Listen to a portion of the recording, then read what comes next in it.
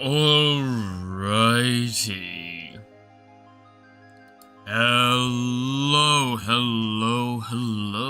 and welcome back to some good old game development.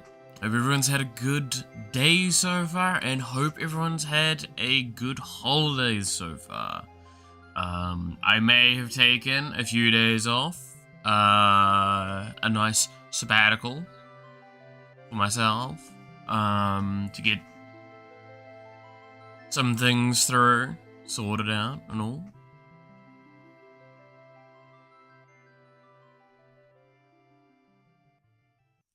Hey, yeah, how's it going? So, since last time, I showed this project, there has been a little bit of work done. And by a little bit, I mean a lot. How am I? I'm actually doing pretty good. Taking 3 days off was definitely a good shout. Though, when I say 3 days off, it was 2 days where I forced myself not to work. And then yesterday where I got a lot of work done. So, one of the big major differences that the game has had is not only have I, gone through and cleaned up a lot of outstanding problems, I've reworked one core mechanic and I've added something pretty notable. So one of the core systems I've reworked and I'm currently in the process of organizing and sorting out is I've redone how damage is handled, in a sense. Did you remember me? Yeah, I remember seeing you the other day.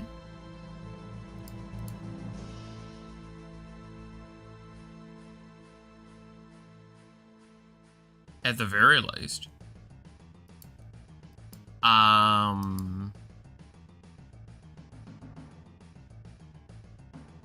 So, the way damage was done before was that each weapon had its own independent value, right? So if we go mention showing website, but I guess you hadn't checked it yet. I feel like I remember that, and I feel like I did. But there may have been enough time that my brain has not recalled a lot of the stuff from it. But I feel like I did actually go look.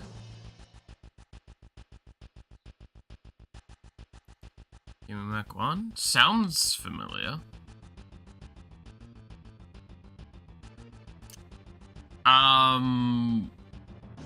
So now there's two types of damage that gets inputted. If that.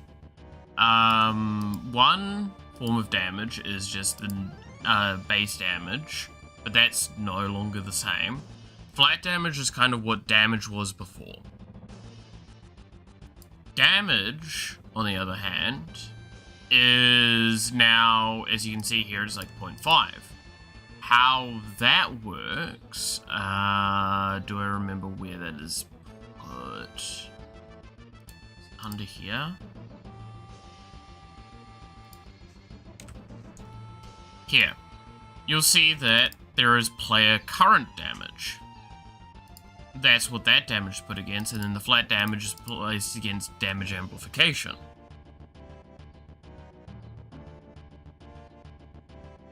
Take a small look if you get the chance. Yeah, no, I will. If I didn't before, I can do that later today.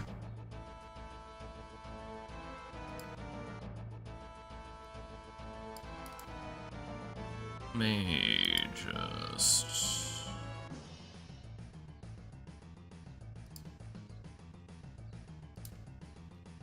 I'll set a little reminder for myself.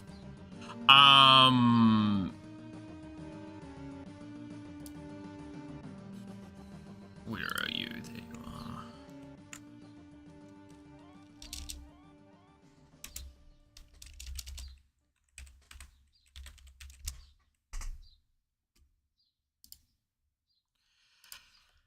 So now characters have a damage value.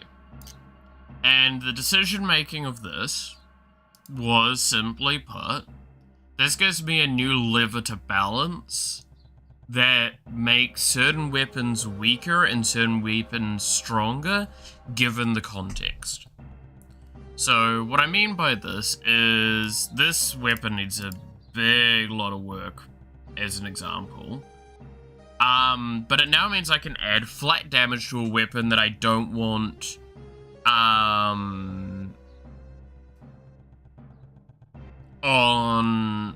to be like hyper strong and scaling.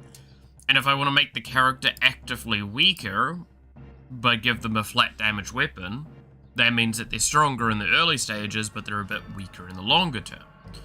Whereas by comparison, if we go to look at Matara, or even actually Mume's got a bit more of a higher damage value, and her weapon fully just scales off of damage. By doing this, it enables a lot of different approaches to all the characters. Now this is just more work, realistically. This is, massively increase the workload on my end of what I need to get done per character. Because now, not only do I have to, like, balance for their health pool and their armor and their crit chance, I now need to balance around their damage. And I need to balance their weapon so they feel good on them and not ever potentially overpowered on another. So that's why, like, Iron Mike is a big example of this. Iron Mike has been balanced heavily around its flat damage. We look here, so it's 20% of your damage. So even if you have 100, that's 20 damage, admittedly. So I'm probably gonna pull that down more. But like, this is again very early scoping of a lot of this. But you'll see that the flat damage is the thing that's getting increased most of the time. And it's just getting a nice 2.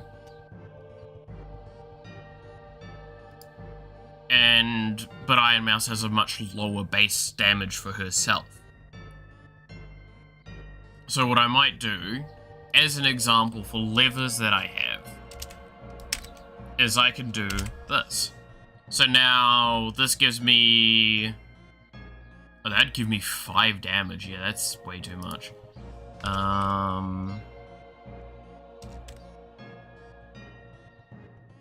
Let's go with...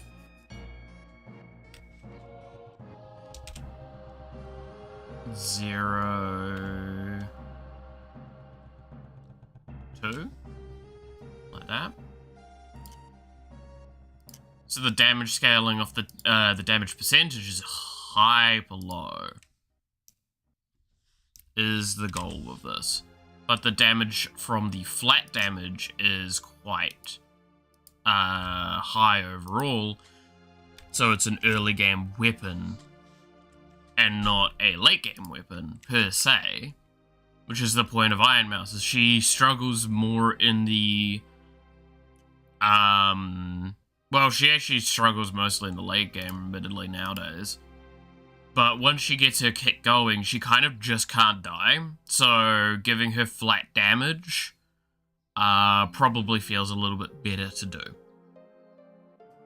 And especially knowing that she scales more with area than anything, means that you can focus on amping her damage up.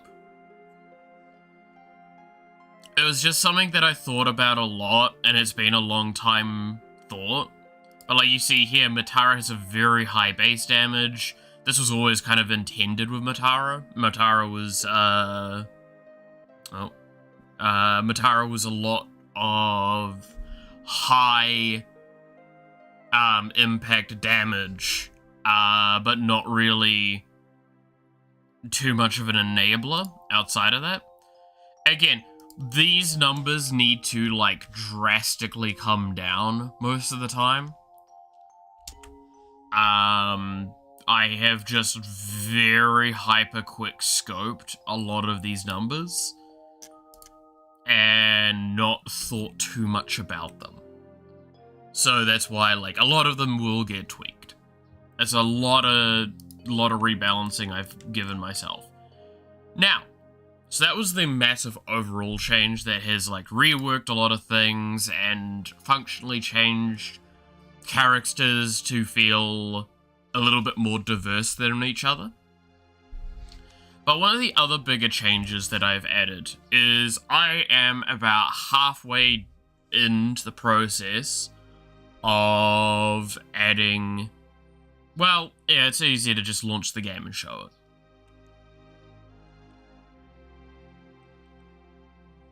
In fact, if you were reading some of the code at the very beginning of the stream, you would have been able to see what I've been added. As you can see here, there is a new character in the group here. Because Neuro is the last one we did. There's Neuro. We've obviously got Iron Mouse, Mume, and Matara and Neuro. Those are the characters that we've added all the way through. But now we have Juniper. Now, again, I need to remind, whenever you see a new character added, understand it's not just adding the character, it's adding the mechanics that come with said character. Now, a lot of the time, that's not that much. There is a lot of characters we have that do not have a large scoping in what they do. However, that's not always the case. As an example, Juniper adds one mechanic that we haven't interacted with yet. Now you can see there's a 0 underneath all of these characters, and now you can see there's a 3 and a 2 on some of them. That is how many statuses are affecting them. That's right, we've added DOTs to the game finally.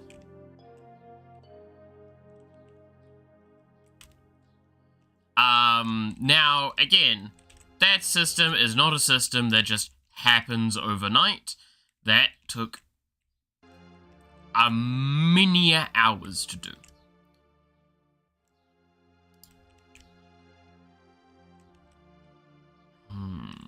Might need to fix that.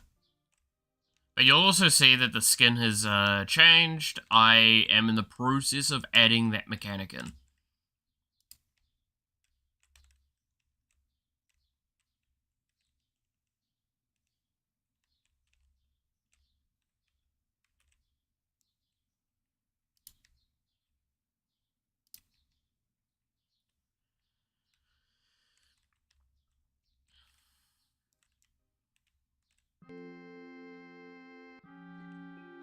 Now, there's a lot of other things that I have full intentions of adding very, very soon. But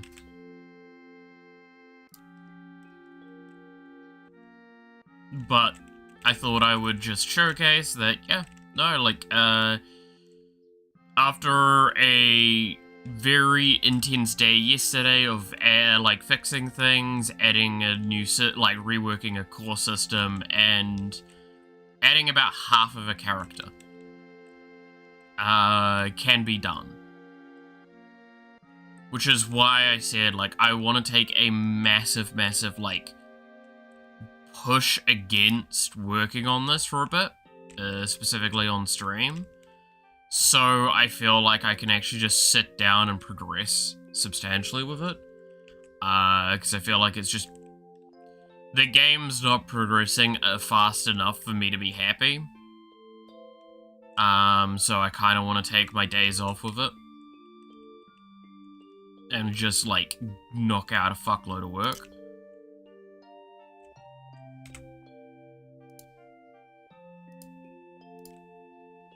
That's kind of the main thing.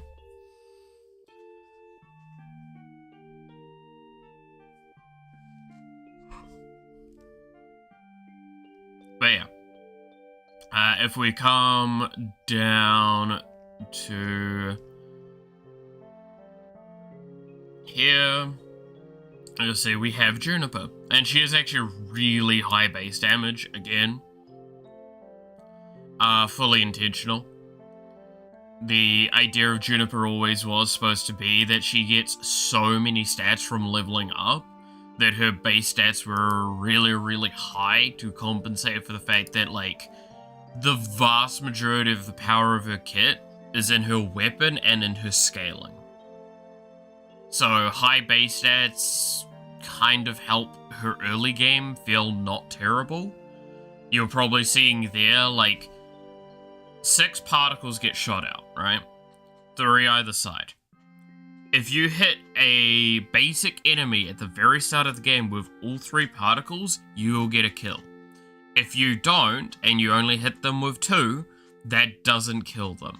That means Juniper does not have great clear speed, like, at the very, very beginning. In fact, stuff like Iron Mouse is much better, right? In fact, she probably has slightly better clearing than Neuro, but that's because Neuro's, like, very imbalanced at this stage and needs a lot of work to, like, bring her into the right state. But you can see here that we've actually re-added more or less her item as well. With pretty decent systems behind it. It's all working surprisingly well, actually. I'm not gonna lie, I was a little surprised at how easy that was to get working.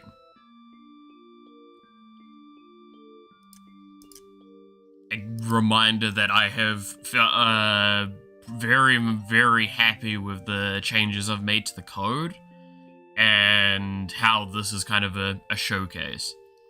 I've also set up this here as something to work from a little bit later down the line as well, where I talked about this before. Mothaholic was always intended to be very Juniper, like very much a Juniper weapon.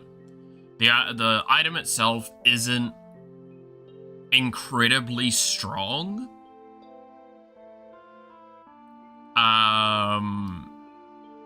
Like, it just gives you stats from leveling up, so it's good on any character that scales with levels naturally. Just giving you cooldown reduction, movement speed, and area eventually, so it's just kind of generally good stats. So, it's, again, like, that's why I say, like, it's a good one to run on anyone that's, like, level up focused, if you can. Obviously, there's the argument of, like, you do need your base stats. This gives you scaling, but, like, you don't really need scaling, per se. But this item was always supposed to have additional levels because of Juniper. Where it would evolve her further and eventually give you basically a miniature version of your ultimate ability permanently. Was the idea that we were going to go with. This has let me set it up, so I probably can actually do that without too much extreme effort.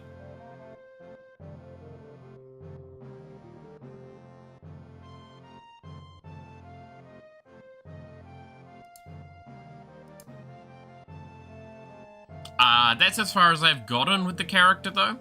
Admittedly, as you can see here, like, the other stuff is still all the placeholder stuff left over from me copying and pasting, iMouse. But this is pretty awesome, I'm not gonna lie. To be able to have gotten, the entire DOT architecture set up ready, and to actually properly enable leveling up triggers, and then set up this bit of code here. And get it working correctly. That was the other thing.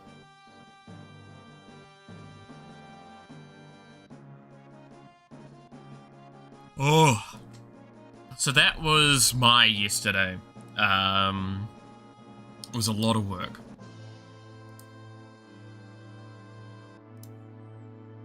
Like, I just fully sat down, listened to my music, and just worked.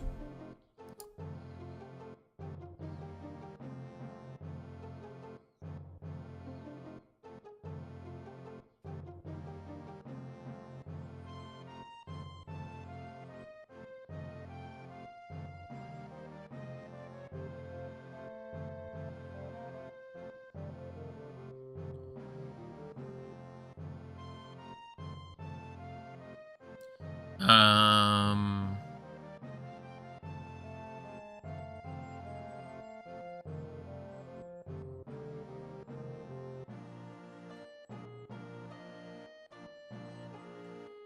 But yeah, trying to think if there's like been anything. Oh, I also sat down and rewatched. Was a Watakoi, I think is what its name is off the top of my head.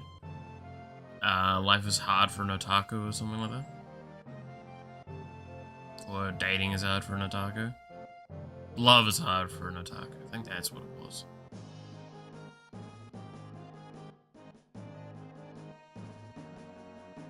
Yeah, love is hard for an otaku. That was one that I really fucking loved back when. I still see it as a very new series though.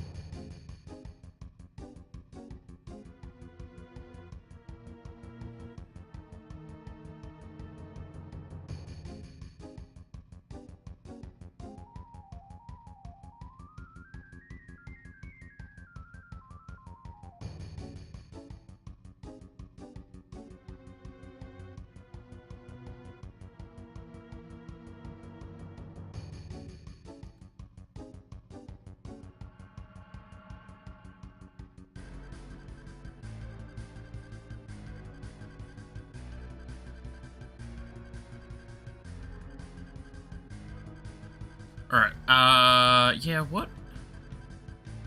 Has there been any, like, notable things over the weekend that I feel like I've missed out on mentioning? Not really, that I can remember.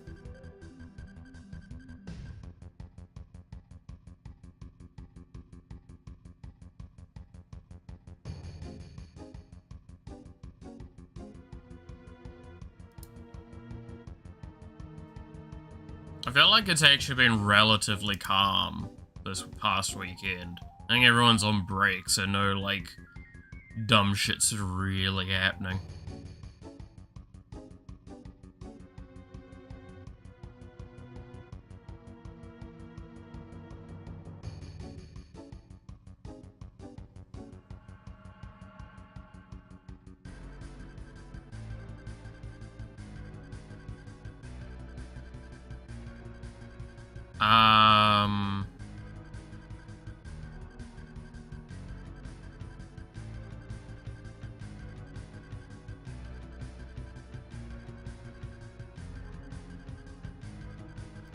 Yeah.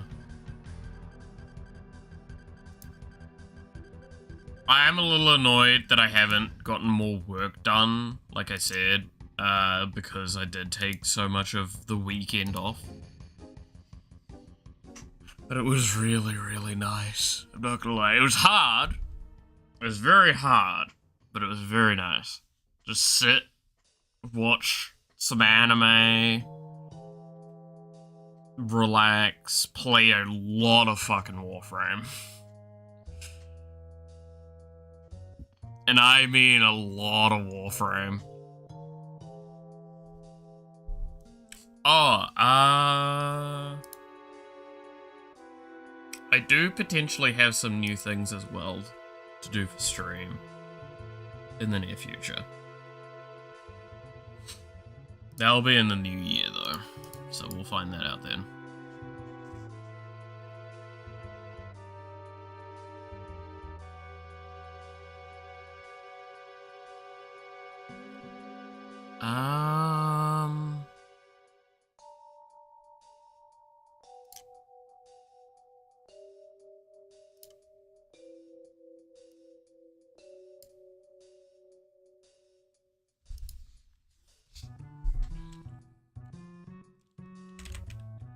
Let's see.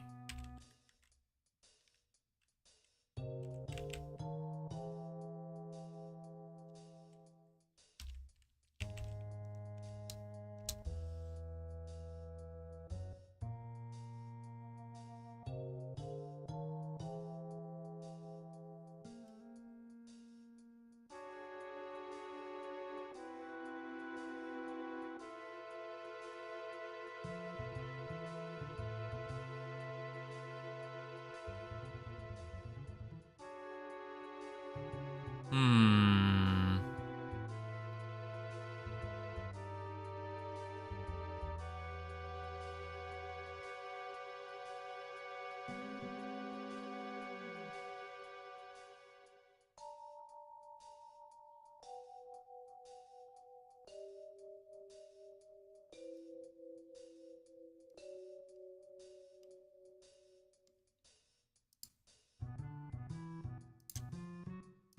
Okay. I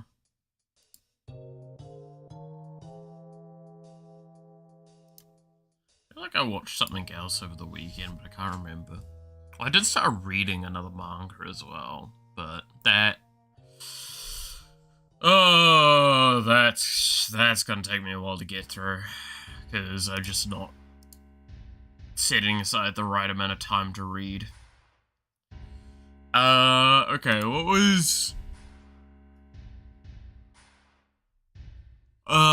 Juniper's passive was the baby moth that echoes, right? Yeah.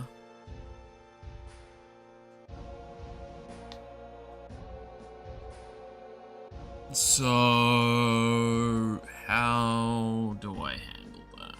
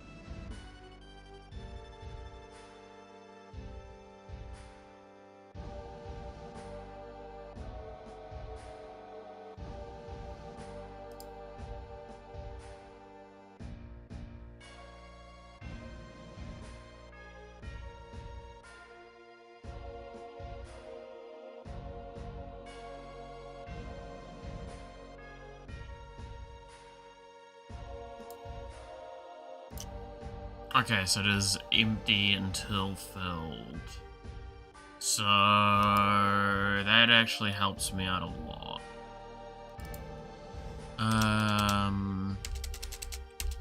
Actually can't remember the name of this.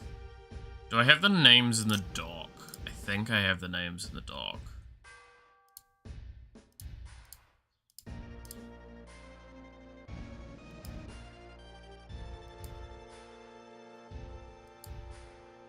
It's the GDD, so of the other game. Design list.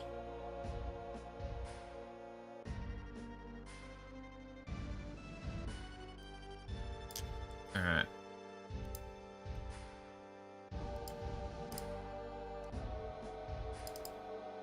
I don't feel like I called it Punt the Baby, but maybe I'm wrong.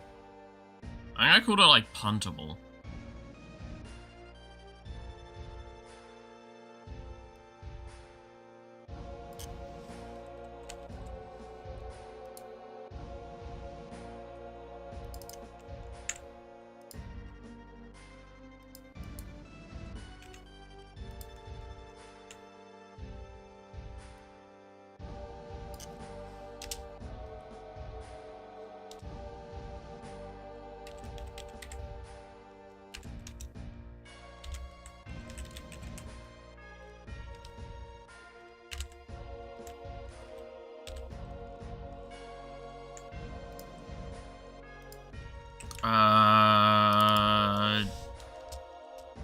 Its subtype would definitely not be there. It would technically count as a summon, right?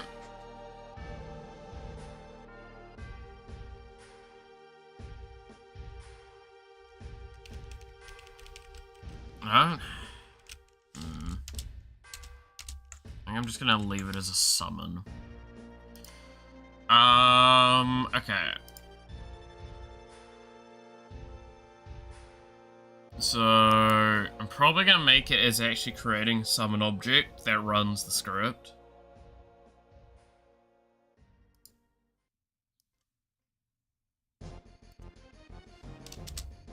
Actually, no.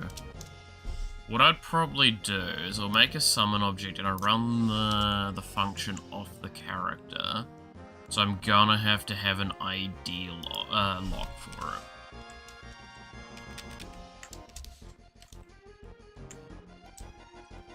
That's weird.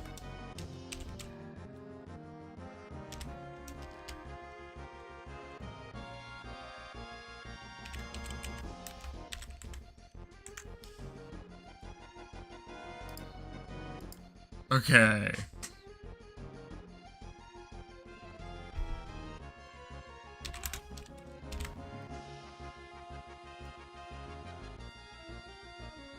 So if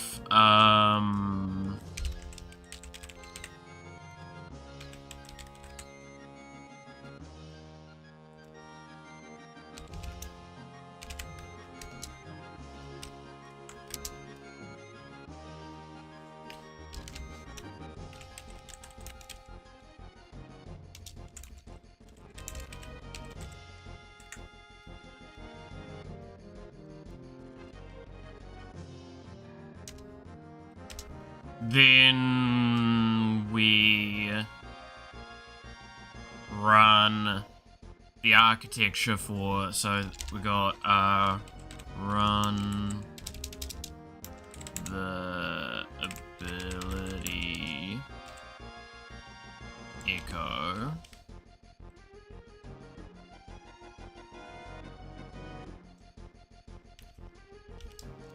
So we're gonna set the down here.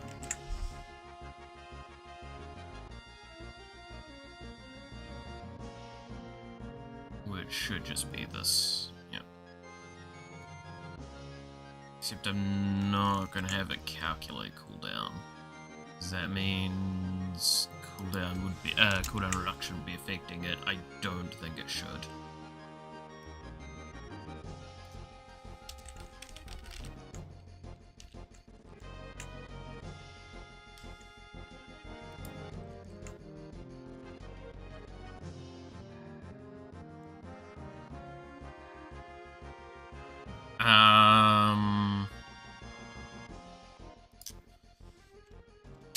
So base-wise, I think I hit the cooldown is like every 5 seconds would echo an ability. Which is really insane when you think about it. Right? Is the idea that, like, potentially you can skip cooldown rates with this? So I probably should make it higher. And then I can lower it in the level up by like 2.5 each time.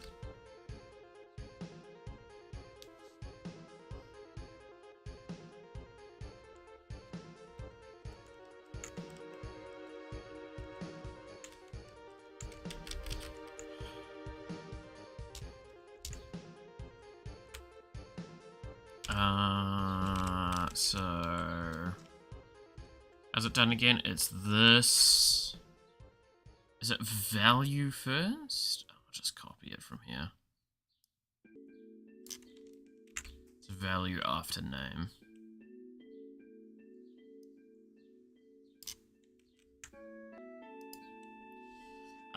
Minus 2.5, and then minus 2.5. So that brings it down to a 5-second cooldown when leveled up. I probably need to lower that and then just increase the amount of levels. Because otherwise that's gonna get really strong way too quickly. Yeah.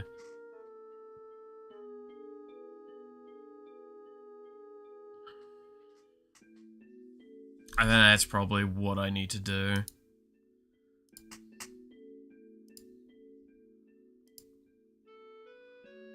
Whoa.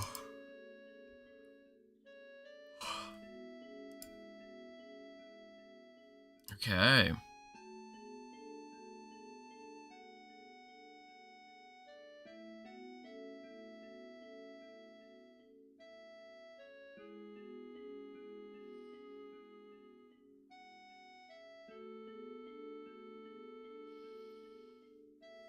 Hmm.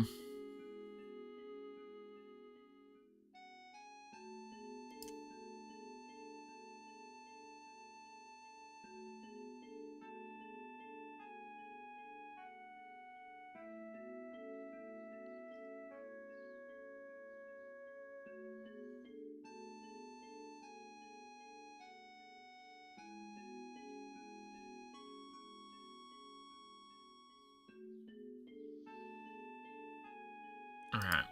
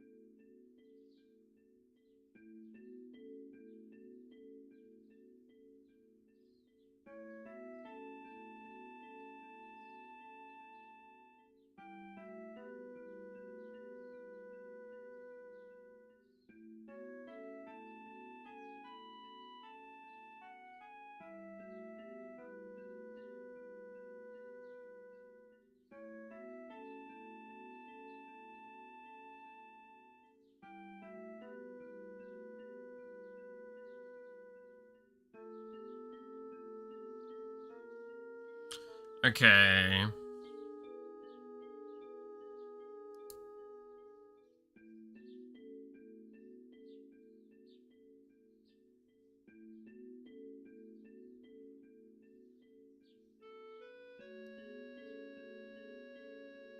Sorry, I'm just looking up something quickly at the moment.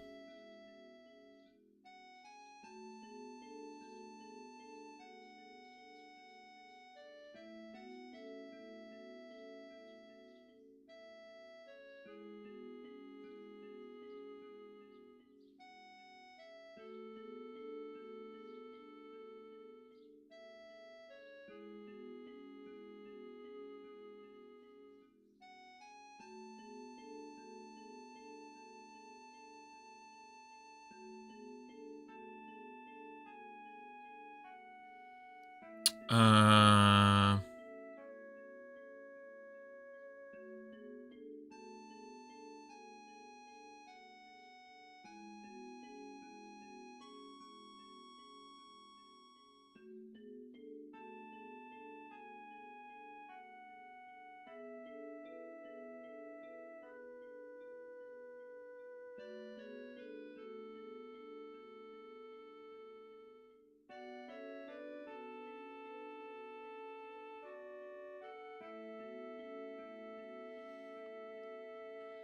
Oh, I was showing a cool game yesterday.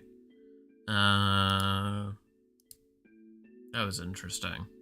Hey, Devil, how's it going? I'm trying to remember the name of it, though. But it was kind of like a very interesting, like, medieval fighting game. How am I doing? I'm losing my mind. How about yourself?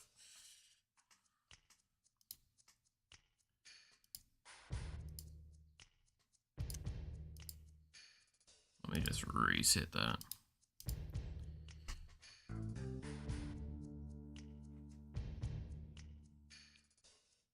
I'm also much more doing as good as I can. I assume as I can, but that ass in the middle of there does make that funnier.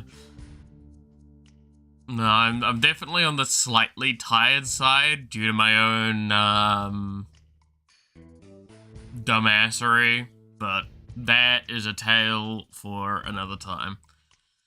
No, I have twitching hands. You're alright? Are you, like, cold? Or...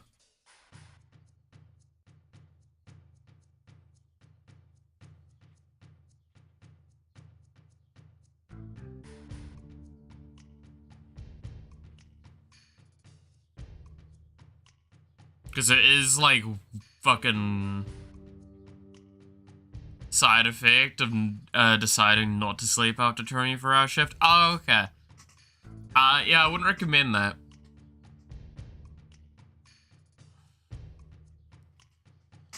The benefit I get when I'm doing stream is normally you can't see how fucking shaky I am if I've done something like that. Like 11 hours ago, and I'm aimed to go to sleep in like 2 or 3 hours. Fair. I hope you have a really good sleep when it finally comes. You wanna see something cool, Devil, that I did, though? I totally didn't overwork myself yesterday. And I'm currently in the process of mocking something together now.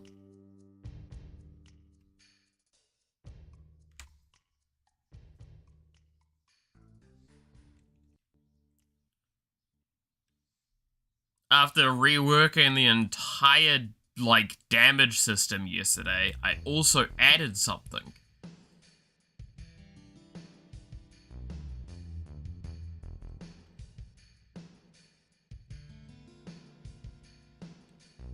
For better or worse. Tell me, can you tell what I have added, potentially? Just from this screen alone.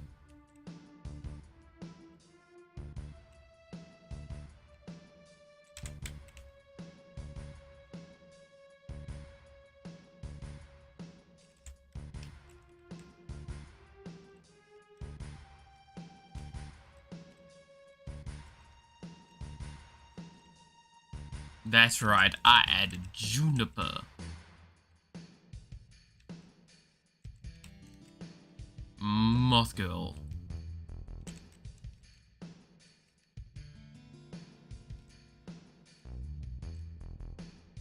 We have Junie. We have early stages Junie. Her weapon and item are in the game.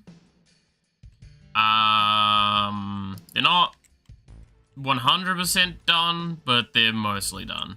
The thing is, they're as far done as pretty much everything else is now since I've done the damage rework. In fact, they're probably further along than most of the base weapons that already existed. All the Junie clips made you add her again. Not gonna lie, it was something like that, like to part. Because I was just like, look, Junie has been on my list to re-add for a long time because she re-adds a system that I hadn't really worked with much for a while, which was enemy status effects. There's a reason why you can see like the big 0 or numbers in general on the enemies, because I was doing a lot of testing to get status effects working and getting them to work effectively and cleanly. Trust me when I say that was a whole process and a half. But if the levels are kind to me and I actually get a level of it, I can showcase the item.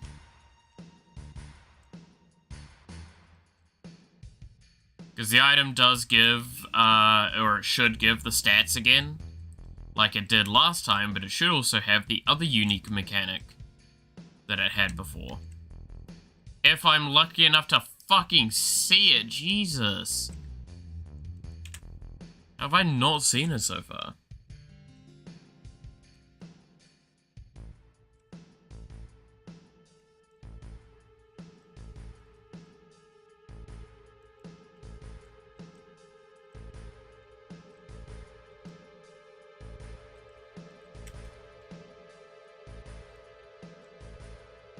But yeah. Alright, I'm gonna just start forcing the levels. There we go. Yay! It changes her, sprite.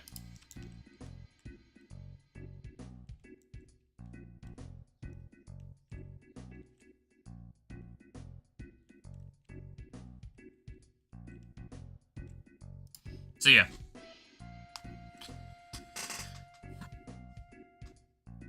Ironically enough, outside of, like, the fact that I didn't realize I didn't have the level up trigger set up, so, like, when you would level up, no triggers were tested for, this was actually relatively easy to put together, as you can kind of see here. is it just goes through the stack conversion with hold values. And then I just have a quick check to see, is the name Juniper? And if it is, and the struct thing, just put through the new splash for now. I will probably do what I did last time and have like a little tiny animation happen for it. Because I do kind of think that that really added a little bit to the charm of it. But for now, the fact is this is functioning makes me happy.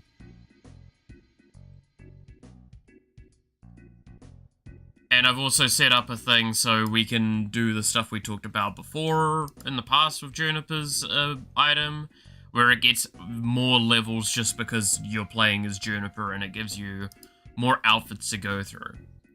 Which I have at least one of the outfits added for her stuff later. This is the best part with Juniper, is Juniper has a fuckload of assets just per skin.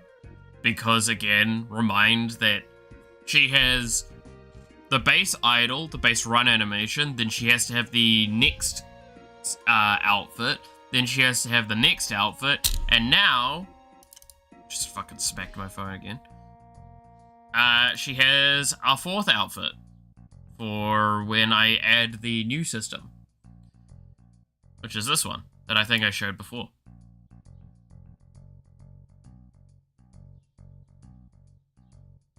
Which is her priestess outfit.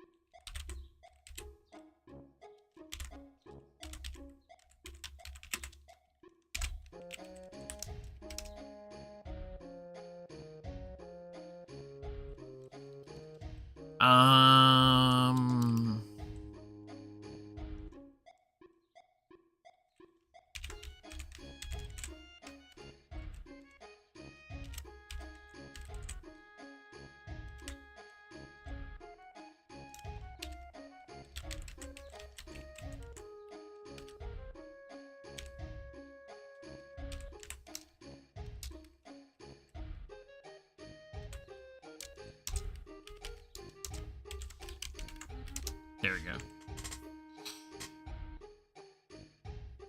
Like your work is what I would say if I believe you made any work off stream.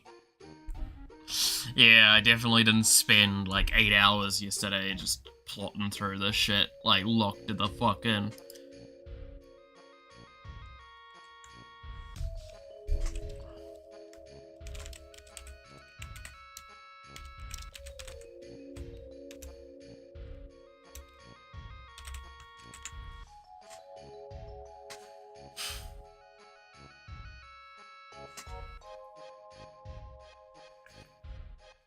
Oh, you have no idea how, like, locked in I was yesterday. I actually did do, like, 9 till 5 work with it. I even handled my breaks, like, 15 minutes and half an hour again. Dude, it was weird. Yesterday was actually just a straight-up normal work kind of situation. It was really strange to do that shit again.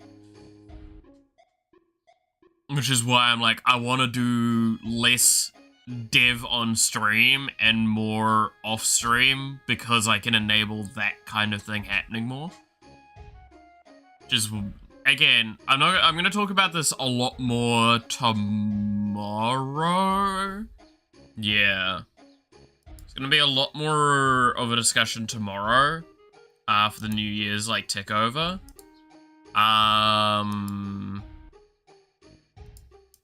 But there is changes coming to how we're handling a lot of things. Also, hey, Clap, how's it going?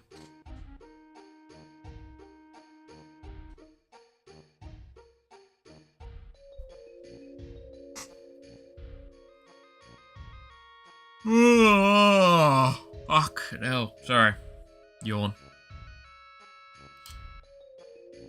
I'm trying to think how I want to handle this. How shit are you feeling today on a scale of 0 to 1? Like, do you know what I mean by, like, you feel happy and satisfied, but absolutely shattered? Like, I myself, emotionally, feel pretty solid, but, like, my entire being is barely held together. That is the best way I can describe how I am at this point.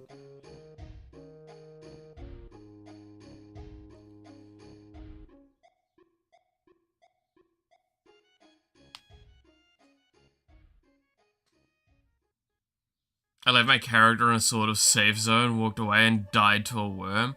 Well, also, isn't Noita the same game that, like, to my understanding, because it's got, like, the weird custom weapons, right?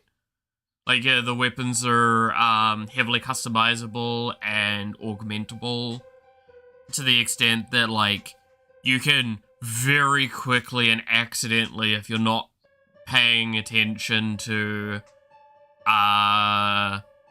some of the changes you're making to the weapons or abilities or whatever, you could vaporize not only everything on the screen, but yourself. That's the game I'm thinking of, right? That's how I'm doing today. Fair. Yeah, wands? Yeah.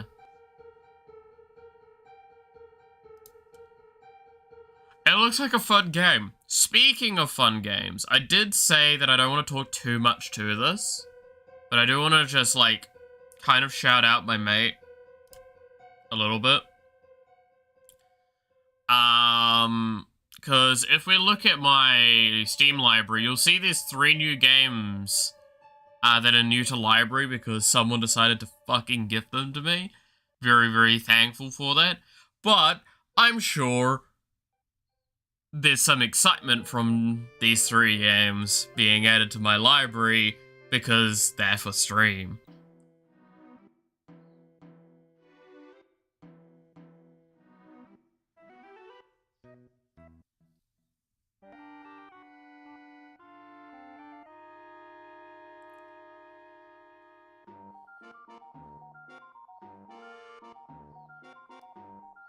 So, again, it's my little way of kind of teasing, look forward to the new year. Though, I might do something tomorrow. We'll see. Keeping in mind, like, tomorrow I'm kind of intending to potentially do an endurance stream.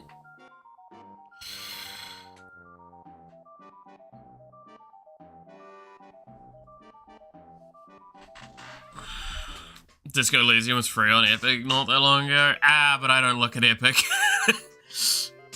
Even though it's got free games, I tend not to look at it. It's, like, it just doesn't seem worth it to keep an eye on the games that you get there for free most of the time, because only, like, once in a blue moon is it a game that I'm like, yeah, I'll play it, and it's not just me doing what I fucking, do with, what is it? Humble Bundle, right? Like, it's just adding games because you can own more games, right? You're going to die? Oh, hell yeah, I am. Again, the New Year's stream's gonna be interesting, right?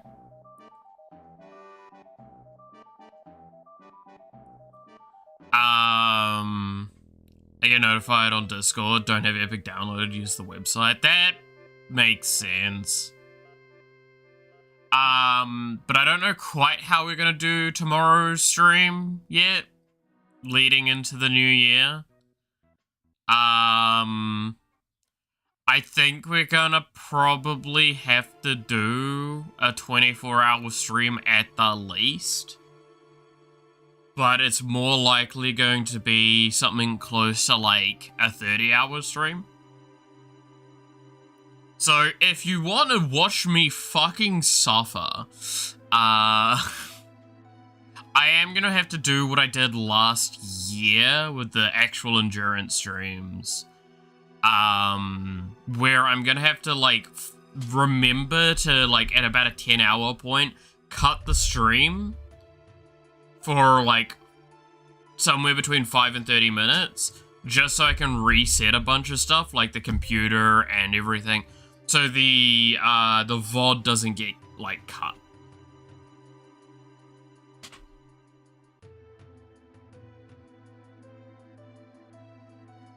Mal's gonna die on stream. Wait, that's just a regular stream, nothing changes, we get scammed. 30 hours is not a regular stream. The fuck you mean?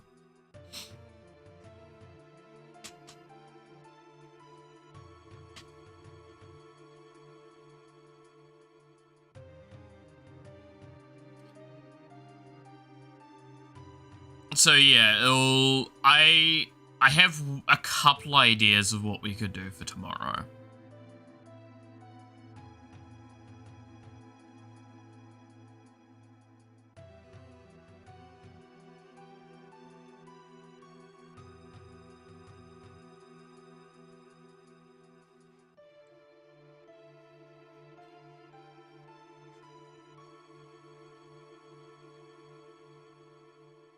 But we'll see. We'll see.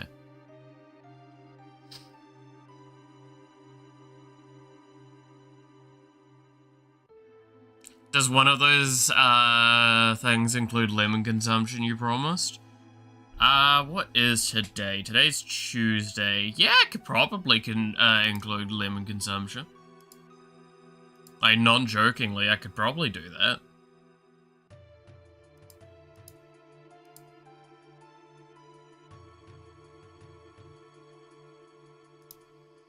I have to order groceries tomorrow anyway.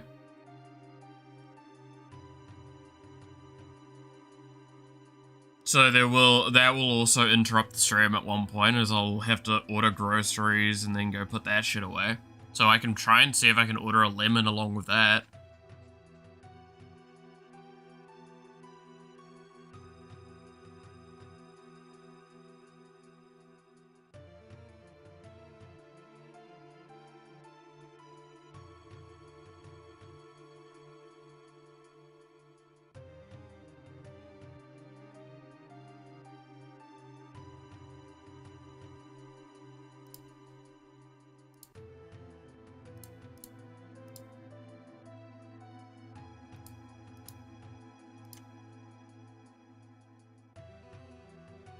May I also request a webcam for that moment? Oh yeah, no, of course. That was always going to be intended if I do it. Right.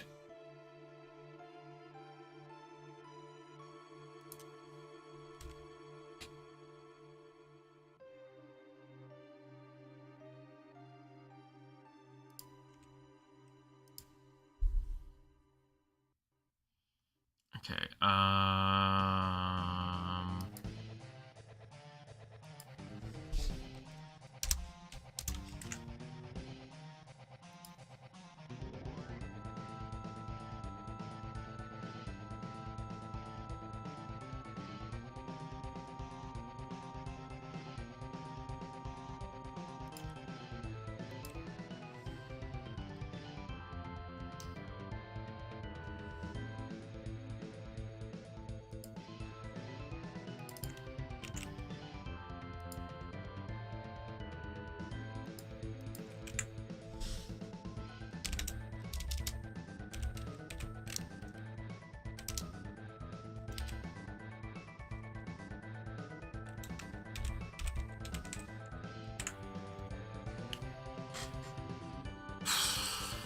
ooh, okay.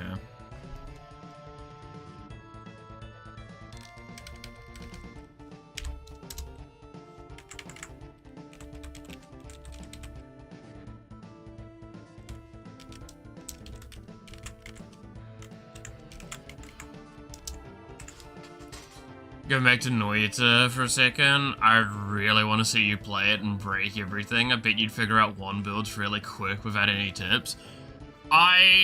From the little bit I have seen, because I try to actually, like, avoid looking too much at it, yes, I really, really do want to try it. I'm just pretty sure my computer would actually explode. right? Like, not even, like, as a joke. I think it actually might, like, burn something out and blue screen it. Very realistically.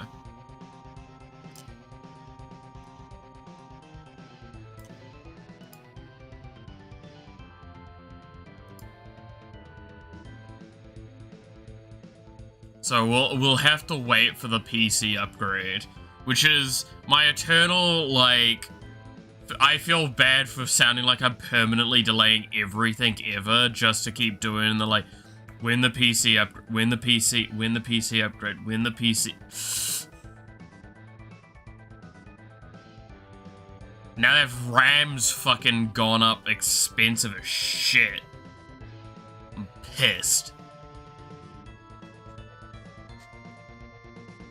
But at least Asus has, stepped up.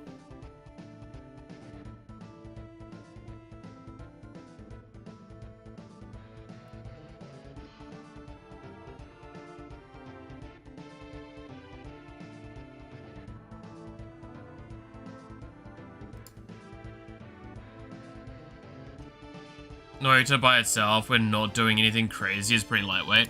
Oh yeah, no, again, I've seen a little bit towards the programming on it specifically, is what I mainly looked at, and how it's actually quite a lightweight physics engine. The problem is that it's very quick and easy to overwhelm it when enabling things.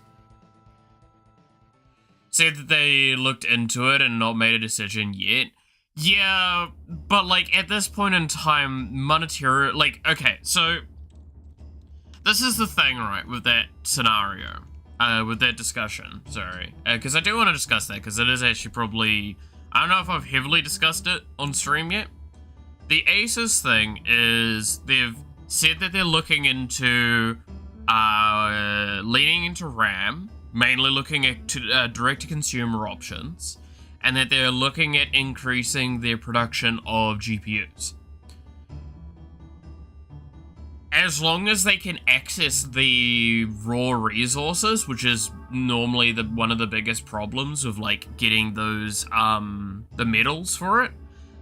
If they can access that, which they should be able to because they're Asus, this is only monetarily beneficial to them, and it ganders them so much consumer loyalty that they'll be able to get away with doing a lot in the future. Like, this is a perfect moment in the market to interact with it in such a way. Like, genuinely. That's why I'm like, it's not even good for the consumer. It is good for the consumer, but it's incredibly good business-wise to do such an action. That's why when reading the announcement of this, and like this, them just talking about it, I was waiting for a catch. And the fact that there wasn't really a catch was like why I'm sitting there like, no, this is actually just smart business sense. The only reason they would probably even mention that they're looking at this stuff is that they're really far into the process of doing such an action, and they're wanting to gander hype and loyalty now. Like, don't get me wrong, we're probably not going to see anything from this till, like, maybe Q3 next year, at the earliest, I would assume. And that would be, like, really, really sped along.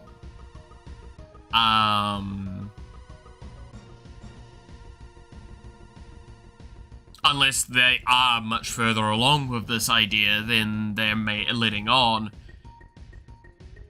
The sooner they can do this, the better it is, though, because, like, this is a huge market gap.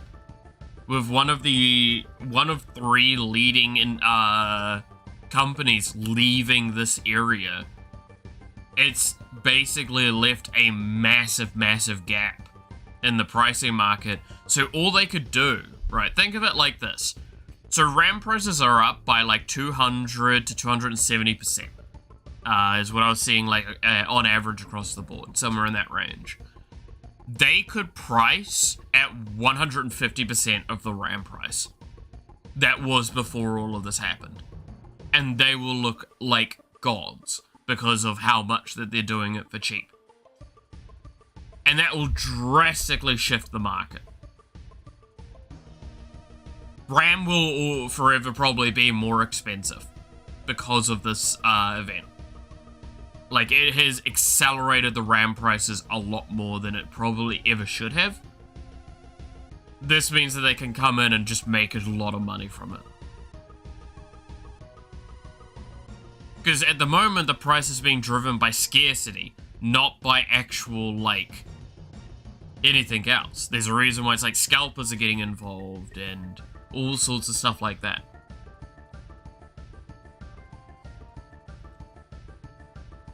Now, don't get me wrong, again, a lot of this is still kind of like conjecture and assumption based, but it's also, I feel like, fair assumptions to make at this stage.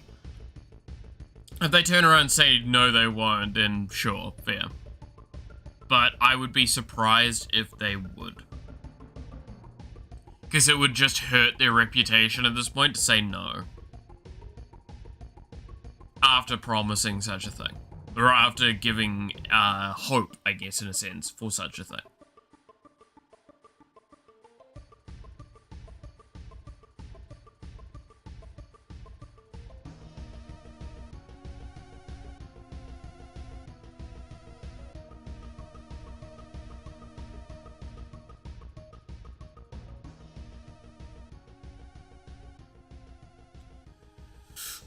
Oh.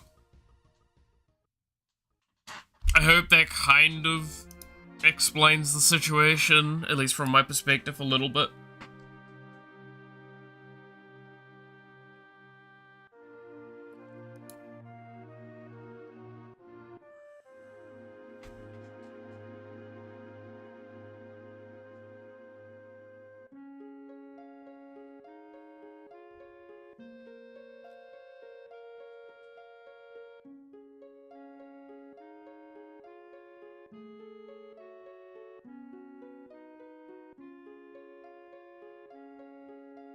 Alright,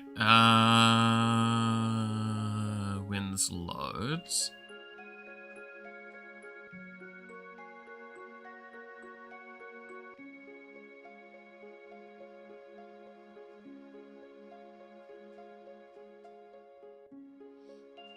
Oh, I do have another song that I really want to sing for a karaoke, by the way. And I kind of mentioned this, I think, before. Because, so, again, for Christmas Day, I watched through all of, Has Been Hotel, like the 2 seasons, right?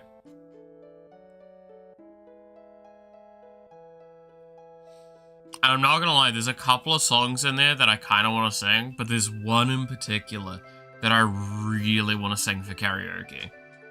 And it's probably not good that it's the one that I'm like, oh, I love this song. Because it's really fucked up.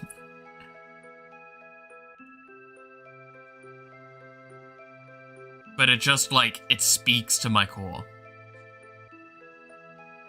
It speaks to a part of me that I've done good at not letting be in control. But it's really funny.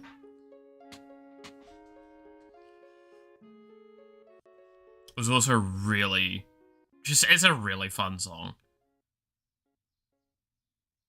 But there's like 3 songs in total that I would like to sing from it. And maybe a karaoke thing. At some point. I mean, hell, during the endurance stream, maybe we'll do a karaoke bit.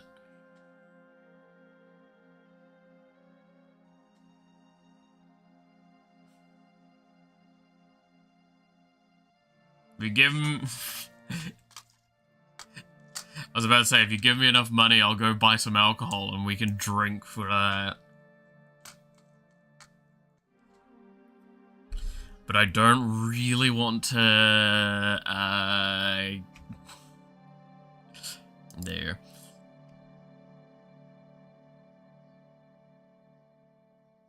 Especially when a bottle of whiskey that I want's like $80.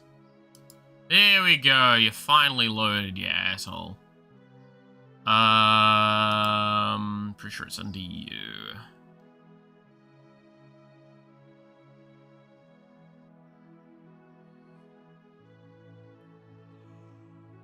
Ugh.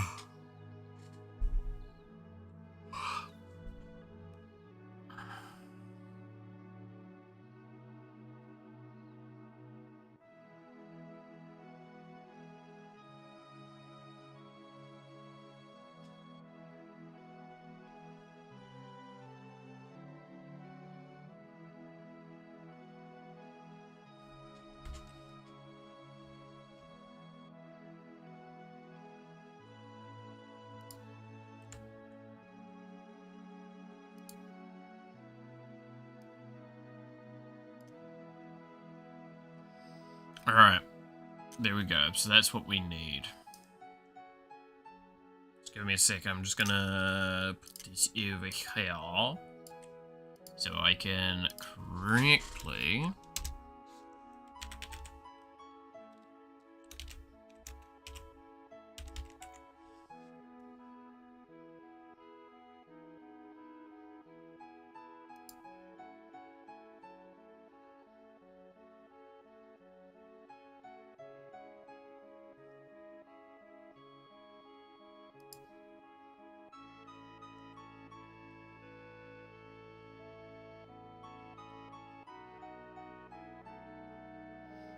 And then I'm going to have to do...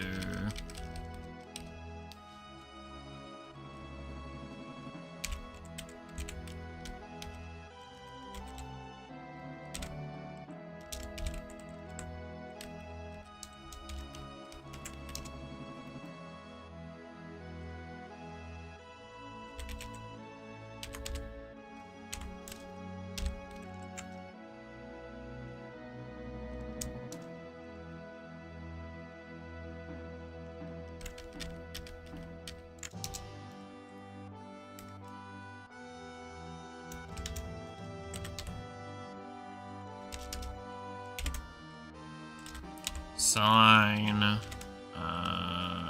Sorry, you're gonna get scared for a second. I apologize, but it's fine. Don't worry. It's only a little bit of intense mathematics.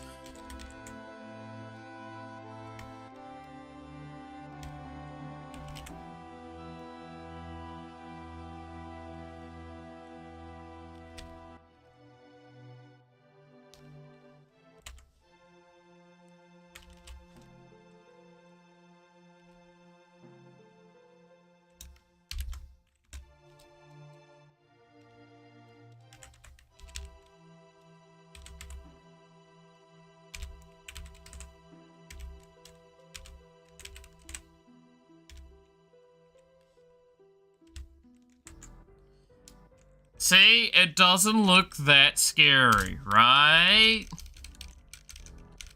It's only sine and cosine. And pi.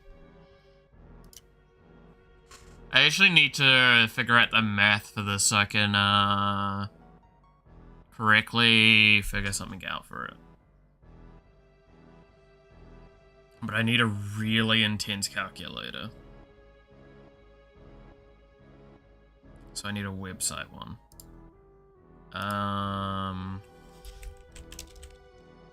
Graph calculator.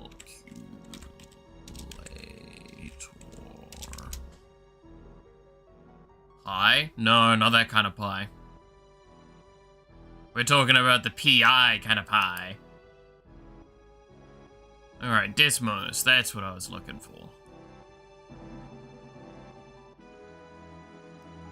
Okay, so I need to write this kind of in here. So x equals sine pi times I'm gonna put you as value A times 0.001 times 100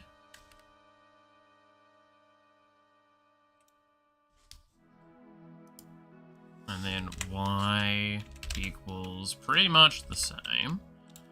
Cosine pi times a times 0.001 times 100.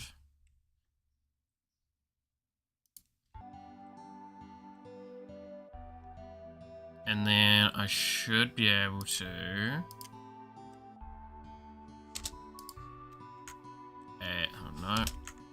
A equals... How do I do the alternating figure in this again?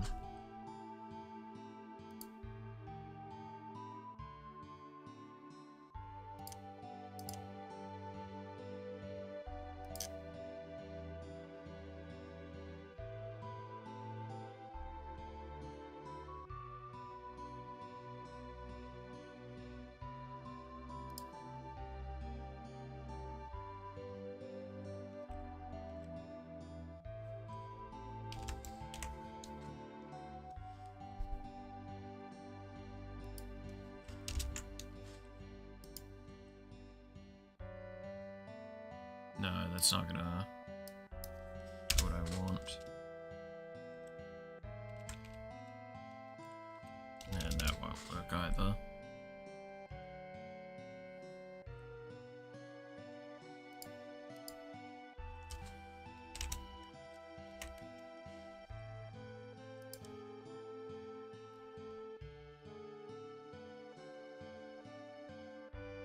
Let's take this times 100 away.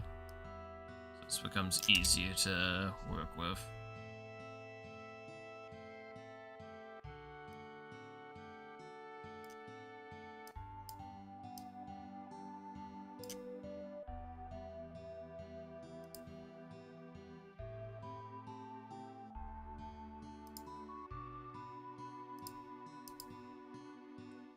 Here we go. Okay.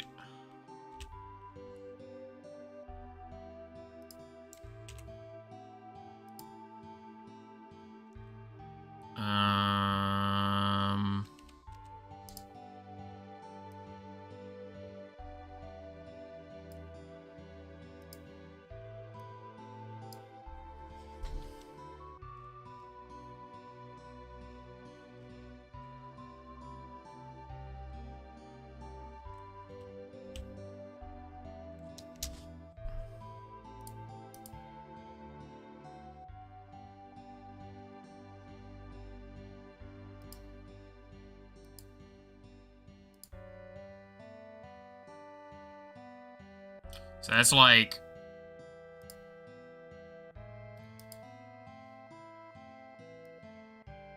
Okay, so what if we do 3,000?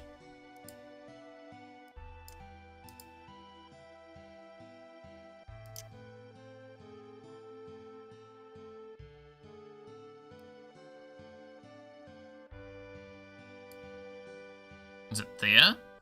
Is it exactly there? No. Is that exactly 2,000 iterations that this occurs?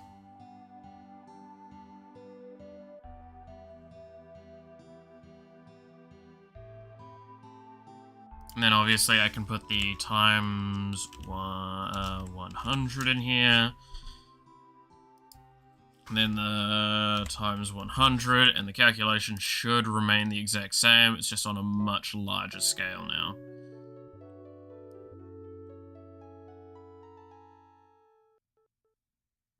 Yeah.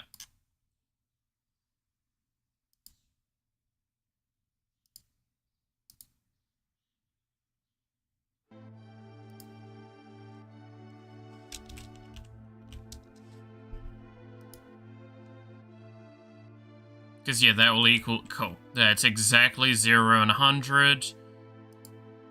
So it goes from 0 and 100 to 0 and 100. There we go! Welcome to programming, everybody! I've just minimized everything because I fucking swung that around like a dumbass. I need different music. Final Fantasy playlist isn't giving me enough fucking energy. Why is the Stardew Valley one the one I always go back to, man? Stardew Valley music. Just fucking built different.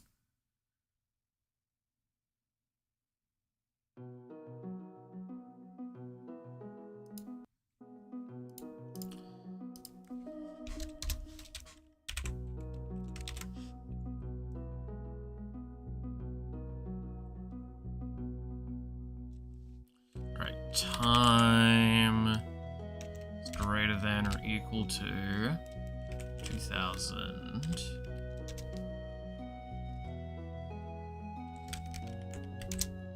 Time equals 0. Wasn't engaging enough? Try again. The music. I don't know. Time for another Stardew playthrough. Don't fucking tempt me.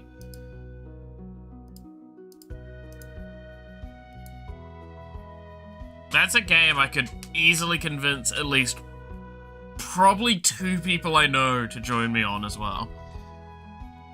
And have a fun time fucking around with that.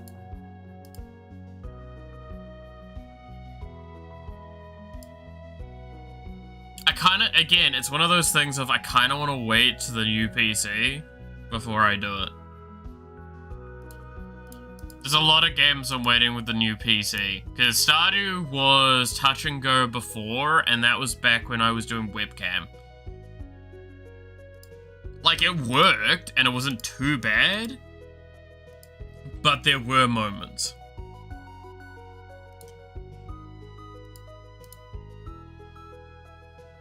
By the way, if you're wondering why the fuck I'm doing this even, it's to stop, like, this number eventually reaching obscene levels and breaking the game.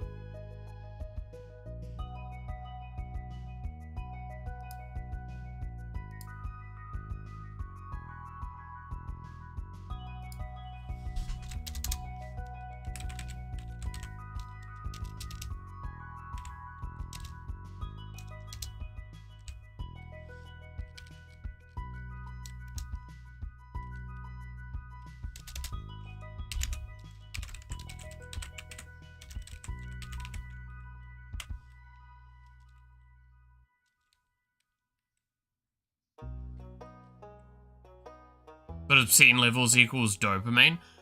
No, think of it like this. Obscene levels means the math creates an error and breaks the game. It's not actually doing anything by increasing beyond the 2000 marker. That's what I just tested with that number. Basically, what we've told this is to draw a circle. What we're doing by capping it at 2000 is telling it to not overdraw the circle. Does that make sense? To not just keep drawing a circle over the top of each other to the point where it creates a math error and actually bricks the game.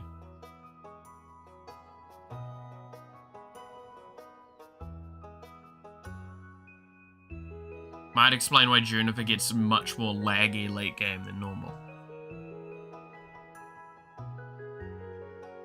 Yeah, like that as Devil said there, is pretty much what actually would happen.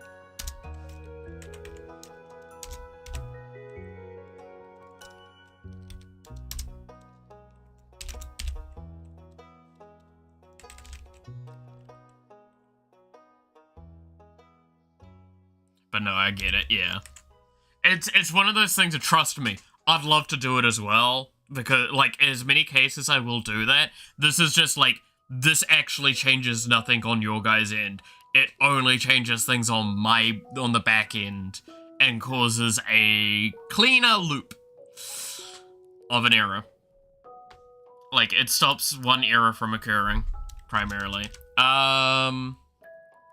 Just having fun, you're in the background while not trying to die. Hear keywords and neurons activate. No, that's fair. But also remember why I give that, like, here's my detailed explanation as to why I need to do this. It's like, yeah, it's because I teach it logic. Like, I'll happily join in on the joke. But after I made sure that we've got information available to guarantee people aren't confused. Because it is an aspect of programming that isn't actually clear sometimes. And is an error early on that you can make quite easily, right? Is like overflow numbers causing, like actual problems. Because you'd sit there and like 90% of the time, you'll never get to this number, right? The fact is that you can get to the number that causes an error. You need to ensure that that can't happen. That's why cleanup is such an important thing in programming. And especially now, where fucking things are gonna have to get, like, substantially more refined and efficient, because RAM's gonna be more expensive, so games are gonna have to... Well, indie developers are gonna try and find ways to optimize better.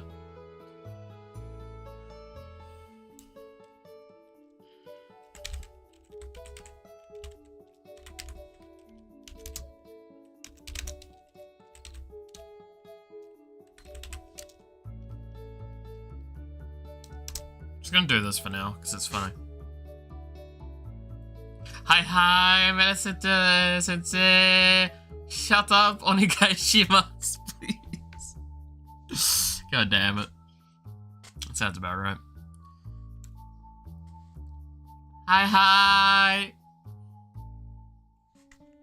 You forget that I actively try and learn Japanese, so no. Oh my god. I haven't told y'all that I may or may not have gotten access to something to actually test my Japanese knowledge properly.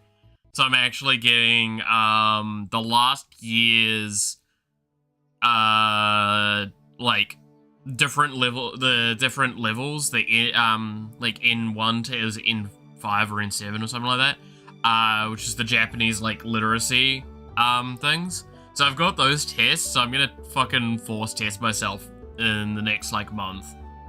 And, like, smash through as much of it as I can. See where I can get with it. So I know where I'm learning from again. Maleth got a Japanese GF. God, no.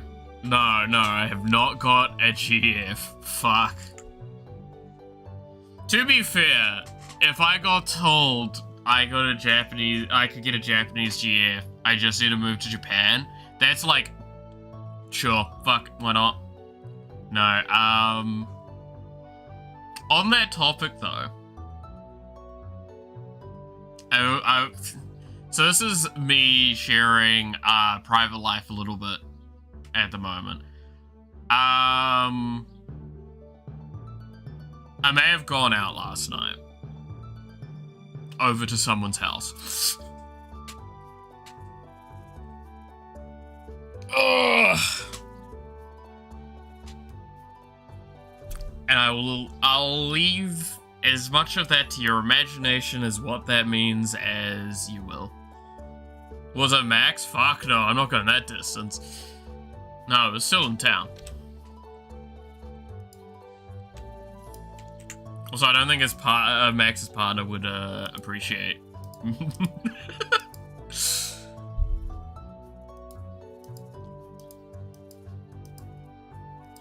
To be fair, Max did send me a message. Was it yesterday? Looking at a photo of both of us, back when we went to Japan. So this was, so we got, again, this was when I was doing the recipe stuff, like the cooking and shit, like while I was in Japan. So this was one of the recipes, and this is a photo of us while we were making the recipe. Are you ready to see me and Max Well, specifically I'll show me in this image.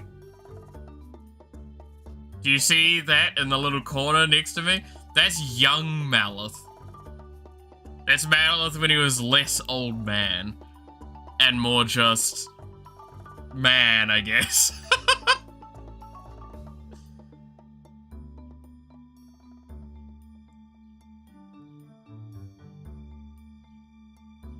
That was me when I had short hair and shaved. I look shiny and like I'm so much skinnier back then. Like, holy.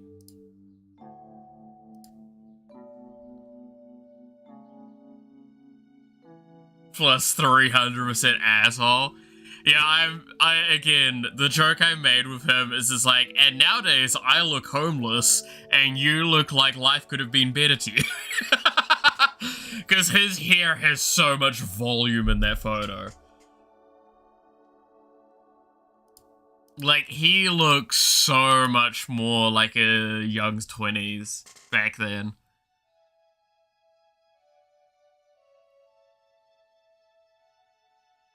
You do look homeless. Not in that image, now I do. I do look homeless nowadays. I have, especially when my hair's down and like not brushed, it looks bad, man.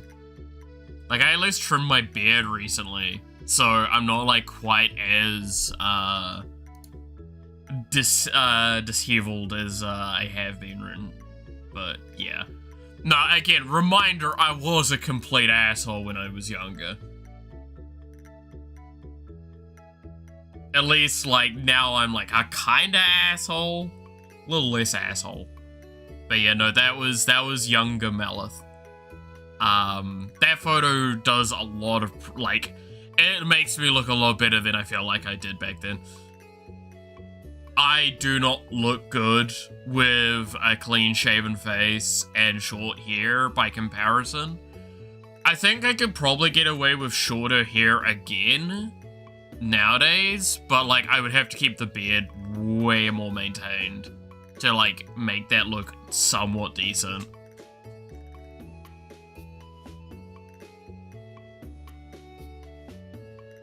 But yeah, that's your little funny tidbit of me back in the day.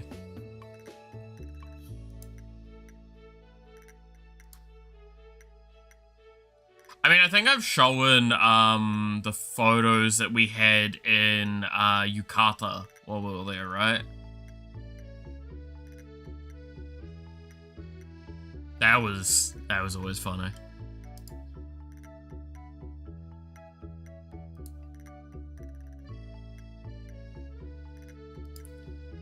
No, I showed that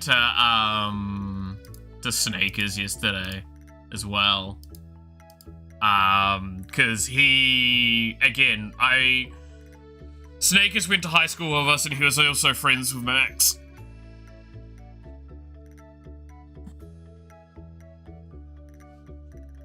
So, like, he knew us back then, roughly as well, so he looked at that as like, fuck yeah, you that's a long time ago.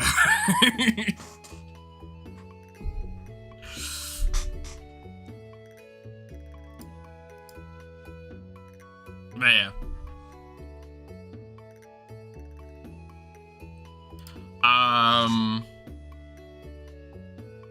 I love how I managed to somehow swing that conversation to no longer being about what I was saying and about completely different things about my trip in Japan.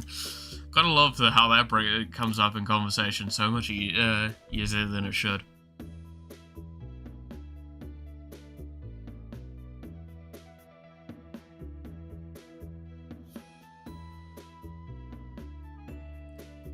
What have you done? I cannot unsee your baby boy face. Oh god, dude.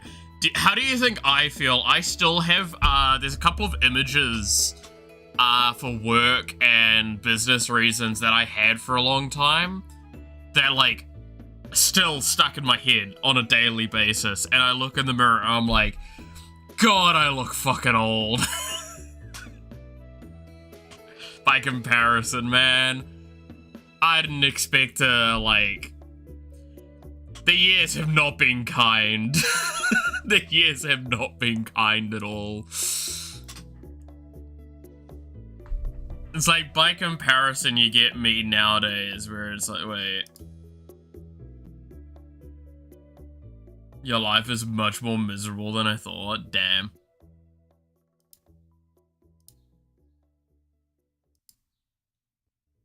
Where is the camera at the moment? I think it's still in the corner, right? Yeah. Like, this is me now. Very, very far from the baby face. By comparison to that. Again, it's, like, let's get the image up again. It's really funny. In fact, I will screen cap it so we can use it properly. So I can just have the face next to each other. Those would have been the glasses I lost in the ocean too, now that I think on that. Weirdly. In that image.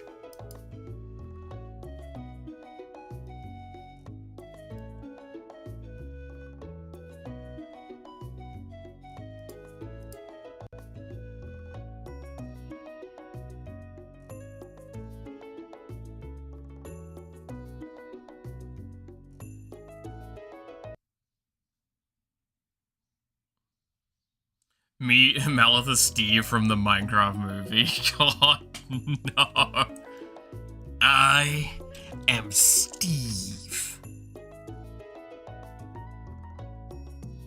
I still haven't watched the Minecraft movie. I really need to do that.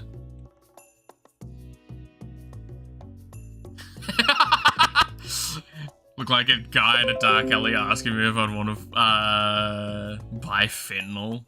Damn. I feel like I should take offense to that, but I also kind of agree. Alright, here we go.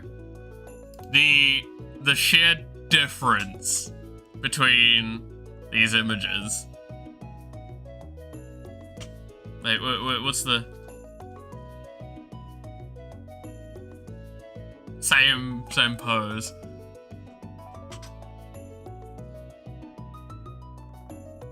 That head and chest hair? Yeah, I'm not gonna lie, I have thought about that a couple of times as well. Like, looking in the mirror, I'm like, I just look like a fucking... a guy that's been in a garage band for far too long. Maybe also hippie? Yeah, I'd agree with that. But like, there you go. That's the difference between young Malith and the old man Malith. I wouldn't even call it young Malith, but like still. Younger Malith.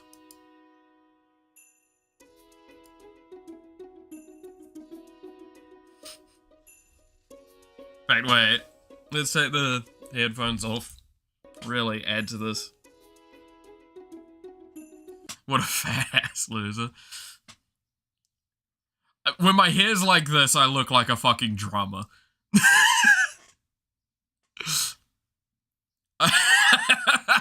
You cannot tell me otherwise.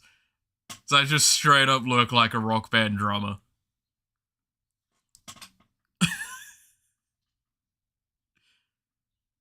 Young Malith looks so punchable. Oh, you have no idea how fucking accurate that is.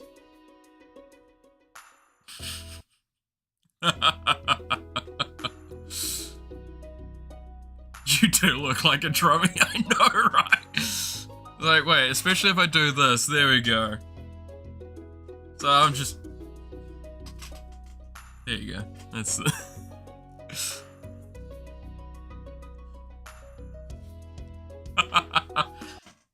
Again, the fun parts of having extremely curly hair.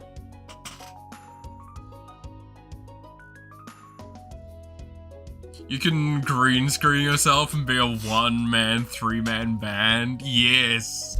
Oh my god, yeah. The sheer comparison, though, between... I love this is the best part. We've got the, like, the different Maliths. We've got Malith when he was a kid. Malith when he is a human being. And then Malith when he's anime boy. Only 2 of them are alive now. We killed that one.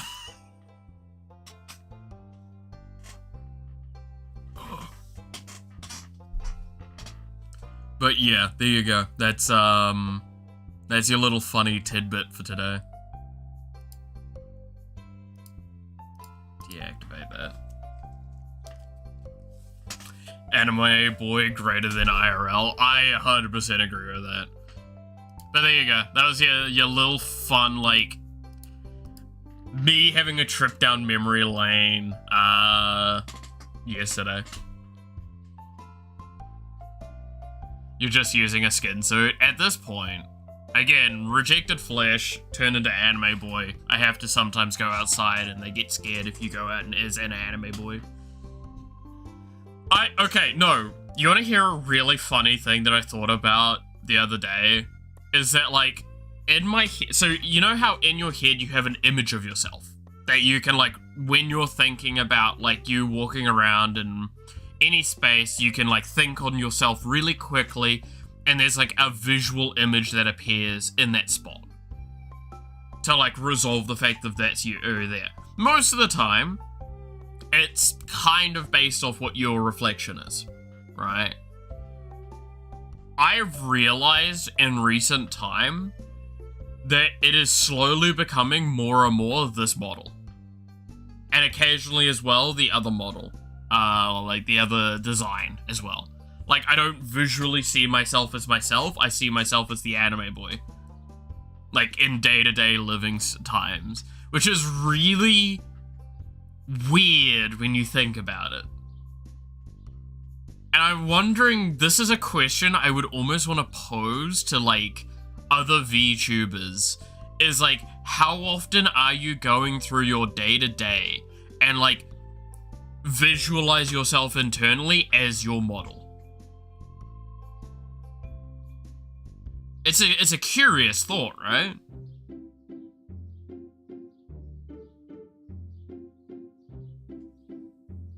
Because, like, there's some VTubers that I could see them going, like, I see myself as my VTuber more as than myself.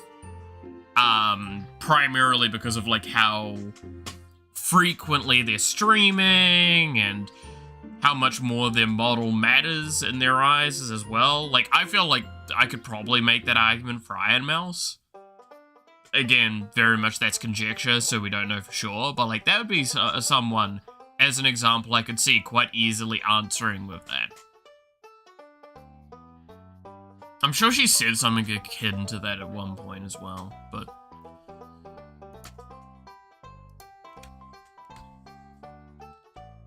I just find that really interesting to think about. And it's one of those, like, I wonder if I actually do get a customized myself model and I keep doing stuff with that model, how long it will be till my self-image is eroded and I think of the VTuber more than myself. It's also partly because, like, I'm looking over at chat so often, and often while I'm looking at chat I do see myself there as well. We were saying in Poland to say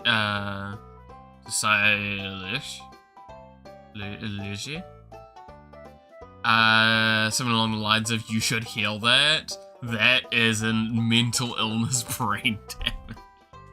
How fucking dare you?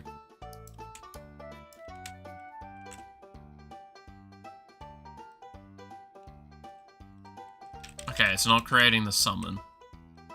I'm upset. There it is! It's not doing the math correctly, is it? It is not. Should be. Oh, that's why. I'm an idiot.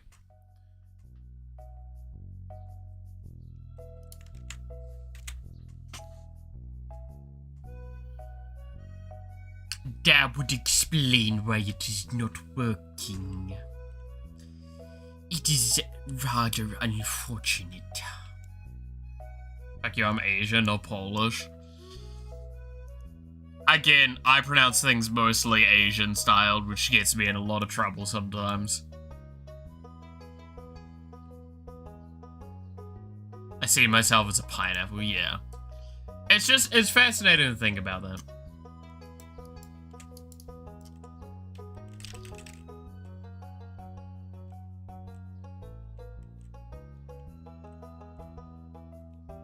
Okay, where the fuck is the other journey? There she is. Ignore the fact that it is actually just Junie. It is going to be another thing, but it's just really funny that I can use Junie as her own model for now.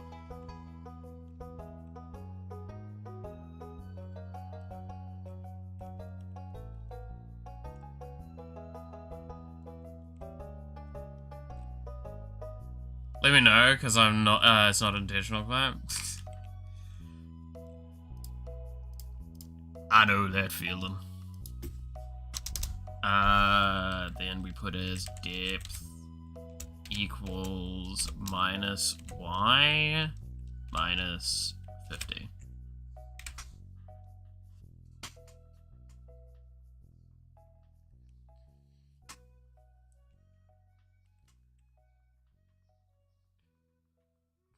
Devil is absolutely my intention to hurt your feelings. I don't know what you're talking about.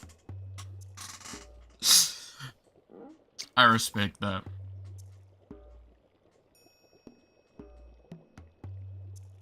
That so reminds me of one of the games we played recently of Magic, where someone was just like, man, I feel like I'm getting bullied. And my response to them immediately was, good, you should be. And as our fucking the boys group is, we immediately dogpiled the shit out of him with that.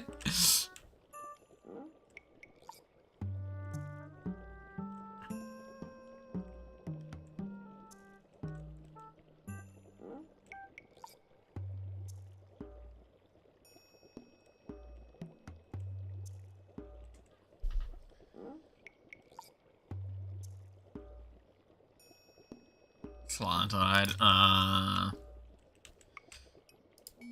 know that.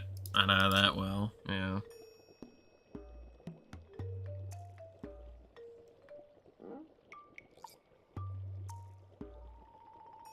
I literally typed out and had a brain lag because I was it's like actually racist.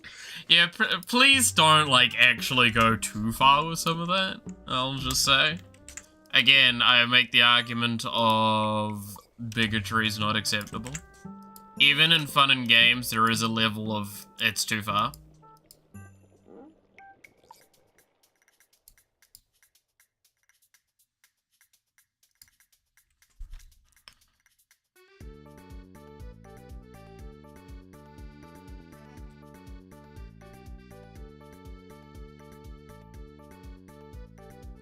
Exactly, Devil. Yeah.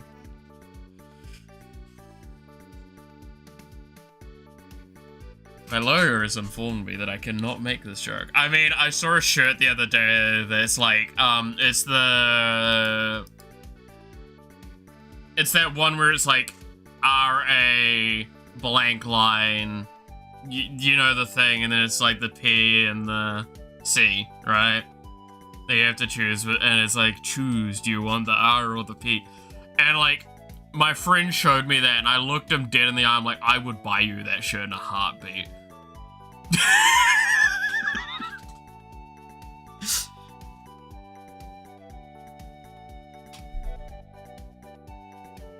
I only got 2 errors for sending a message. Oh, hell yeah.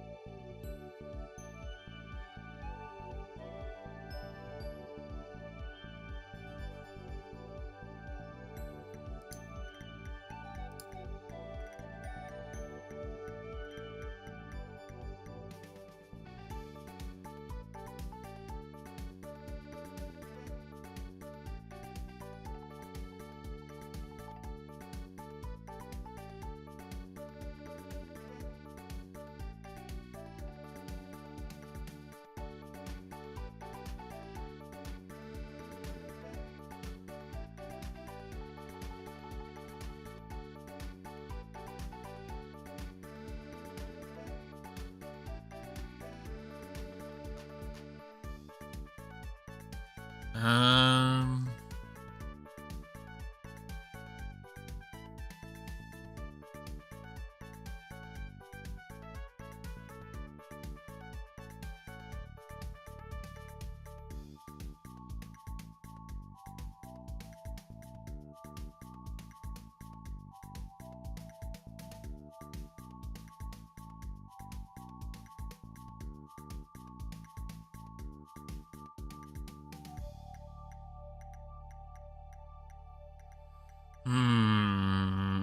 What did I see the other day?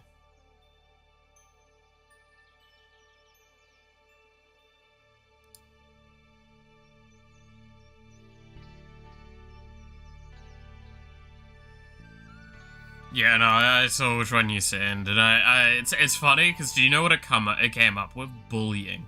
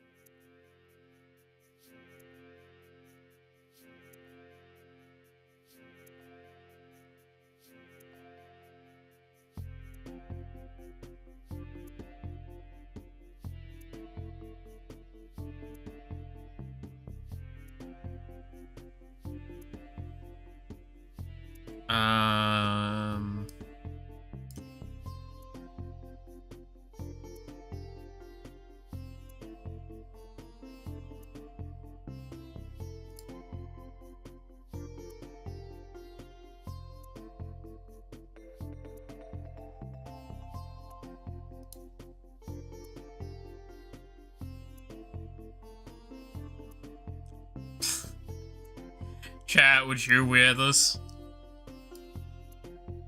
Just saw this image. Would you wear this? Well, chat? Would you wear this? Each other for fun for the past, like, 10 minutes, yeah.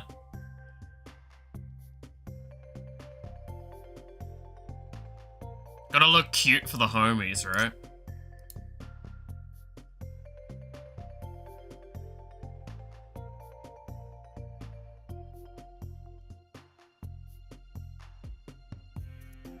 Sell Fruit's outfit? No. Oh my god, it is actually like Fruit's outfit, isn't it? Holy shit, I didn't even click. Like, you splash a little bit of green in there, that's Fruit's outfit. That's wild.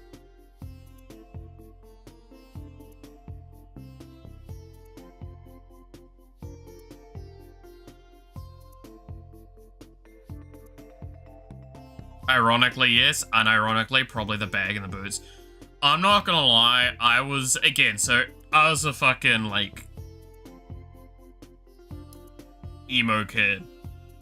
And I had so much, like, leather jackets and shit.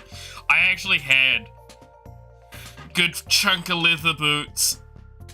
Like, I either had really nice soft leather tall boots, or I would have, like, really heavy, like, steel-capped work boots. Because I liked both. I liked the big boot.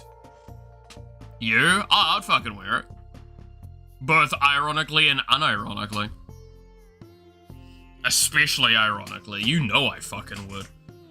I've said before, there's a reason why we're not doing that throne thing, because you guys are going to send me a maid outfit, and I'm going to have to do a stream in a maid outfit. It's not that, like, I'd be upset, it's that I would be doing a stream in a maid outfit. There's no question beyond this point.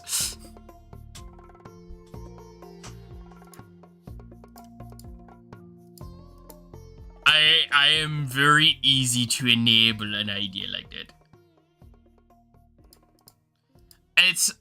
I've talked about this before, I just don't have shame. I just don't. Like, the part of my brain that should be feeling shame most of the time just doesn't activate.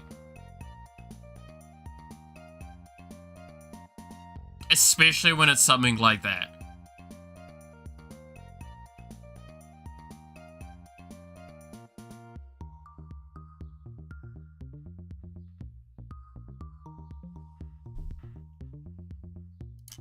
I think it's rewired to what I've talked about before, which is like, I could never wear like a proper femboy outfit because I am a big guy. I'm built like a fucking like broad and shit. So I would not be able to pull that kind of visual style off. And I think that's the closest you get to shame with me, is it's not that I'm ashamed of it, it's that I'm like, no, I would just not do it justice. A maid outfit, I mean, who wouldn't look good in a maid outfit? Even Donald Trump would look good in a maid outfit. Mainly because of the irony of the scenario, but like, it would also be fucking hysterical. And I will not be convinced otherwise.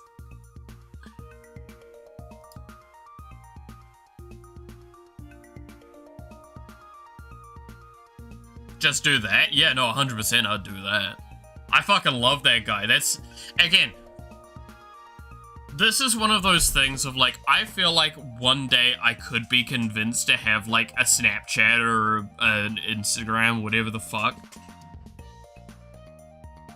Because like, you just send me enough of those sorts of things from a specific platform, like a TikTok, whatever, for long enough, and I'll eventually go, okay, you know what, fuck it, I'll make my own account, so I can watch these myself. Like, that's the only way you could convince me. It would be a hard-fought battle, but it would be possible. And I don't think anyone wants to fight that battle, because I don't feel like I want to fight that battle.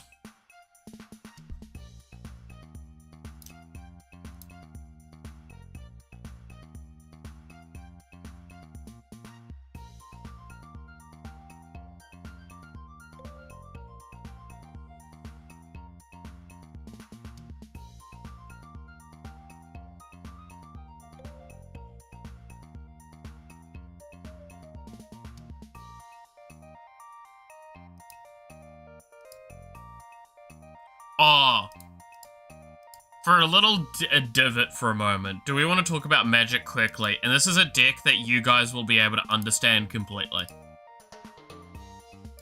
Are you ready for, like, the magic deck that I cooked over, like, a couple of hours, that I've currently got a bunch of cards sitting aside to work into, and I'm probably going to be able to do it in the new year really quickly, because it's really cheap. No, trust me. So this is a really funny card.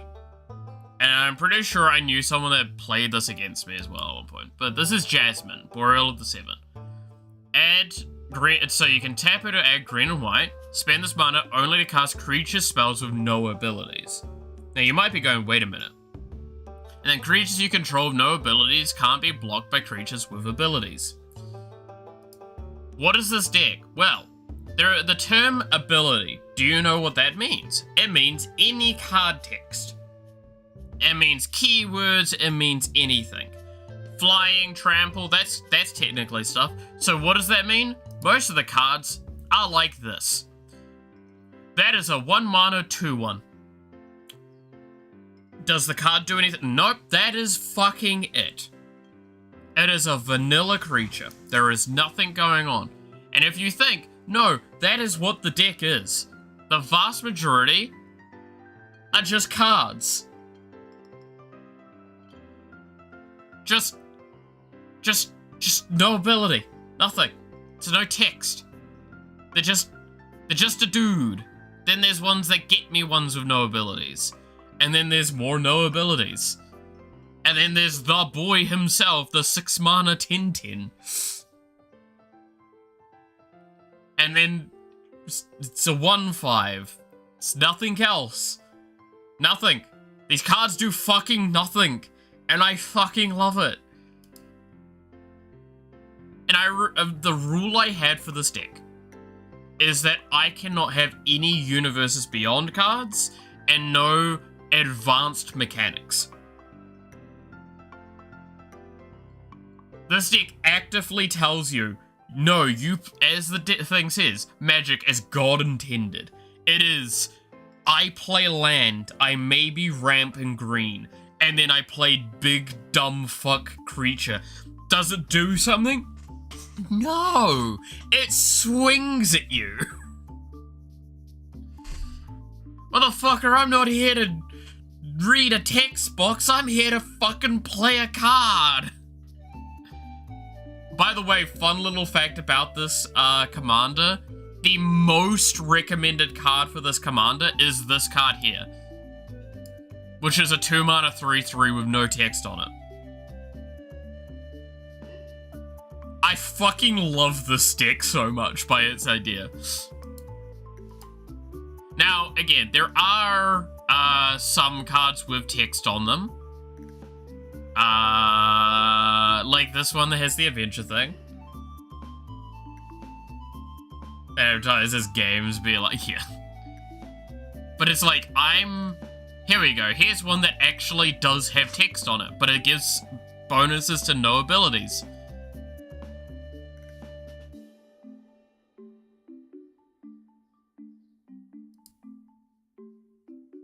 And then the rest are just dudes with stats.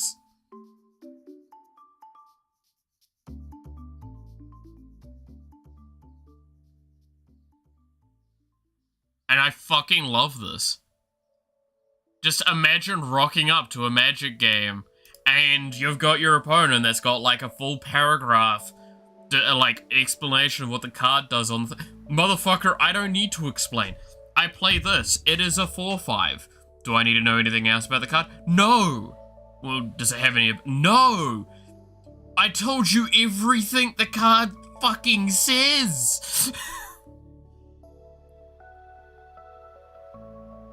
Like, this card here is probably the most complex card in the entire deck, and all it is multi-kicker. Which is just pay this additional cost as many times as you like. For as many times as it was played, you can return a target creature from the graveyard to the battlefield. That's it. Otherwise, I have a card in here like this that I love the idea of getting. Which is, when a creature with flying attacks, it loses flying until end of turn. It's motherfucker... I don't care what you say. Flying is OP back in the day. So I'm just to ruin it. Then I also have this one, which is creatures with flying can't attack you or planeswalkers you control. So fuck flying.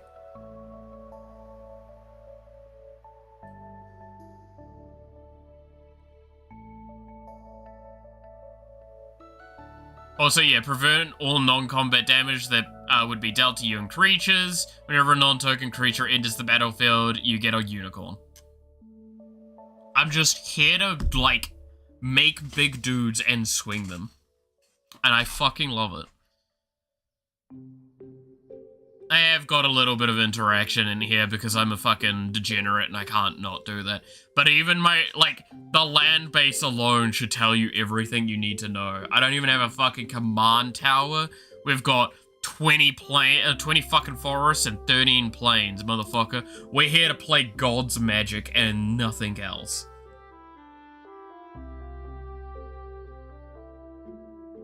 This deck is just that one anime you watched? What, the villainess one where she just dicks a motherfucker? Pretty much.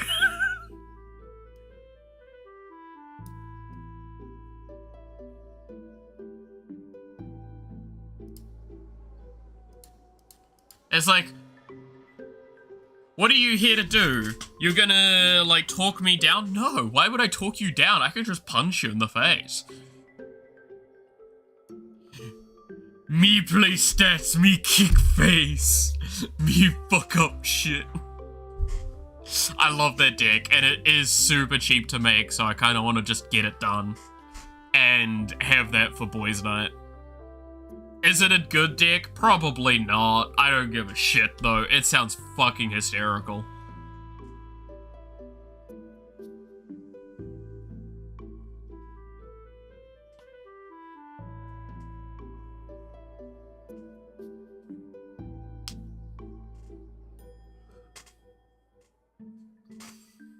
It's just, I don't know. I love the idea of that. Just true basic energy of just, I am here to play God's magic. The fuck you mean, like, counter spells and shit? Nah, I'm here to put down Big Stompy Boy and hit you in the face with Big Stompy Boy. That's it. No gimmicks, no bullshit. Diplomatic meeting, everyone organizing the papers, that one bitch brings a fucking mace. Dude, I gotta say though, that series was really good. The May I Ask You One Last Thing. It was really good. Like, I had way too much fun with that.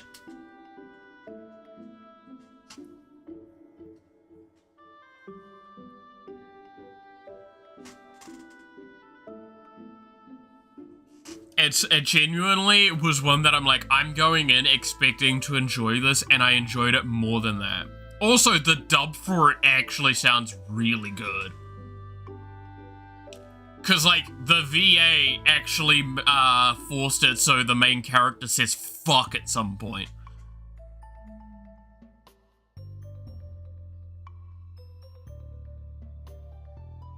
Like, she gets to swear in the dub. But like, in a tasteful way, and I'm like, you've done it. You've made it tempting to go watch the dub as fucking well as watching the original.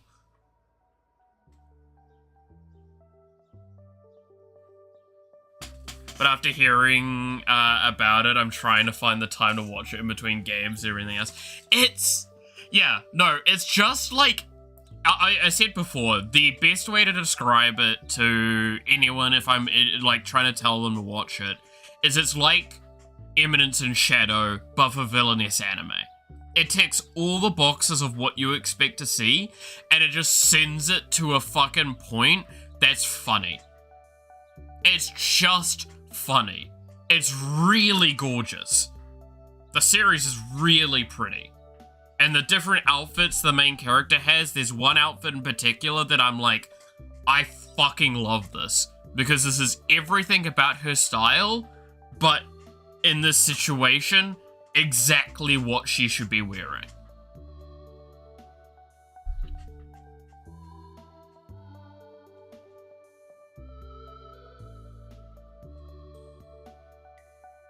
Like, there's only one story element in it that I was like, that's kind of stupid.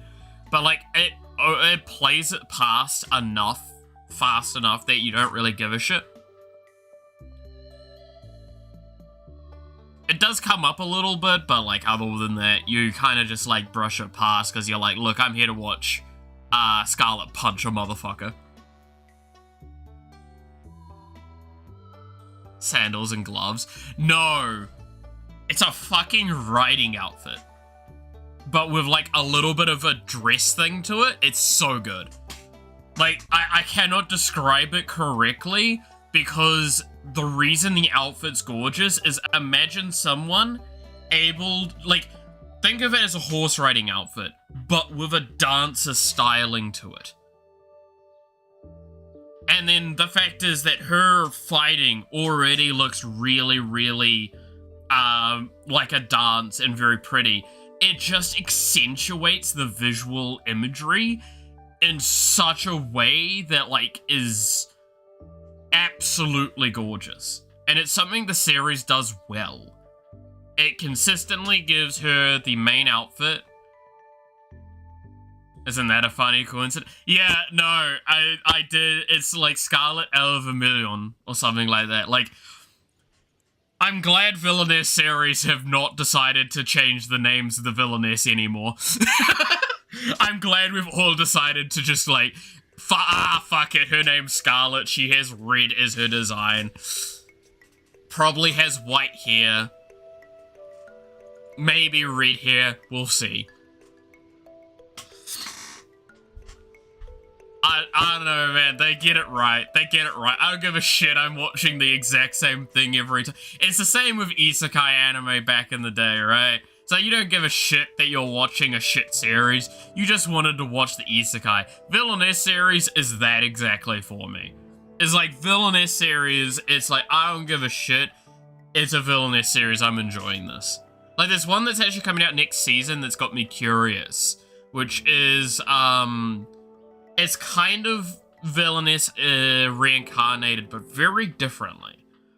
It's, a villainess from the past that was executed is now helping out a villainess in the current day in the story.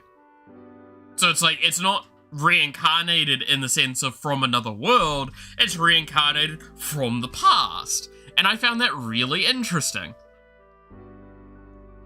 So I'm really curious to see where that one goes, because that looked quite cool.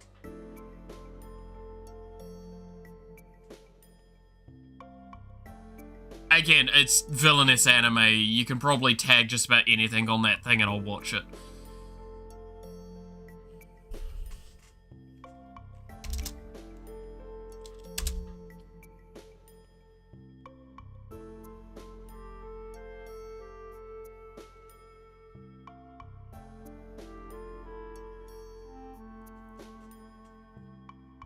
I mean, even in this series as well, with the may I ask one final thing, there is a little sister-esque character that absolutely looks up to Scarlet as well. So, like, and she's also, like, fully in white clothing and everything. So it's they're pretty good about, like, keeping the rules pretty consistent. My number 34,782, 82nd, sorry, black-haired teenage guy. Oh, no, you know something I did look at the other day, though, that made me, like, mildly upset? Are you ready for this? I watched, Noxy showed me, like, Reddit's top 100 hot anime guys. I'm gonna see if I can look it up. Because it actually angered me. Top hot anime guy characters.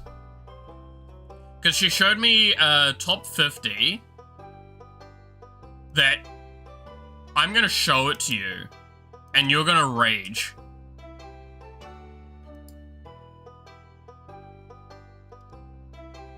Are you ready to get angry? Like, this is one of those times where I don't care if you, like hot guys like I do. You'll be able to understand why this is bullshit, this list here. So this list here is absolutely fucking wrong. So, top 50, so we're at 50. Suwon from Yona of the Dawn. Alright. Naruto, Haku, 49. Now, we're also going to try and skip past the fact that a lot of characters are kids. And it's like, no, that's actually illegal. But the fact is, Alucard's at 48. And Levi's above him. And then Kakashi's only at 46. Now look, I'm not a Kakashi fanboy myself, but the fact that he's not in the top 20s, maybe 30s, already you're really starting to piss me off. Sebastian at 45!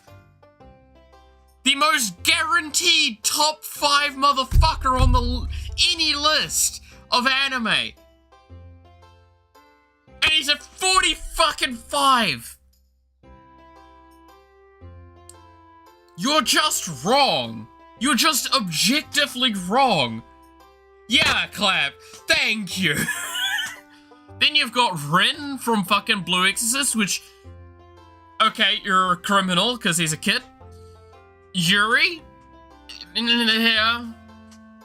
Okay, sure. I'll accept it a little bit. But should be probably late. Seiryu Abai...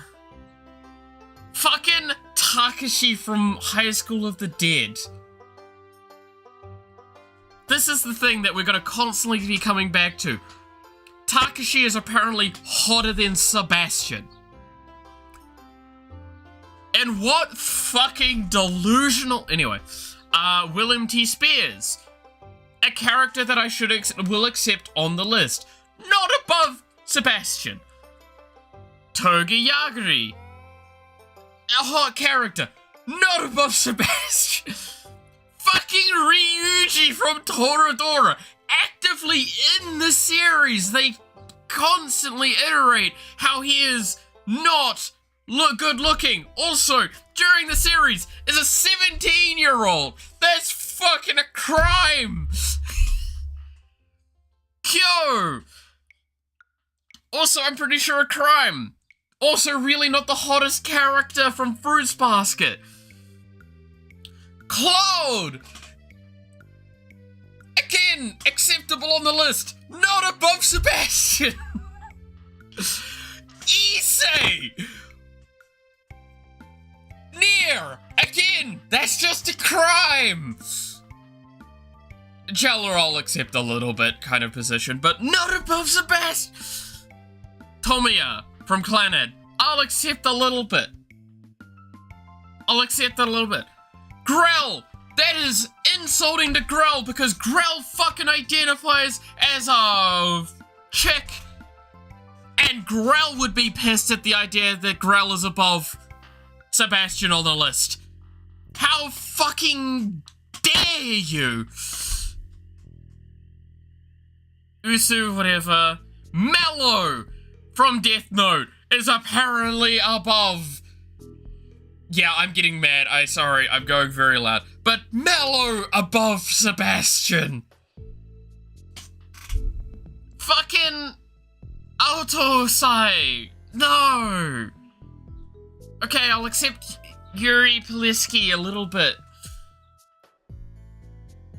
Gray. Yeah, sure. Arguably. You're a fucking degenerate, the fact that Ayato's on here. Sasuke. That's the kid version of Sasuke. That's a crime. Zero. Inuyasha, okay, I fully accept him being on the list. He could even be higher for me in my eyes, just purely because of nostalgia. This is very much the, like, hot guy for most people. Fucking Kaname. Fucking Kaneki is above Sebastian. And he's at rank 20. Fucking Bakugo is a crime because he's a kid and is also somehow above Kakashi. Kirito is 18 and is above Inuyasha and Kakashi and Sebastian. Tsushima, yeah, sure. Nagase is a crime. That's a crime. That's a crime. What the fuck is wrong with you that Naruto is in the top 13? Okay, Barn's acceptable. We can accept Barn. That's fine. Kind of a crime. Kind of get it. Crime. How? How is he this high in the list? Only final arc Edward Elric I accept. The rest of it, he's a kid. The last arc when he's like lost the jacket and it's just his shirt and it's just him bare chest as well. Yes, I'll accept that. It's a very valid argument. Very valid argument. But not early seasons. No. Tomoe, very much shouldn't be this high. L, why the fuck is he even above fucking Yagami? Let alone, how the fuck is this motherfucker above goddamn Sebastian? Yato, I accept a little bit, but he should not be in the top 10. Hawk from fucking Yono of the Dead, the Dawn. No, not really. Okay. Howl from Howl's Moving Castle. I think we can all actually accept him being in the top 5. The top 3 even. Right? Also, yeah, catch you later, devil. But like, we can accept this one. We can accept Howl being in the top list. That's valid. But then you've got Natsu as the final fucking rank. How the fuck is Natsu above Sebastian by like a whole 40-something ranks? This was written by a 14-year-old that wanted to add in a couple of characters like Howl to not piss off people that are older than them. So yes, this is the like the anime list stuff that I see, and I'm like, this is what's wrong with people.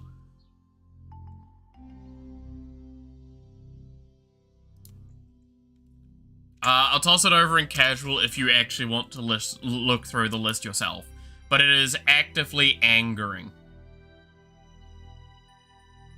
Oh, a 14-year-old? No, I feel like it was done by a 14-year-old. I don't have a guarantee of that, but that's how I feel like it was done. Like, I feel like that was a 14-year-old. Now, let's look at Reddit's, which Reddit's was a little bit more okay. But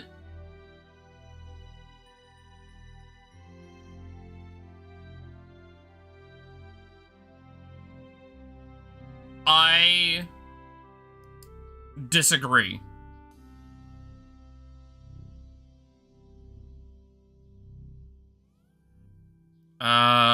Give me a sec. I'll see if I can find the Reddit one, which was more accurate. But, like, Sebastian is someone that should automatically go top 5. Right?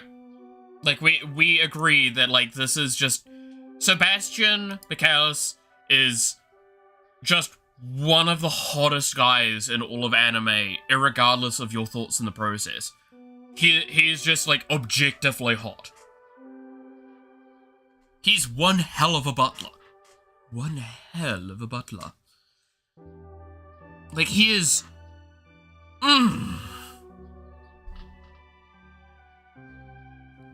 Like, it's the definition of he may not be your type, but you cannot deny it. Could go in top 3 with little arguing, yeah.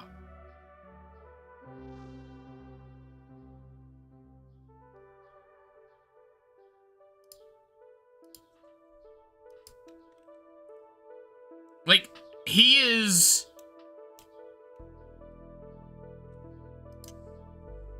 such a shoo-in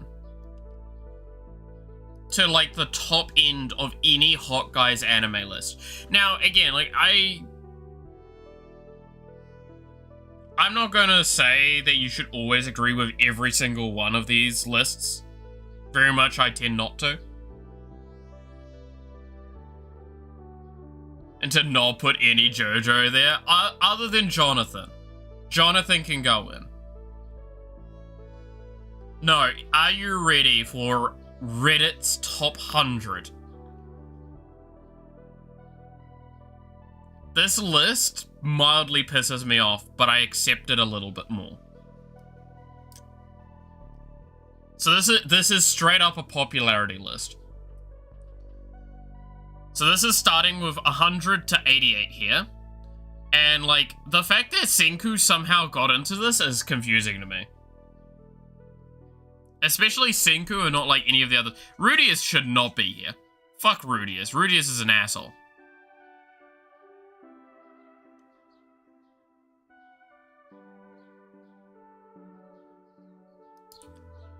But, like, we go here. And, like... Again, Ichigo, I actually accept being on the list, right? Now, you might go at me for this, but, like, of all of the, like, big animes from that era, he is actually the one that was kind of objectively a good-looking character. Naruto was not. One Piece only had 2 characters from it, which was, like, Senku is explainable. Senku's, like, one that I could definitely, with an argument, accept. But, like, you've got One Piece, and you've got Bleach, and then you've got Naruto, right? And of those, outside of 2 characters in One Piece, I would not really accept an argument. Like Zoro and Sanji, I think is his name. Those 2 characters, I think, are very valid to tell me those are hot characters. But outside of that, One Piece doesn't really have hot characters in its main cast. And that's fine. But Ichigo, I can accept. Very valid. One that I do find mildly insulting. How the fuck is Anos Voldigold only in 80?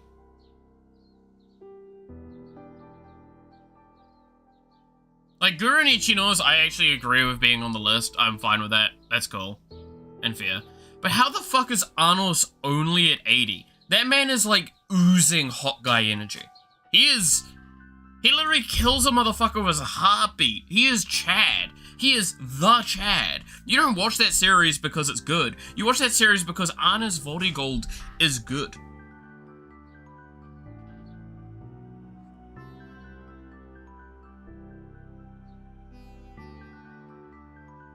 It's gonna go so good later on, yes. But obviously there are characters like from Free, which again are high schoolers, so we're just gonna like kind of breeze past the fact that this is a popularity contest and we can't do anything against the fact that like kids are gonna vote. Lance I can accept, kind of, again, cool. But we've got like Denji's on this list. I'm like, okay, that's a... Who the fuck are you into Denji? David, I accept David on there. That's pretty reasonable. The anime Sherlock Holmes, sure. Dorpo, yeah, I accept that. I know season 1 pretty good, season 2 quality just sank. Well, you do know that like they I think the company had a struggle or something like that and they couldn't finish the series. I agree though. The second season is abysmal in comparison. And it's just, there's a variety of problems going on there. But yeah, there's a reason why. It's because it was done in 2 parts. And like the first part struggled by the later part of the stage. And it was like separated by like a year or so. Nearly a year, I believe. Between the 2. Like, Muzan being 63, I think that's kind of fair. Like, I'm fine with him, for example. So this is Muzan from, Demon Slayer. Literally the demon. Like, Izumi Miyamura from, that series. Yep. He is actually a hot guy, like, that's the point of some of it. He hides how hot he is, in fact. And here you've got Shoto, yes.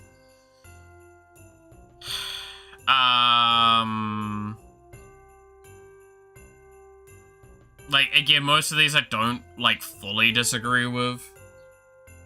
Muzan should be, higher, but that's pretty okay. Yeah, like, Muzan could be higher, but I feel like we accept that. Stark being in here, I'm a little bit like, what? Like, characters like that, right? Where it's like, I don't... In universe, they weren't really designed to be hot looking, and they, like, the creator actively, in a way, makes that be the case. Like, Stark is supposed to be emotionally you attach to him, not, visually. So I don't really agree with, like, I feel like most people, they're putting him here for an emotional attachment, not a visual attachment. So I wouldn't call him a hot guy. Like, I think he's a fucking darling. I absolutely love him, but I would not put him here. Especially at 51. Right? There's a lot of characters in here. Like, you are correct for having Gintoki in here. Gintoki should be much higher, though. And you cannot convince me against that. Vantis is also at only 38, which that series, like... What the fuck's wrong with you? How is he not higher?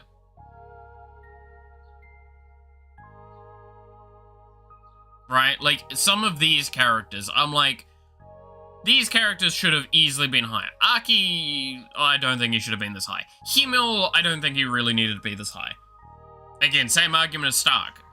Himmel wasn't bad looking, I accepted being on the list, but I don't really feel like he should be in the 40s. like Kiyotaka, from Karasume of the Elite. Again, it's a character I can accept being on the list. I don't feel like he should be this high, though. I can accept him being in the, like, top 50, though. I think that's valid. Then we get to much more closer to the thing.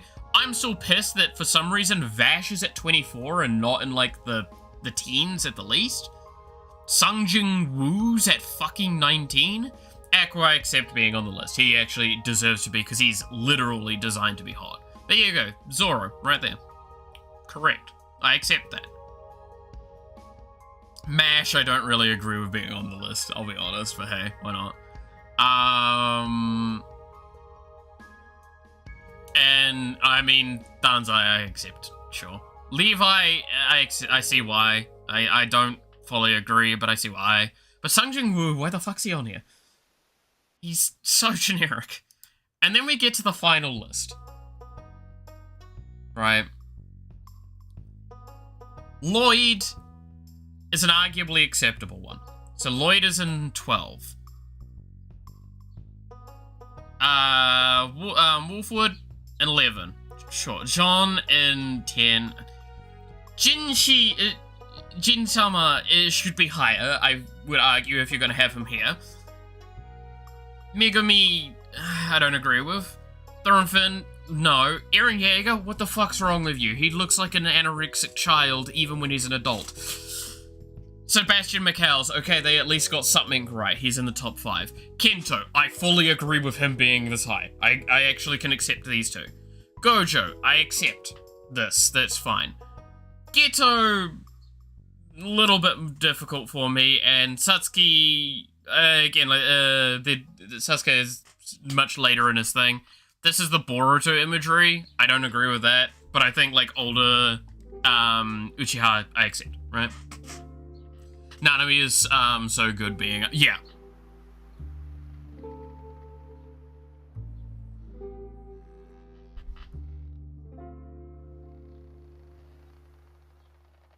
Like, for the most part, when we get to this top 12, I'm like, most of this I'm accepting of.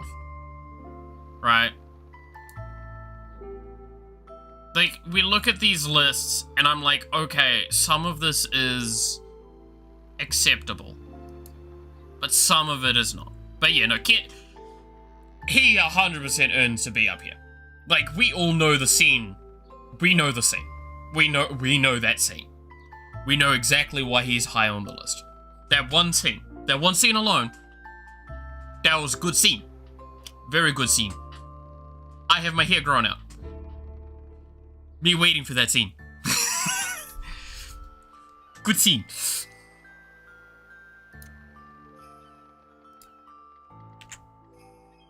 But yeah, there you go. So that one I am a little bit more willing to accept. A little bit more.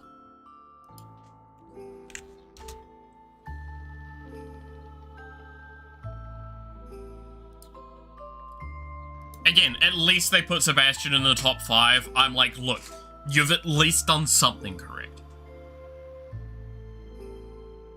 That motherfucker is an easy top 5 minimum. Like, you could, like we said earlier, you could easily argue him up to top 3, but he is a top 5 minimum. I accept that with Gojo as well. Like, Gojo is the top 5 minimum. Especially nowadays.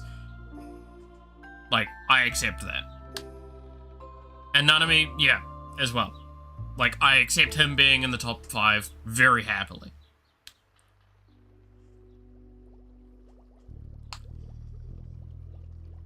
Some of those, I think, genuinely, it's because the characters were so enjoyed more than anything, then they were hot. And that, I think, is, again, that disproportionate argument of what people consider hot and what people consider, like, good-looking and all that sort of stuff.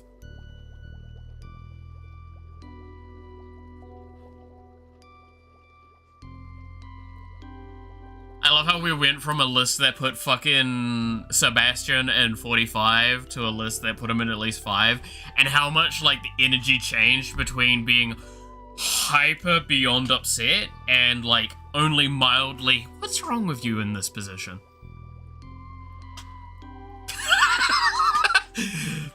the difference one single character being in the correct spot means.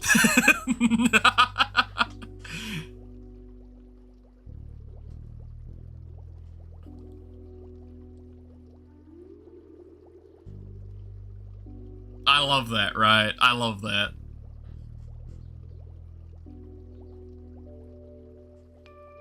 It's very funny to me.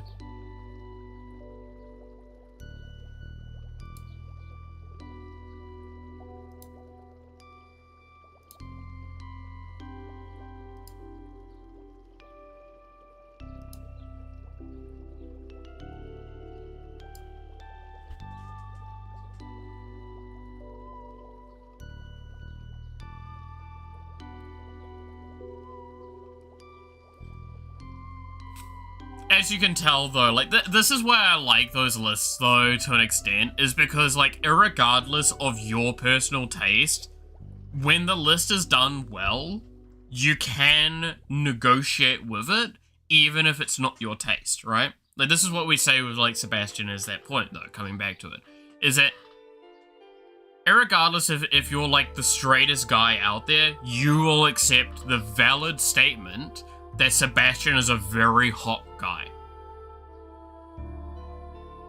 Like, his mannerisms, his visual style, everything about him is just, it screams like girls would flaunt over this.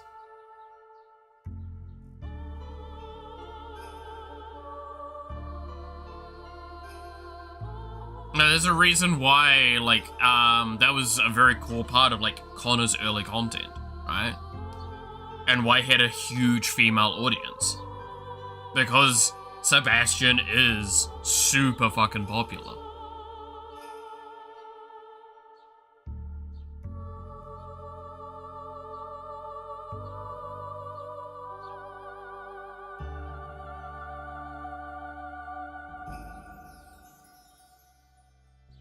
I mean, Black Butler is still a series I argue is, like, I'm not going to say 100% better, but definitely is a lot better than you'd expect because of the dub. Because they actually got, like, very English-sounding individuals for it. Or, like, they got English voices in, as much as they could.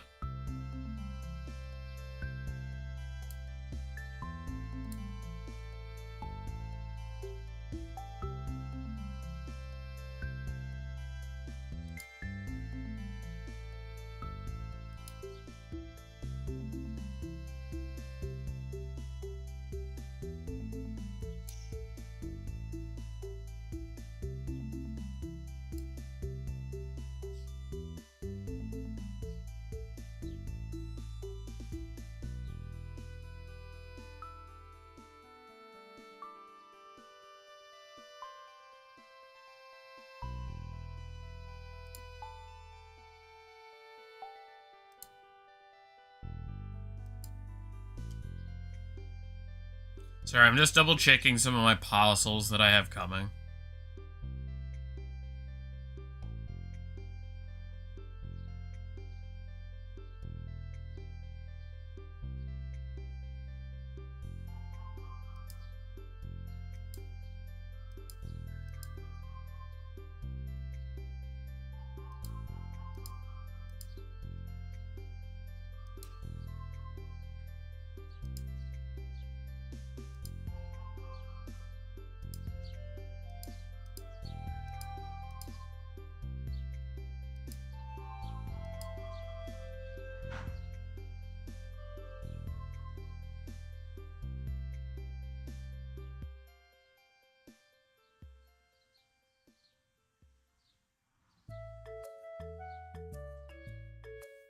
Oh.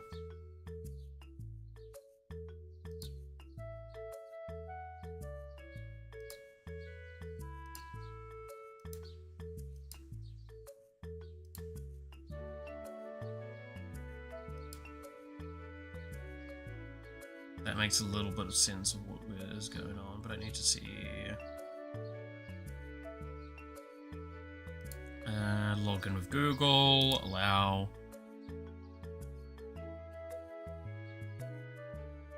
I'm curious where my fucking paint is what, if you're wondering. Because I ordered, the base coat that I'll be using for the Tyranids.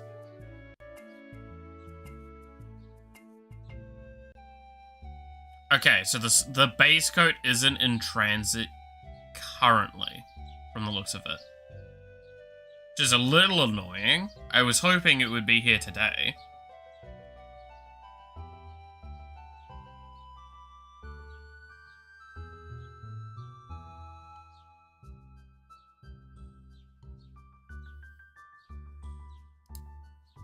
Because then I can spend a little bit of my afternoon painting. Though the weather has been absolutely garbage at the moment. It is very, very, like, typhoon-y energy. Which is annoying because I do have some washing that I need to hang out. I hang it out in the house. I don't know. With Noxie and Snakers not being home, I can probably get away with it.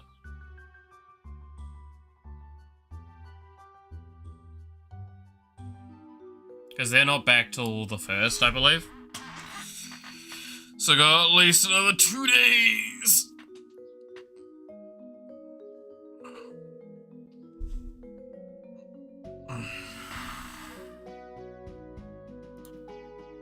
Also, I don't know if I have to explain this, right? But, like, I already talked briefly about how, this week is... the scheduling for this week is a bit, like, all over the place, right? Like last week, so I'm not putting down a hard schedule. After we do the endurance stream for the New Year's, I hope it's understandable that I'm probably not going to be streaming that Friday, right? Like, the day after. My second, basically. So I'm probably gonna need to rest.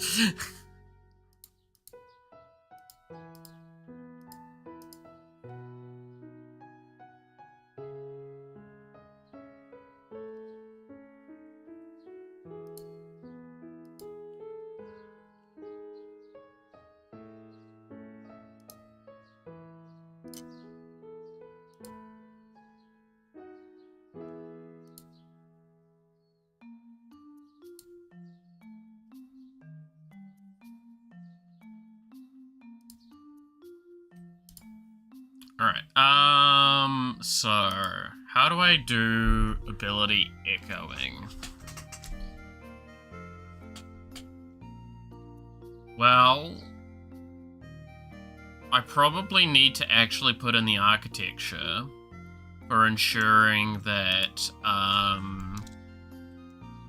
owner and caster are matching for cooldown to be done.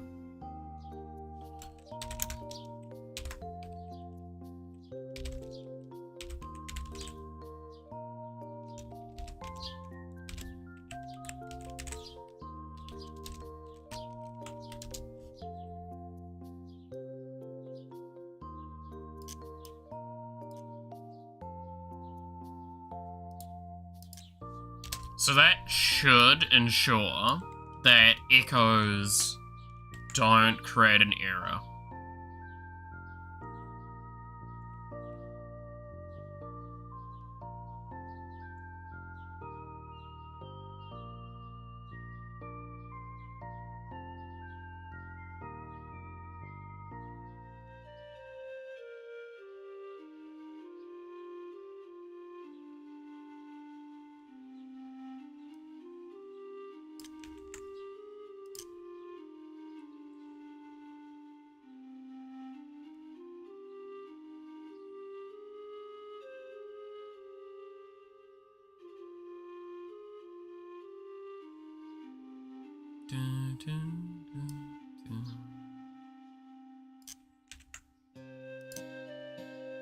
Because if we make that echo the way I'm intending, the owner is going to be the player, but the caster is going to be the echo.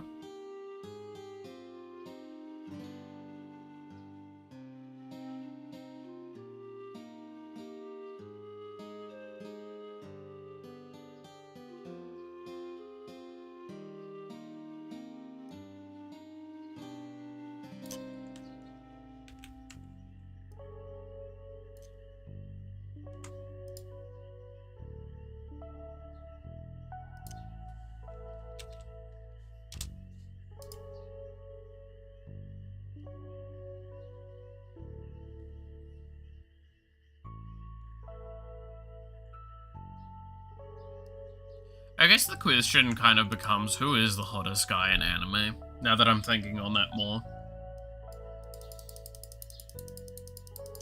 Like, it's one of those things that I'll stand by. If someone asked me, who do I think is the hottest anime guy, I would probably just still reflexively answer Sebastian. Sebastian or Gojo are, like, the top two in my eyes.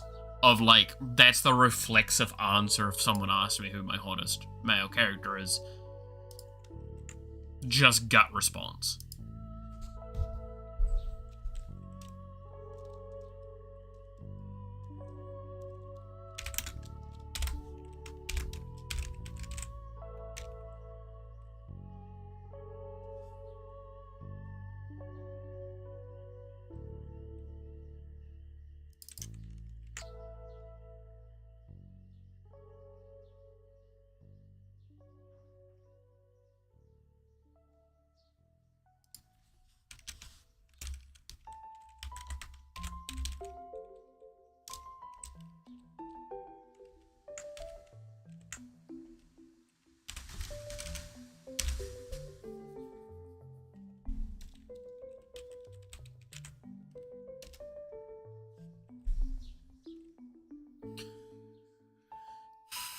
What is the... yeah. As the more you think on it, the more you start getting into this, like, loop of, like, maybe I'm thinking right, maybe I'm thinking wrong, but it's just genuinely, gut response is probably the best response to go with. In an individual by individual base, right?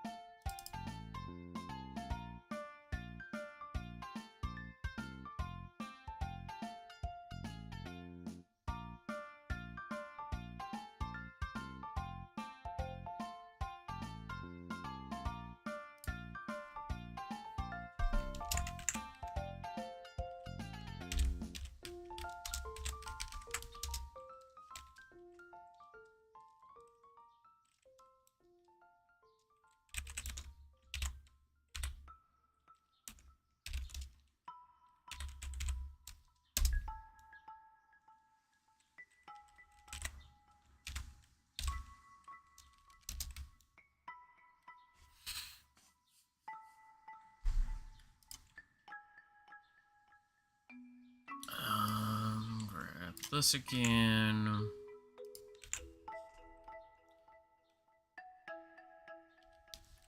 -1. And then...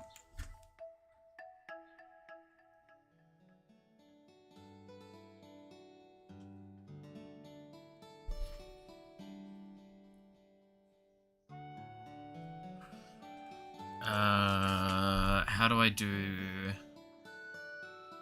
It would just be...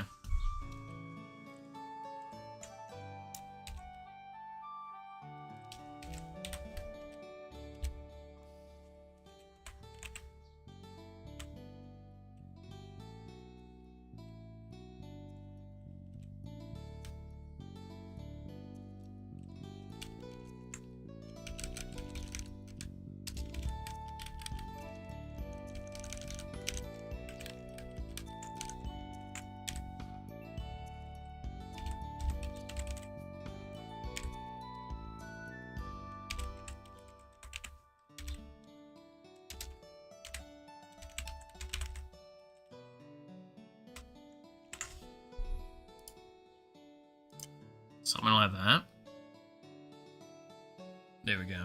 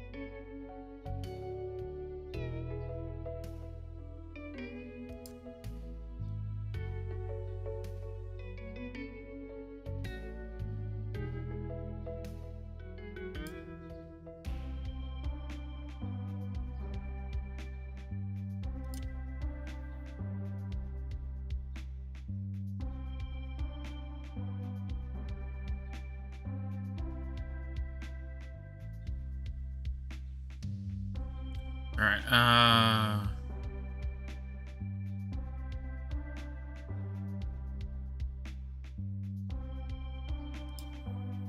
oh, apparently,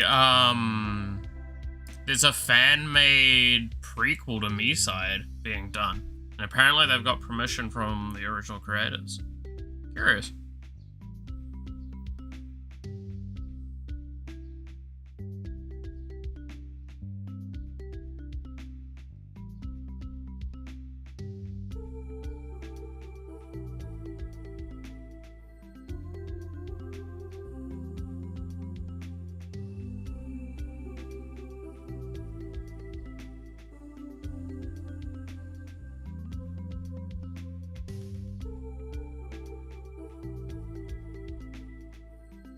I might need to look into that further at a later point.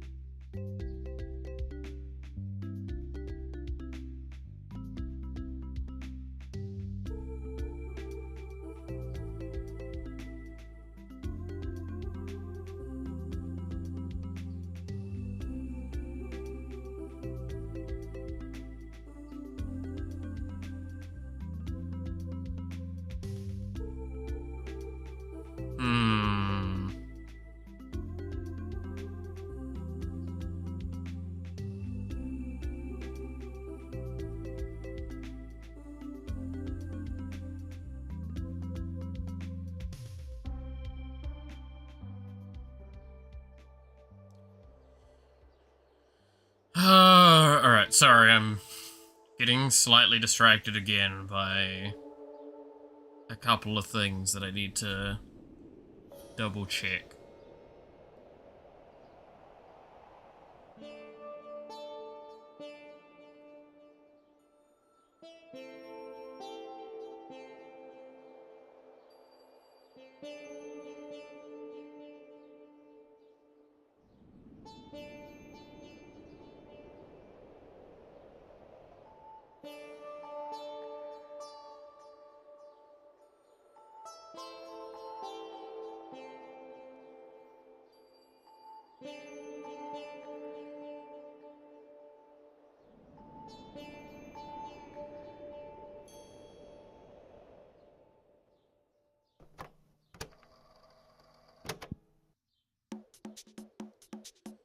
Um...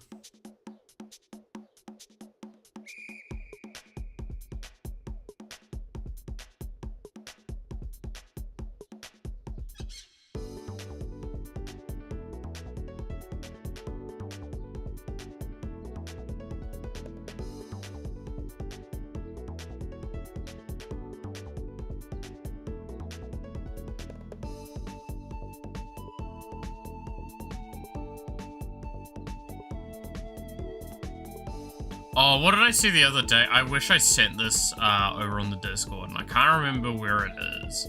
I'm probably not going to be able to find it. But there was a video from the guys that do, like, the robot stuff, right? Where, like, they keep pushing the robots around. That specific electronics group, they, like, I'm sure people have seen them before, anyway. The point is that, like,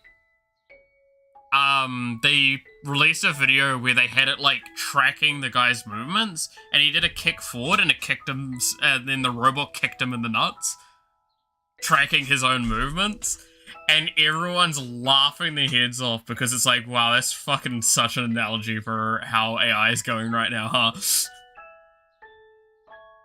like, do what I tell you. Why'd you kick me in the balls?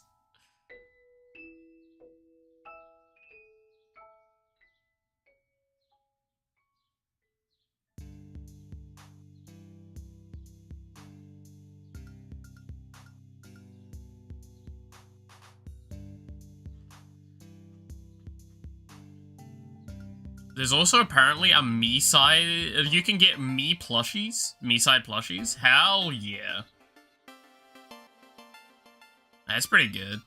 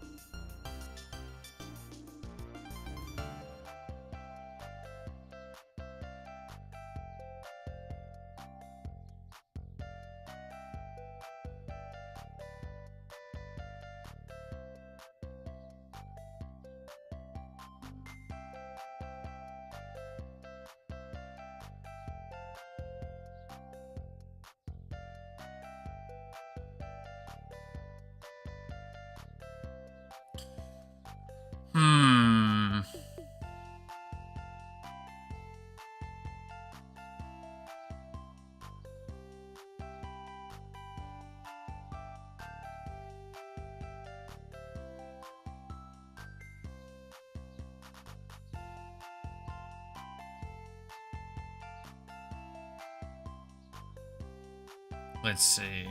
Is this game dev? It is game dev.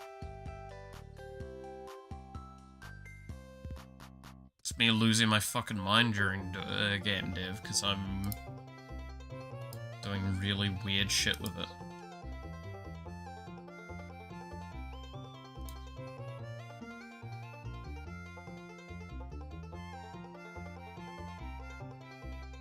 Alright, I probably should actually test this. Let's see if this crashes.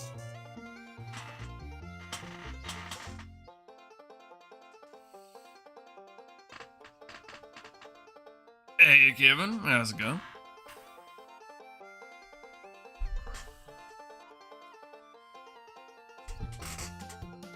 I see an iron mouse. There is an iron mouse in here. There is a few. Currently testing the re-added Juniper.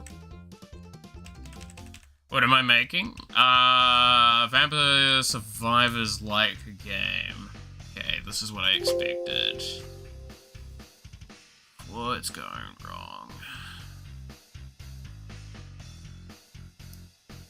Unknown object on hit not being set before reading. On hit step trigger.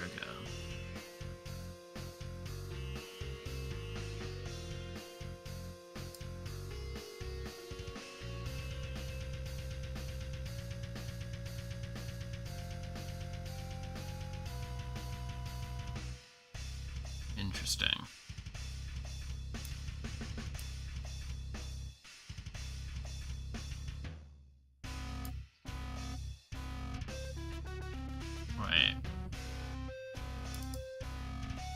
2173.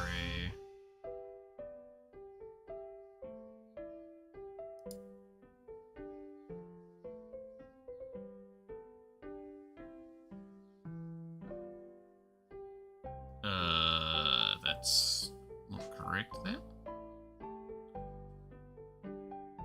Oh, 137. Well, I'm literate, I swear. Okay, so this broke.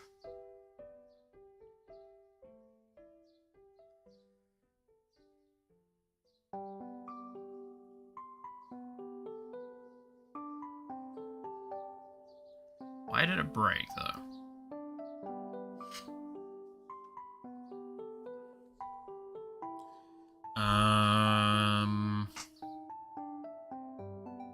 It shouldn't have. Oh. It's Funk 0. That's what's wrong.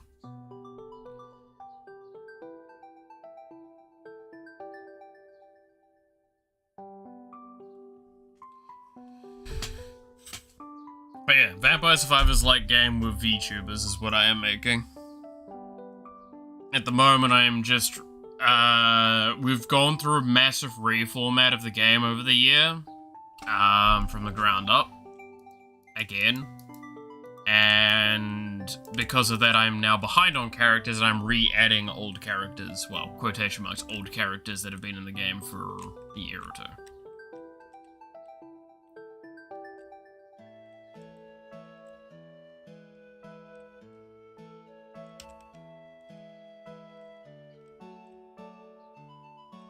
Cool, that's working.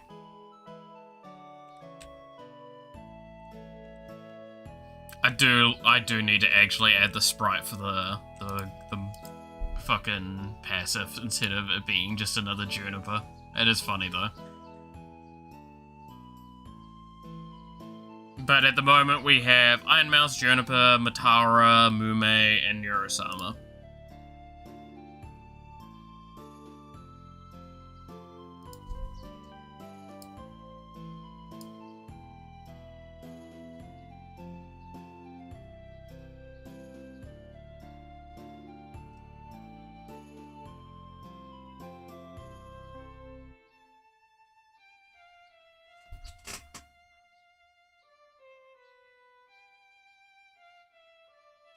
Which is working out pretty decently. The old game had a lot more characters in it, though. We didn't have Neuro or Mume in, though, in the last one. They got added earlier in this one because they... when making the game again, from the ground up, I wanted to target characters that had very distinctive mechanics that could be branched from. Where, like, what their mechanics would do is I could then make other characters based off those mechanics much easier and faster. The old game, if we bring it up, will take a bit longer to launch, and will be a little bit more laggy. But we can show the characters we had before the redo, and currently my priority to re-add into the game before I really progress with much else.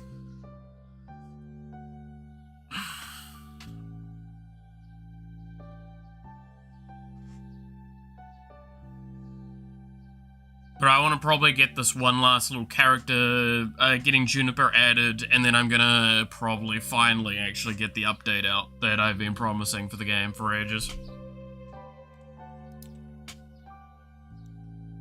But this is the cast of characters that we have designs for, that were fully implemented.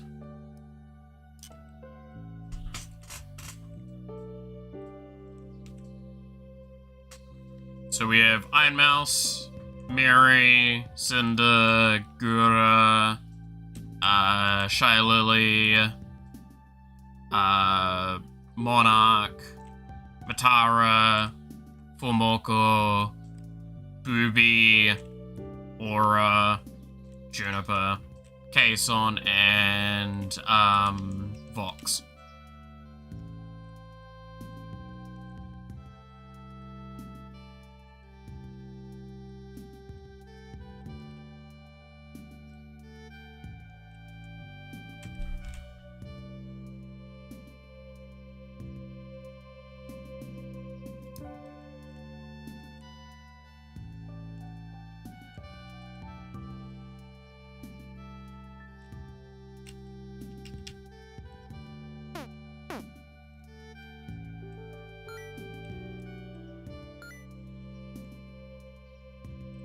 do miss playing the old game, old version of it all.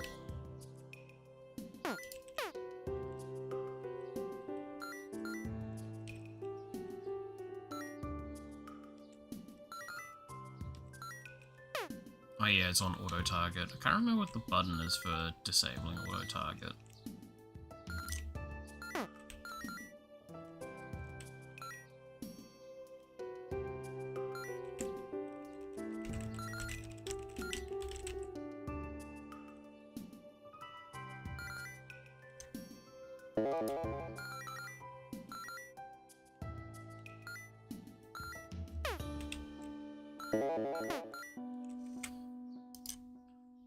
But yeah.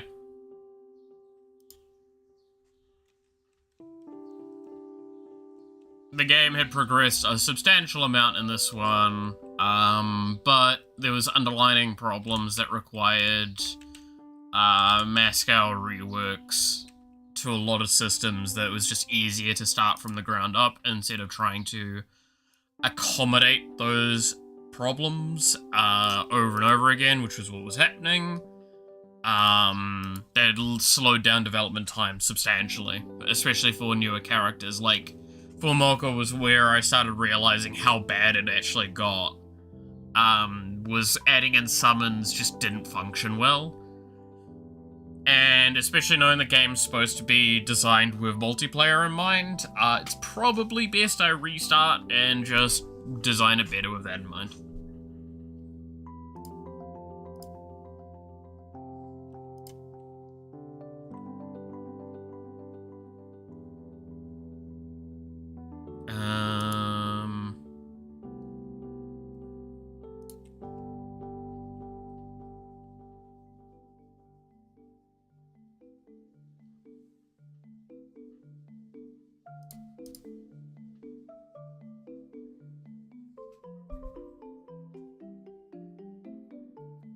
Okay. Do I actually have that one sprite as a separate sprite, or was it designed in the previous one? It would probably be under other... No, it would be under abilities.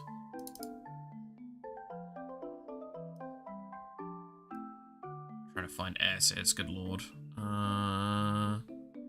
Doesn't... No, there's Juniper.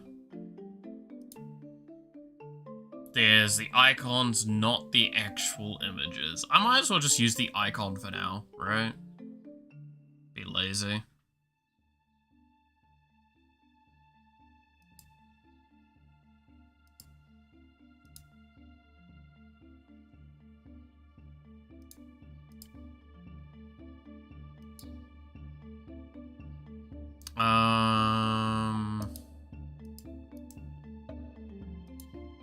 Create group.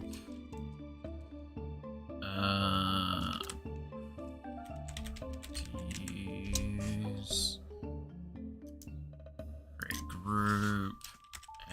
Assets.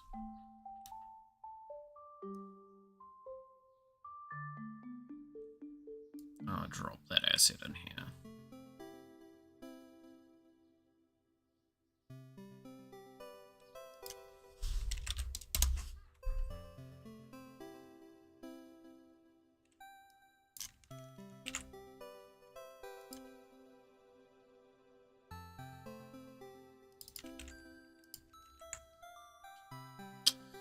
I don't feel like using that. And I think the other one is just a straight up asset drawn internally, which is a problem. So I guess I'll just use this for now, because it's not like the third idol is getting used anyway. The third asset's not in currently. Oh god, that's right. So you have for your next ability is a whole endeavor, isn't it? Player characters. So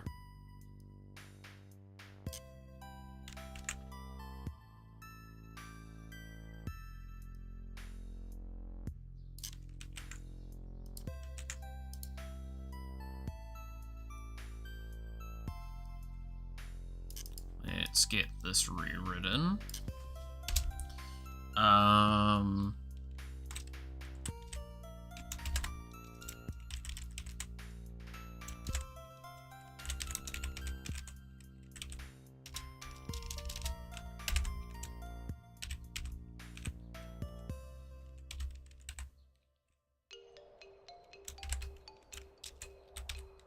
There we go.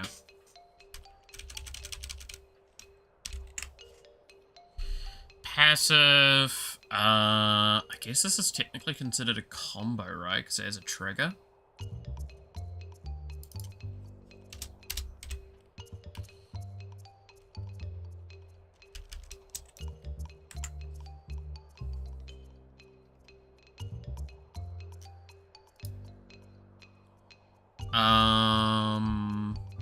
This is going to be applying a self-found buff.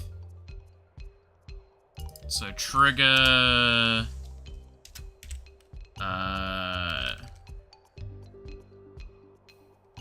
damage dealt self.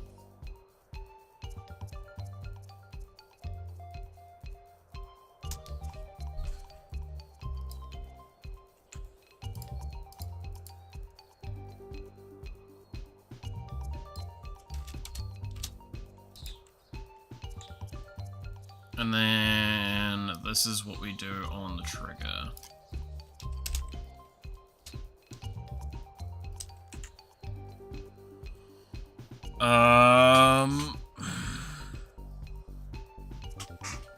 Okay.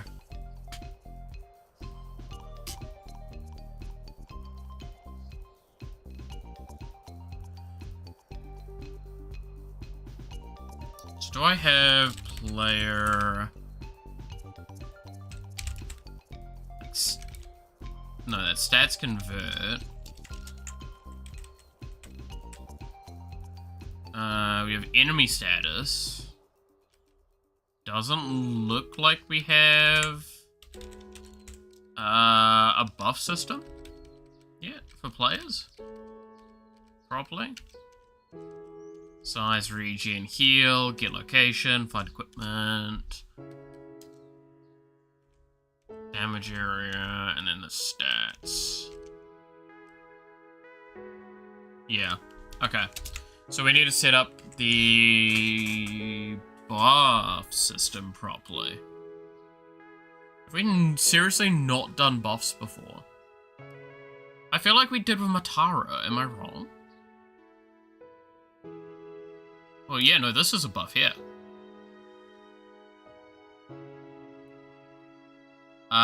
Player effects core, add positive. Okay, cool, that's what we're doing.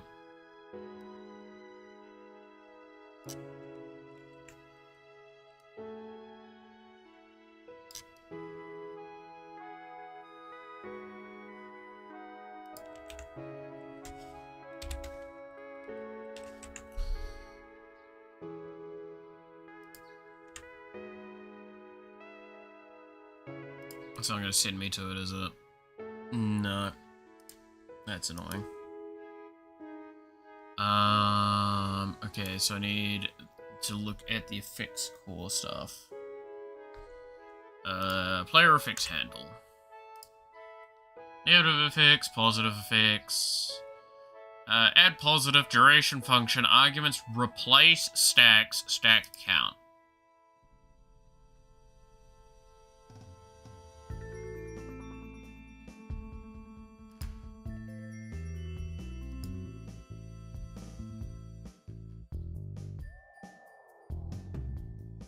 So, stack count is what we're caring about a little bit here. So yeah, we're gonna need to have all of the details up till that point. So, name is going to be struct dot name. Duration will be an internal value to the struct as well. Function, we'll write a function for that as well. It will be removing the movement speed. Yeah.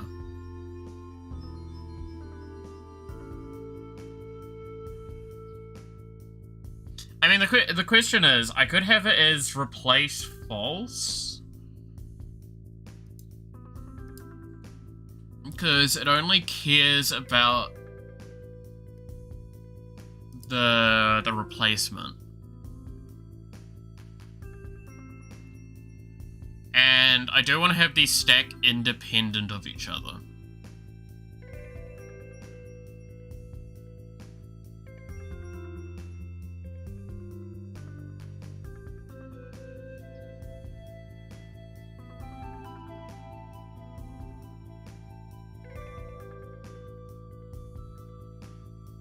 I don't actually have an else case scenario, so it wouldn't replace correctly. Or not fail to replace.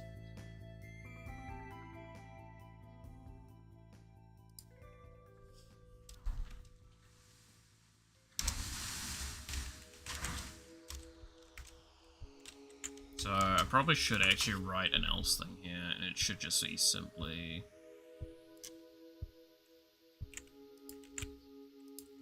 that.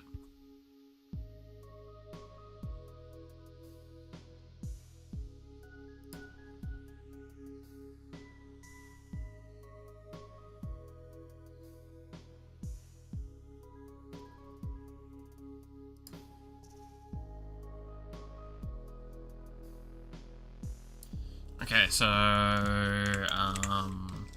speed buff.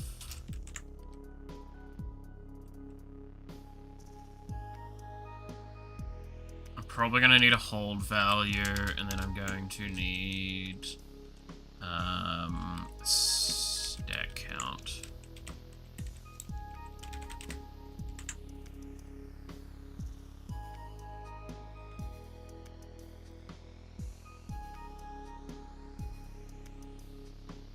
Okay, so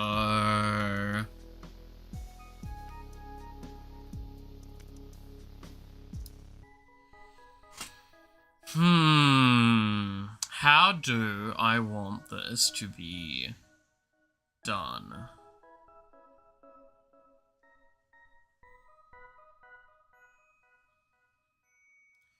I'm probably gonna have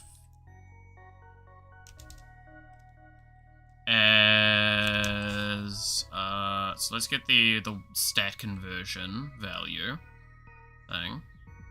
Oh, perfect. We have the one for the movement speed already right here. Put that here.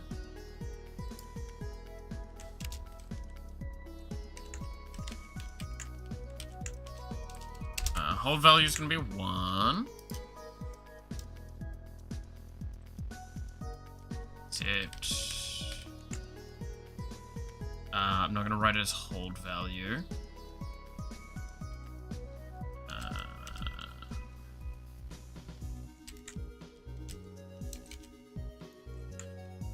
So I'm going to need to find the index.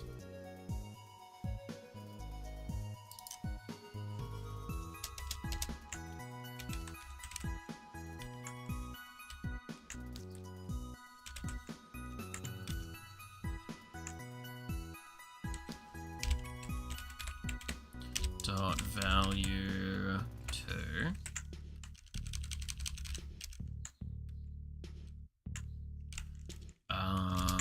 So this will be struct dot func 2. There we go. Hey Flash, how's it going?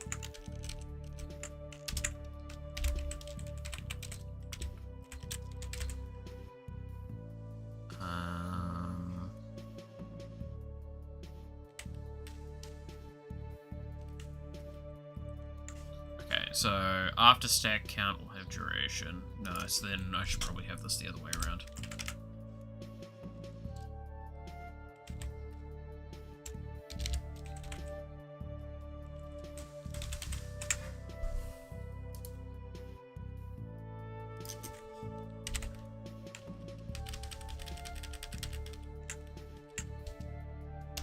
There we go.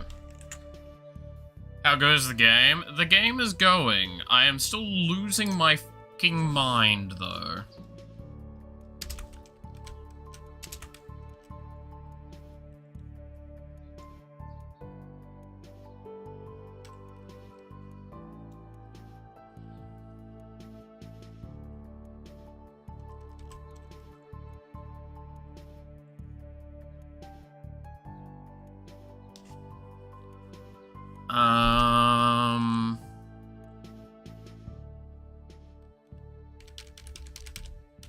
so we're gonna need, whoops.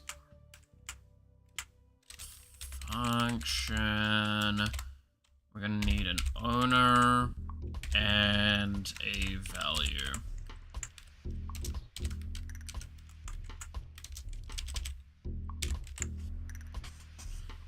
Doing good, some errands and got up some zabbies. Nice. Oh, right. Oh, bloody hell. Okay. So now what I need to do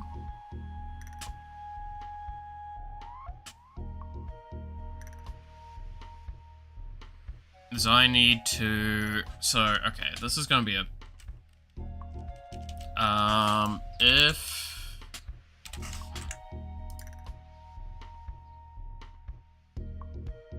where was it? It was here, right, yeah. Okay, array find index. And that's the context there, so I'm gonna need all of that.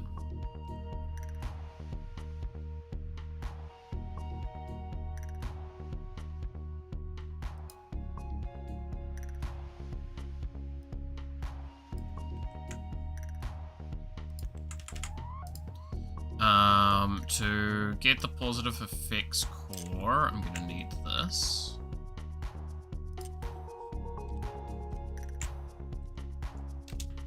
There we go. And then the name is gonna be the same as this. Oh, there we go. Zaxby's big snack meal. Chicken fingers, fries, and toast. $9 after taxes. That's not too bad. Like, all things considered. That's what, like a $15 meal here? Yeah, that's pretty good. Dude, our fast food costs so fucking much nowadays. Like, you want to get, like, a burger and fries and a drink, you're paying over $20. Which would be, like, 15 US, maybe. 15, but less than that, I think? 15, 14?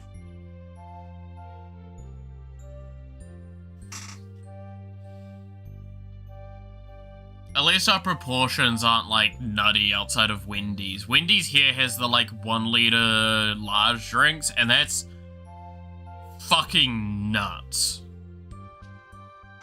I honestly can't understand, ever,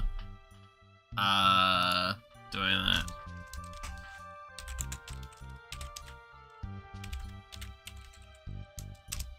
$1 liter? Yeah. No, imagine a liter of fizzy drink. Like, that's disgusting.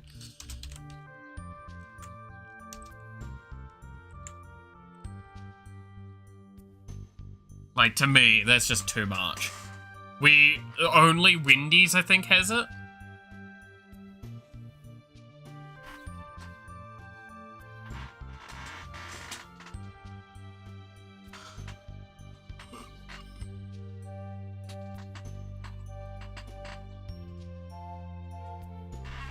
But, like, you are spending, like, nearly $30 to get a large combo.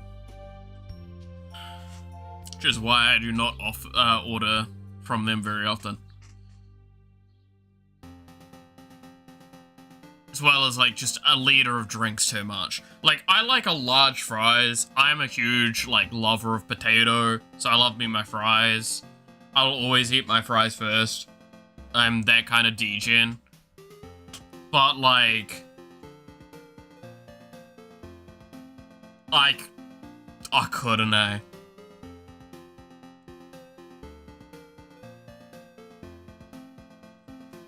I couldn't go through a liter of drink.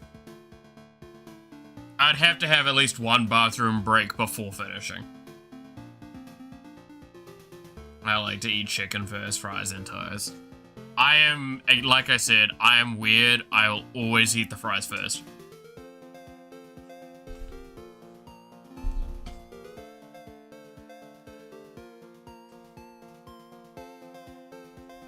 It's how I trick my stomach the most to fill up as quickly as I can.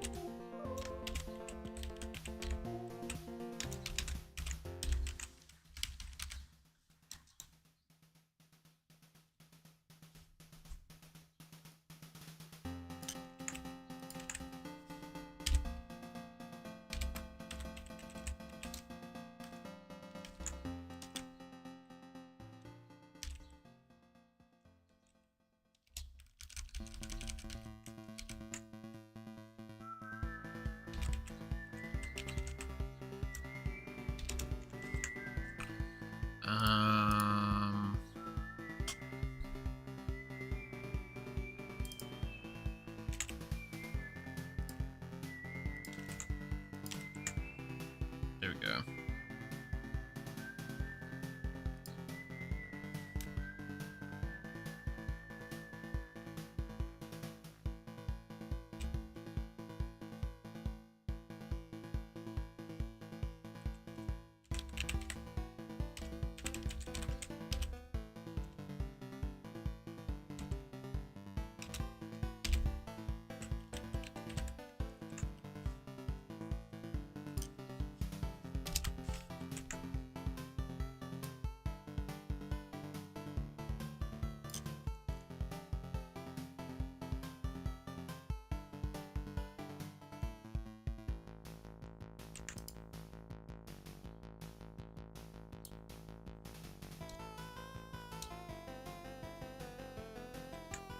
Actually, if I do it this way, I'm guaranteed to always find a stack.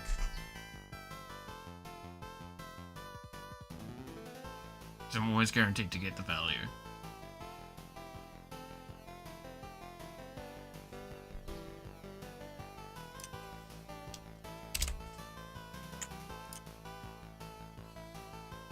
Let's see, goes with good on both, not the toast though. Zach sauce is pale orange white sauce. Okay. Fair, fair.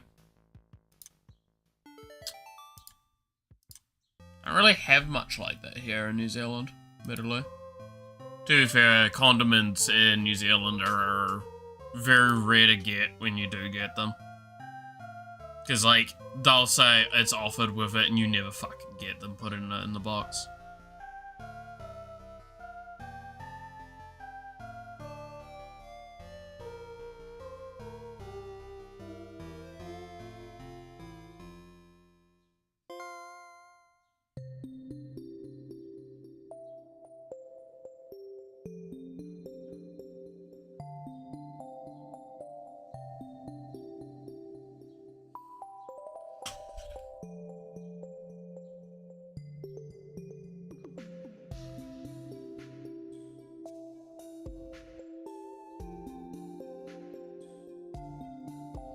Alright, there we go.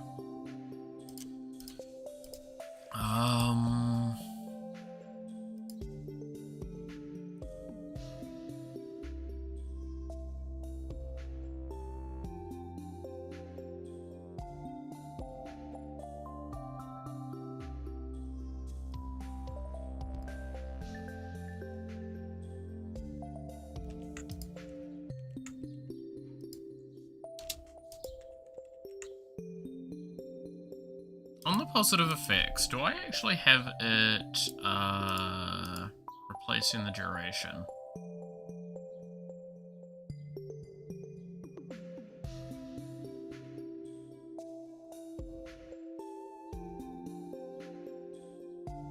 No. I'm gonna have to write a thing for that.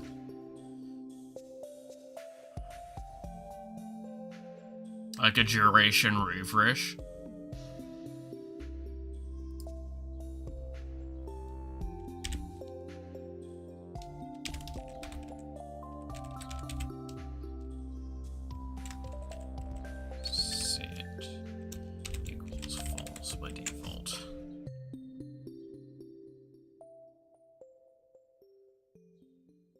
So if I do this,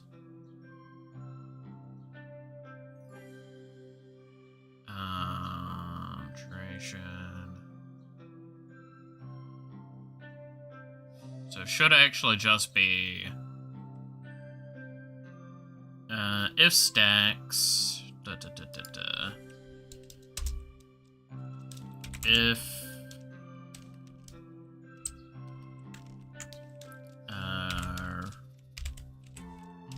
duration refresh. Oh, what was it that I wrote? Reset, sorry. If this is true, then the positive effect duration equals duration. There we go. Hey Jin, how's it going? It's mouth, it is.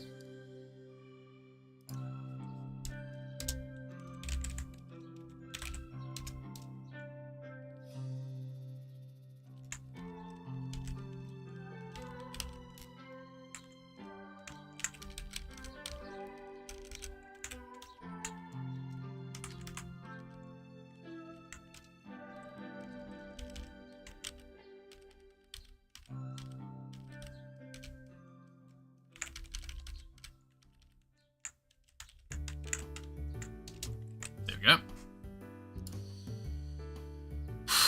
That should hopefully work. And then we're gonna add to this stuff. True. There we go. I see if 3 hours of productivity let me derail that. Joke's on you. I've not been productive for 3 hours. You think I've been doing that well? We even talked about magic and such. We talked about magic, we talked about hot guys for like an hour. Or nearly an hour. I think it was like 30 minutes, 30, 40 minutes.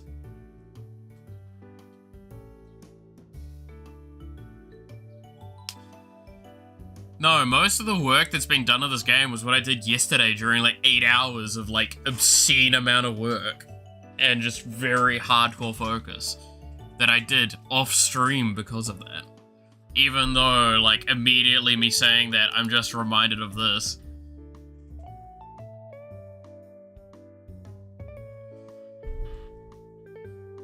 I still have this as my fucking, like, actual, like, background to my computer. I've had this for a long time.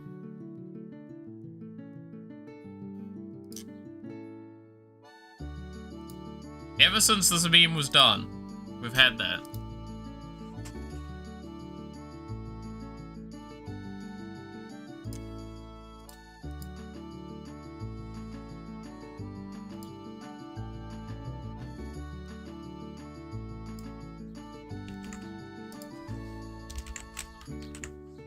I think I do need to do this though.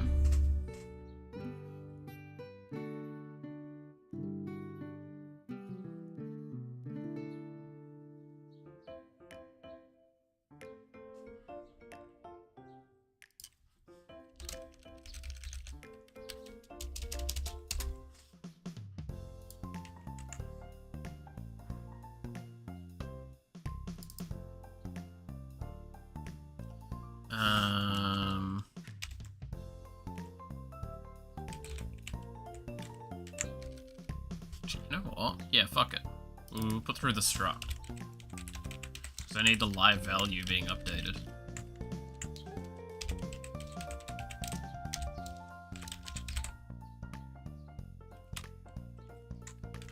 There we go. I'm sending a video and want your reaction in the videos chat. Alright, let's have a look.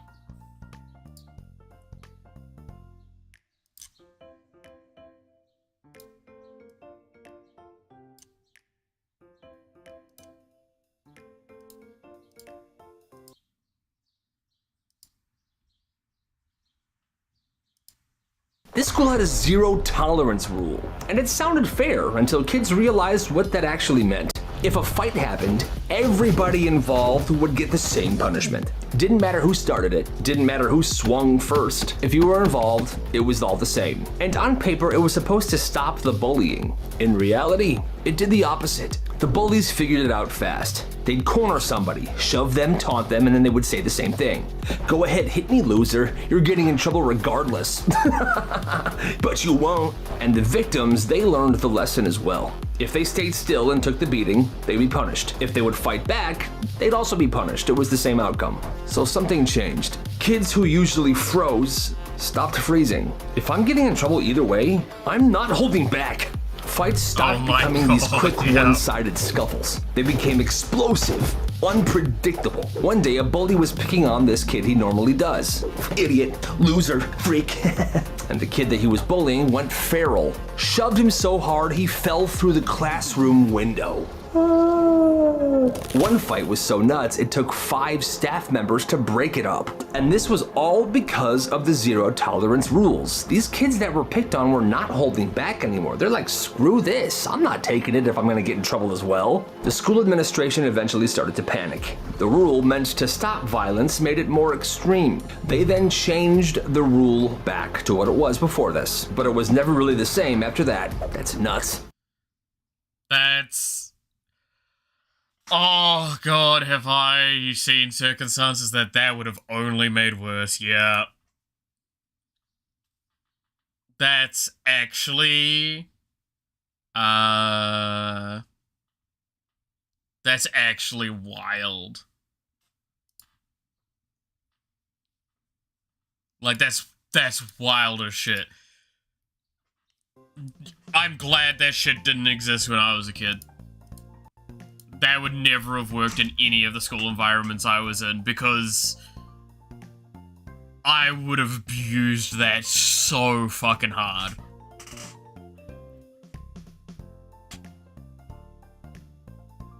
It's interesting though, because it is actually, like, that makes sense. That is actually a very natural outcome for that scenario. That does seem like a very valid follow-on. It's again why I always try and make an argument of you have to make subjective rulings in a lot of cases, and it's why the courts should do that as often as they can as well. We talked about it the other fucking week even, about the concept of, like, stealing's a crime, but if you find out that this individual is stealing because, like, this is the only way that they can obtain food, they literally have no access to it because it is just... like the generic story of, like, a little kid and their little sibling, and they're trying to steal food for that sibling. It's like, you kind of don't want to punish them anywhere near as hard, because that seems kind of fucked up. But also, at the same time, you should still punish wrongdoing, so you need to find a valid point for that. So yeah, this is something where it's like, yeah, no, you can never put a hard, fast rule on anything. The moment you put universal rules on, things go wrong. You can put... I would totally play that. Oh, fuck yeah, that would've been a hell of a game. Hell of a way of doing it all. Dude, that's just literally GTA schools, right? Oh god, I did see a joke the other day that was really sad that people didn't get it. Which was that apparently in the next GTA, there's gonna be pride parades and stuff. And, like, someone posted a joke where it's, like, both, like, Pride supporters and people against Pride being really happy about this, and people going like, why are the anti-Pride people so happy about this? I'm like, you don't know GTA, do you?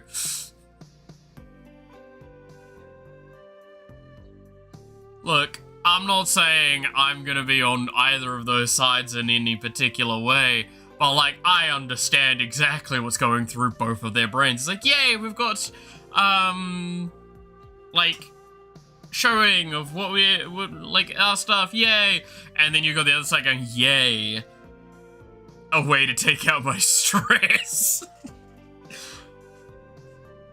Look, I still remember in Saints Row 4? Yeah, I think 4. I would run around and shoot civilians with a dubstep gun, just to release stress. This is at the point where I had, like, godlike maxed out powers. So the dubstep gun was definitely incredibly unnecessary, especially on the civilian population. But also, wub wub wub wub wub wub wub. Collect all the flags. Exactly. But no, I stand by that. You need to understand that when you add something like that to something like the game like this, it's going to more likely, in the end, anger the people you're trying to support, because the other group will have the best opportunity to show how malicious they feel. But also at the same time, it gives them a stress outlet. Look, I'm not going to say you have to support things that you don't want to, as long as you're not a bigot about it. That's the simple argument, right? Like, you don't have to support, like, pride per se, as long as you're not anti-pride, if that makes sense. Like, that's my set of it. It's like, if you don't support it, and you just don't get involved then, on either end of it. But that's also something to tell the people that do support this thing, is that if people don't want to support it, antagonizing them will only make them want to actively not support.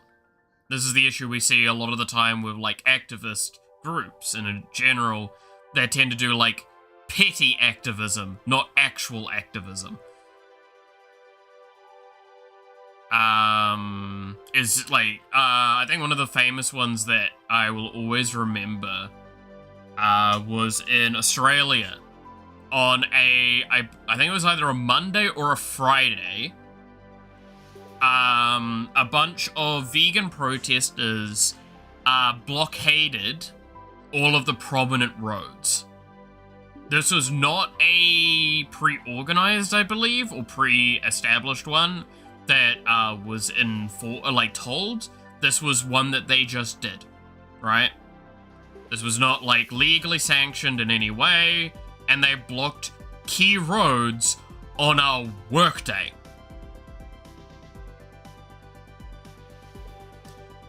So, I'm gonna be perfectly honest with you. I don't care what you're preaching, I just know that you're stopping me from getting to work. Right? And I'm sure everyone here can understand, it's like, it doesn't matter if you're preaching a good thing or a bad thing in that situation. You are now actually making my day more of a headache, more painful, more frustrating. I'm going to actively want to, go against you, if anything.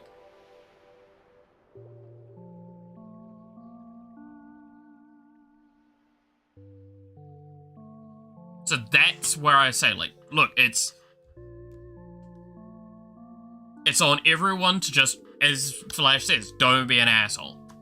That's why I say the whole bigot thing, right? It's like, I'm all good with everything up until bigotry. If you believe in something, if you truly, truly believe in something, the best way to do something about it is, like, find a way to inform individuals, but not antagonize them. Passive information, if anything, is actually more powerful than people give let on.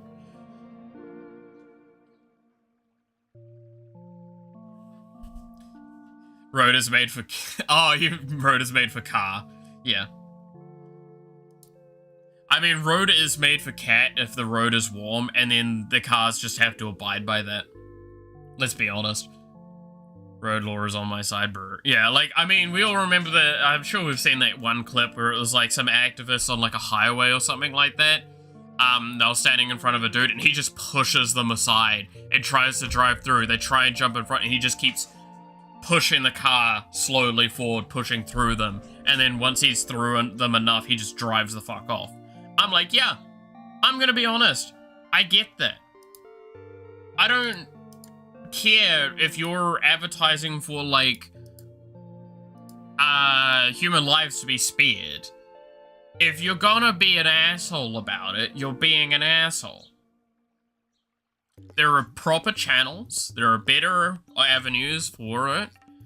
Like, you actually, again, this is why we talk about, like, I don't tend to want to talk about some of this stuff, but, like, why there's the talk about, like, how, you've got those activists, in the luge that, like, throw fucking, food over paintings there. Right? And it's like, look, you're not, like, doing a very convincing thing of, like, protect the world by destroying creativity. That's what you're doing with that. Like, you're not getting your message out in the right way.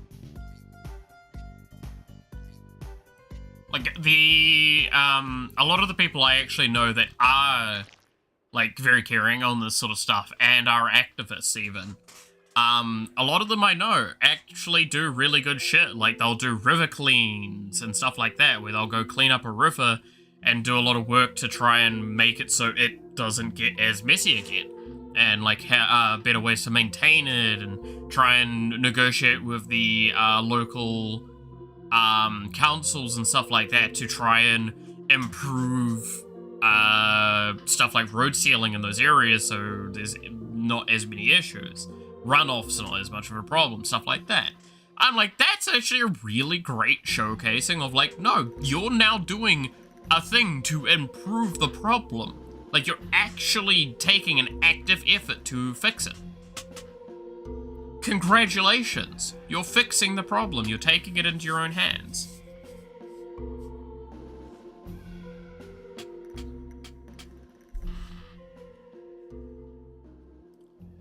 But sadly enough, the way the internet is, obviously, only angry actions get results, right? Roads are a mess in my region of the US. Oh, I mean, in my region in New Zealand, we've got a lot of, like, farm land, specifically dairy, and it leads to a lot of pollution in our river. Our river is actually, I believe, top 3 of the most polluted rivers in the world. And it is the most polluted river in New Zealand, which is not good. And fun fact, I swam in it when I was a kid. It wasn't too bad back then. Now it's just genuinely, you'll be lucky if you can see like an inch into the water for how fucking like muddy and disgusting it is.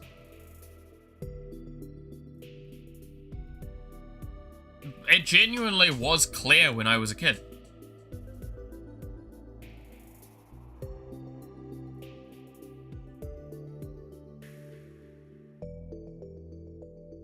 You got the Springfield movie water? Yeah, the Simpsons movie.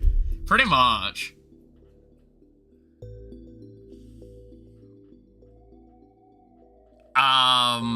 So, like, that's been a big thing for a long time, is like, hey, we need to do something about this, and the problem is that there's so much back and forth of, like, what is the problem? What do we need to solve about it? Like, what can be done about it? That nothing gets done. And it's too busy being like, because farmers will blame urban because it's like, oh, the runoff from vehicles. There's too many vehicles on the road, there's too much oil and shit like that getting in the river, which is correct. There is too much. But then everyone else is going, well, it's the rural section because they've got like runoff going into the streams and the rivers from dairy farms, which is also correct. Yeah, no, fun fact about the whole argument. Both sides are in the wrong. You know how LMH hallucinates stuff out of nowhere for no reason? I'd love to feed it medical questions and have it go ballistic justifying lobotomy. Yeah, that sounds about right.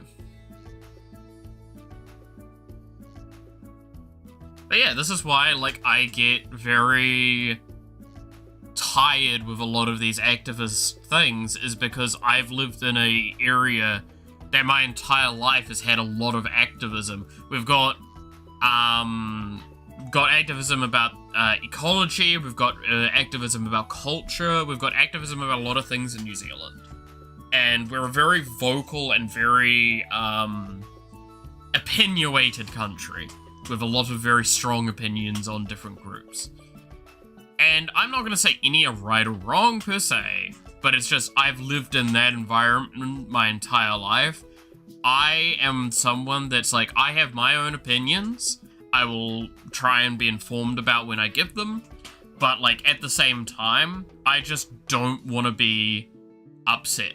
Like, you know, one that I fucking love, and I actually think is a really good way of advertising yourself with this stuff. So we've had a lot of teacher strikes here in New Zealand because the teachers do get hugely underpaid and under-resourced. Like just about any like essential service, including doctors and all that. But like with the teachers, there was one thing that they keep doing multiple times a year, and I love this, is they find the most like frequented streets, find the most frequented like basically the lights and like the intersections, and they will hold signs up going like, honk if you support teacher rights. And they're having a bunch of fun on the side of the road. They're, sometimes they're like playing with bubbles. So some kids get involved and have fun there, but it's all off-road. Right? And it's all silly times, and they're blaring music as well, and it's never like oppressively blaring, but they're like playing music, and it's in these key spots. So it's like, you've got a lot of visual feedback of it, you've got people showing like a form of support, soft support by honking, and you're getting people seeing the problem, which is getting talked about on the news.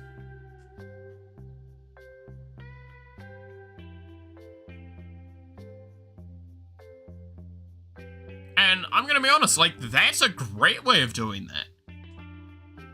If you want to do stuff like that, that's great. I'm like, thumbs up. You're not stopping someone from being able to go about their day. That's the most important thing. Like, you can see as well, when someone walks past and they're not wanting to get involved, they move aside. And I'm like, that is something I respect.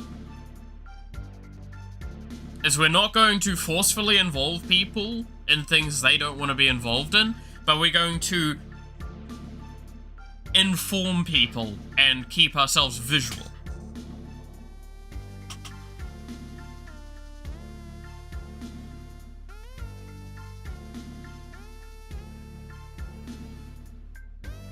So, I like that.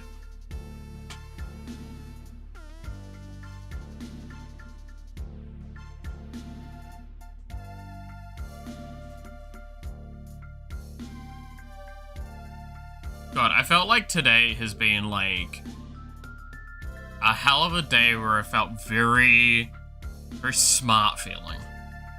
There's a joke I want to make, but I'm not gonna make it. Just thinking about that more.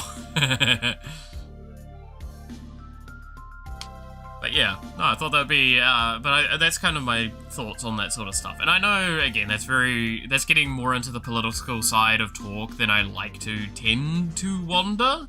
But I feel like this was a valid, kind of branch into this discussion.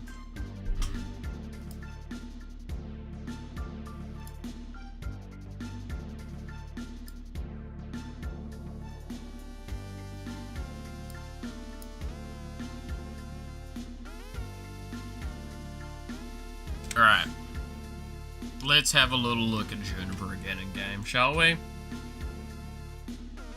Be happy about the fact that, like, outside of her ultimate ability and Neuro's ultimate ability, all these characters are, like, pretty done up. And rebalancing, obviously. I want to make a beat 'em up about a geek who gets bullied and sees the zero tolerance. Honestly, you could make a game with that. Like, unjokingly. I could see a game being made with that and it not being a bad game.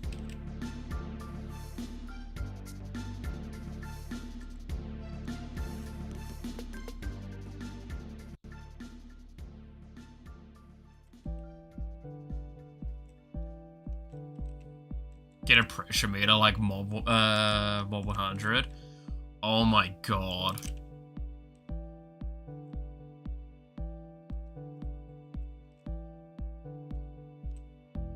That actually would work so well.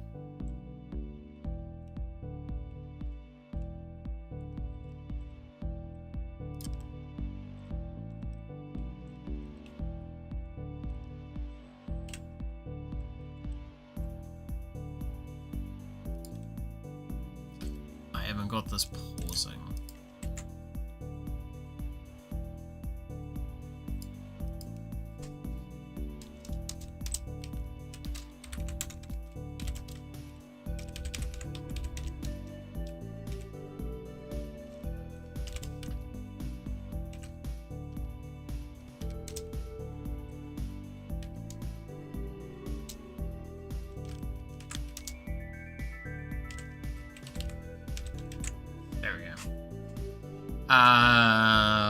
Just taking moves and just copying his favorite fighting game characters as he gets more confident fighting.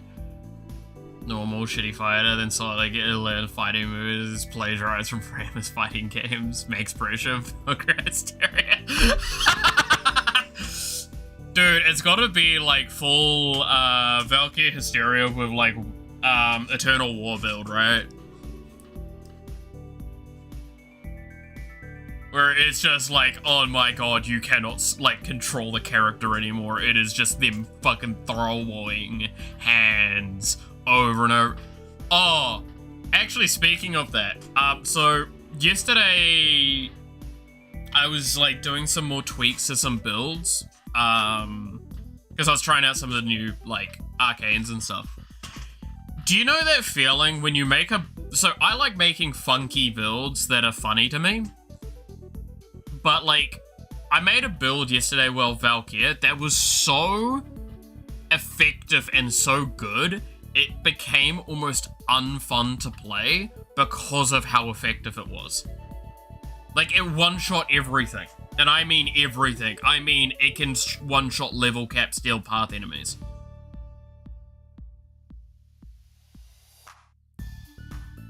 Just go fight all the bully hierarchies in the school. Oh my god, is it gonna be like a fucking, you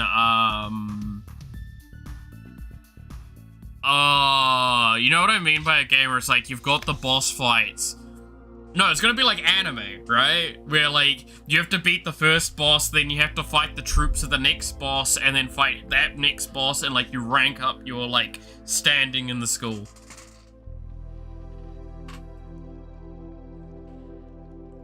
Wait a minute, you could just... I don't know if I want to say this one. There's a specific anime that just came to mind that I'm like, you could just make that. Do you know the one anime where, like, it's a guy that goes to a school that's co-ed, quotation marks, but the women are allowed to have weapons, and the men aren't, and the men get beaten so, like, intensely, they all just, like, cross-dress? And then the main character comes in and he just can, like, punch people really well. And he goes along and he slowly collects the bosses of all of, like, the different factions. Just do that.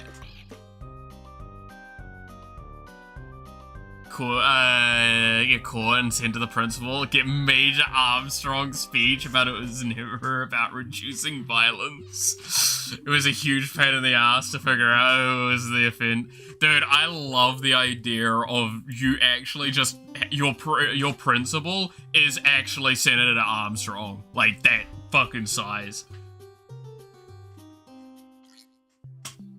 Yeah, this is a teenager. Exactly. And it's just, it actually does, like, the drop kicks here and it's like, used to play ball in college, you know?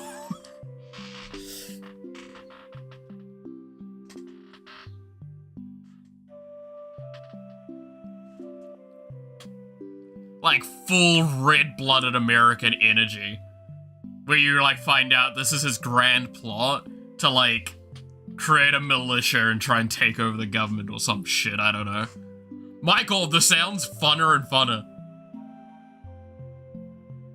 Wait, no, this actually sounds amazing. That it's just like straight up, you go to the school and you're a problem child and they've got like a zero tolerance for like fighting in there. But like all the top gangs get away with it because they've got like favoritism or some shit. And you just go around and beat the shit out of them and take their spots. Beat up all the bullies, beat up all of that, become like the leader, and then you have to fight the principal that's Senator Armstrong. That actually sounds so fun.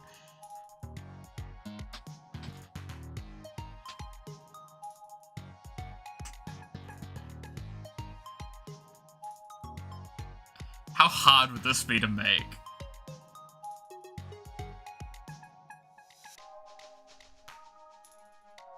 Rediscovered class 07? Class 07.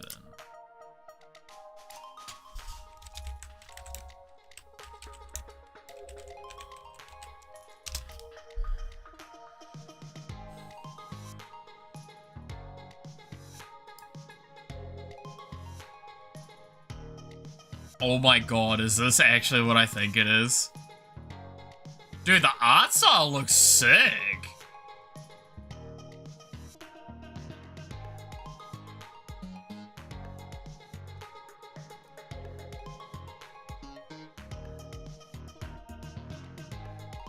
Ending scene is becoming Kiryu Kazuma.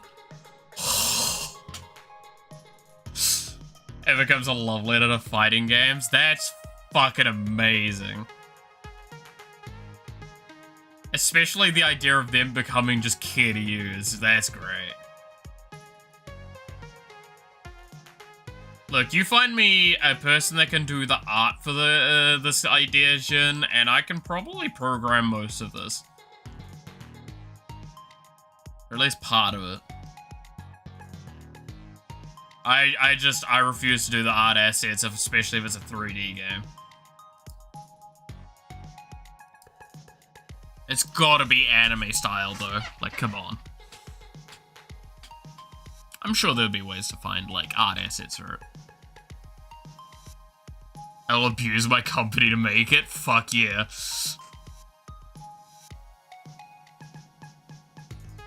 Dude, that sounds so much fun, though. Let me know if you need a hand with it. I'll happily help with it. For pay, of course. I mean, oh what? That sounds so good, though, of a game. Such a shit post energy I love.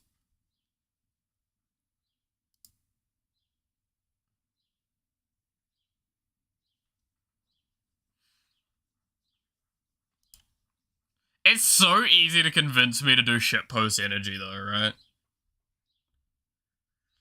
I have a few people in mind at school to set up a partnership.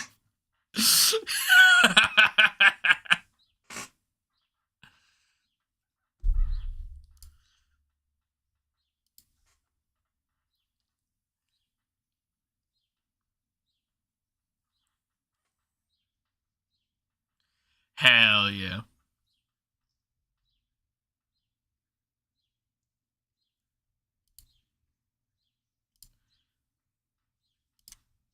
And you know that I'm not, like, terrible at this stuff because I'm very open about what I do. Hey man, I'm easy to commission for stuff, especially programming. I like doing program commissions. They're fun.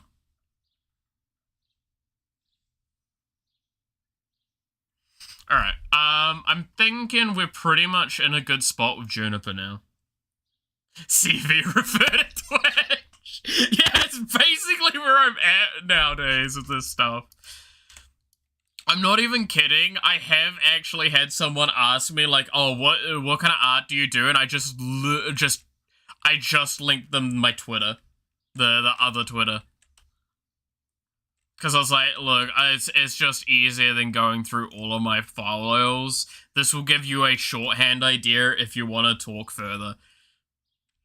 And I love that. That was very funny to me.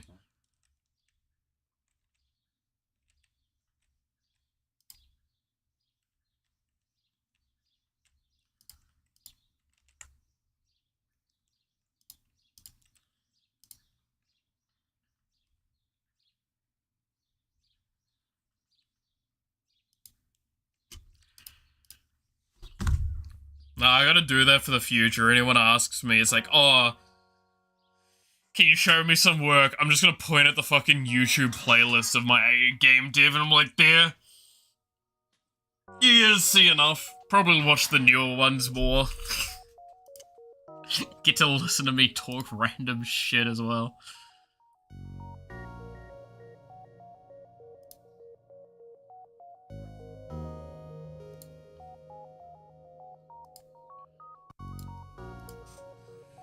Oh, God.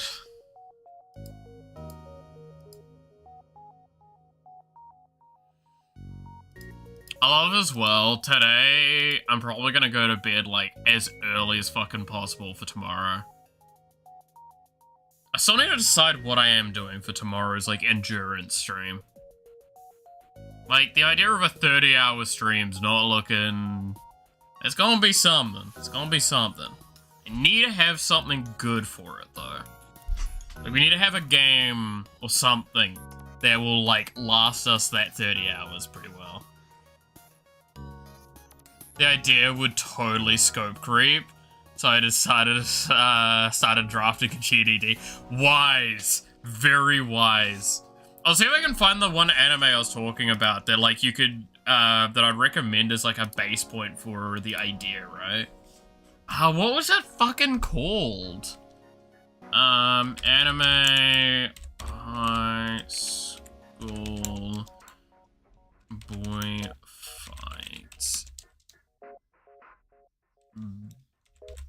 girls.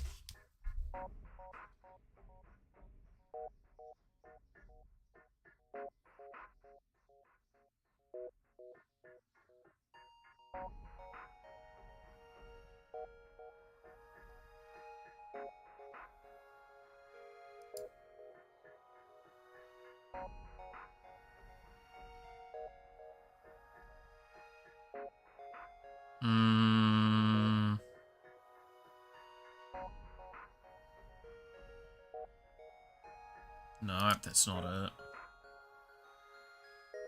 That's it. What's the name?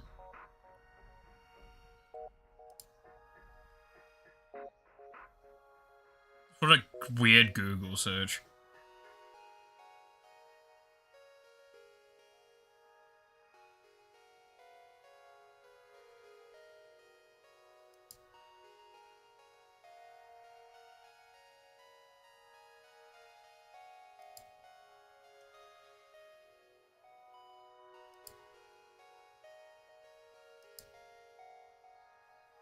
Armed Girls Machiavellism. Whatever that fucking word is.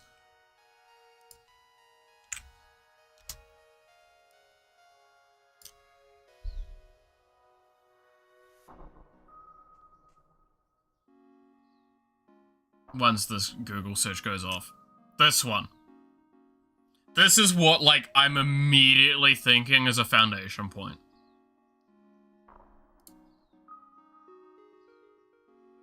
Because it's literally, guy turns up and, you've got these characters here. With all, like, different powers. As, like, I think they're literally called, like, the 5 swords or something like that. And they're the ones that are actually allowed to be armed with something that's not a baton.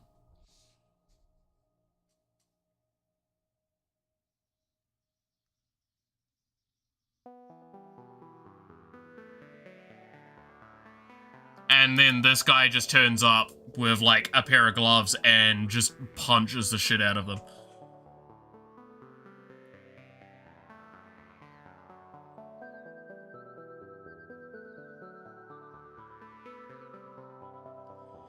It'd be almost like Mad World? Mad World.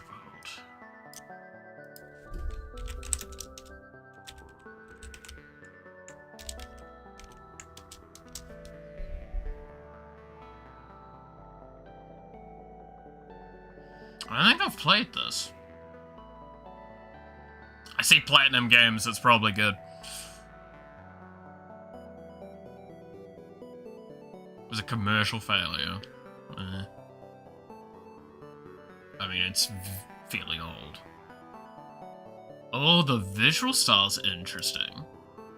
I can see why this might not work, though, because of the visuals. The excessive inkiness, yeah.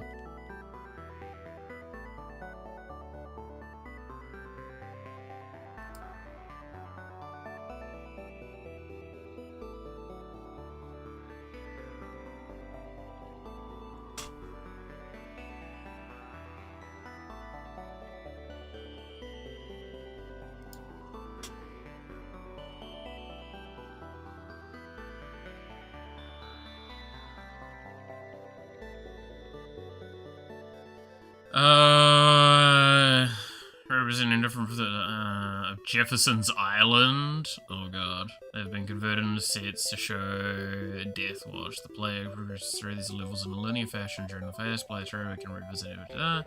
These levels are open environments, allowing the player to explore freely. Although some sections of the level may require the player to earn a number of points before it will be accessible. Yeah, you probably do something a little bit like that. Your level features motorcycle-based combat. I mean, you can definitely do unique combats for different groupings. That's why I say, like, it probably... Anything there not sports died, yeah. Again, that's why I'm like, it's a Platinum game, so it's probably good, but it's like, the visual style definitely has its problems. Yeah, the 3 years until it was released on a normal platform probably hurt it a lot. But that's why I say, like, have specific faction leaders in the school that they're, like, the favorites of the principal that are able to get around the rule or something.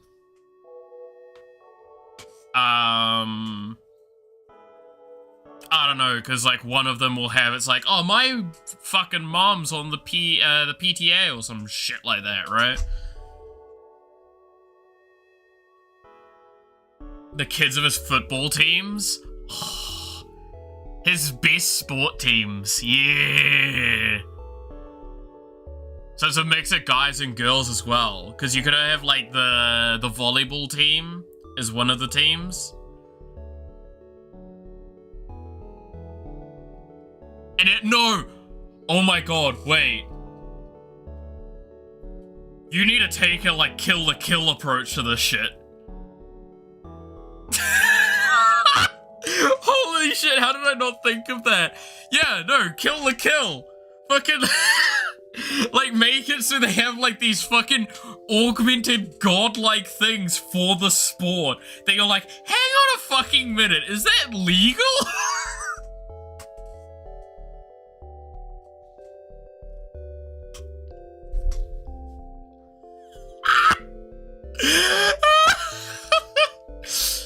Oh, I love that idea, actually. And it's just a bunch of, like, the leading clubs that you have to fight. That are his favorites because they're, like, building up for his little militia. That he wants to take over the government with. Writes notes furious. Like, it sounds so fucking dumb. They were just like, you turn up and you're like, square up, fools. They pull out a fucking chainsaw and it's like, okay, look, I'm here to square up, but what the fuck is that?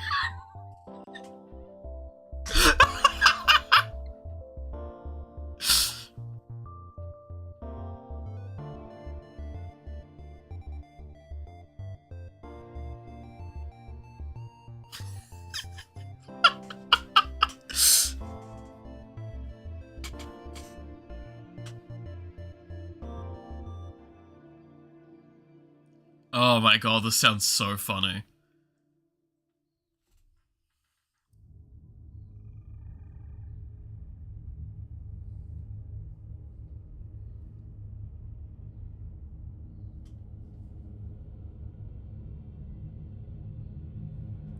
Oh no.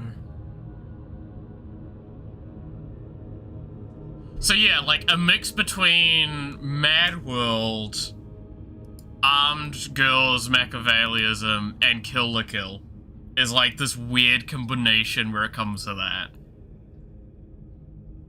I love that idea. The best part is, right, they'll use these weapons against the main character, and it's like, why the fuck are you armed? It's like, no, this is my tool for my club. It's like, motherfucker, that's a gun!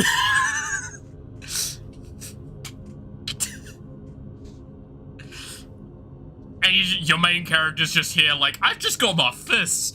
You guys are bullying everyone. I'm just gonna break some fucking bones. Fuck this shit.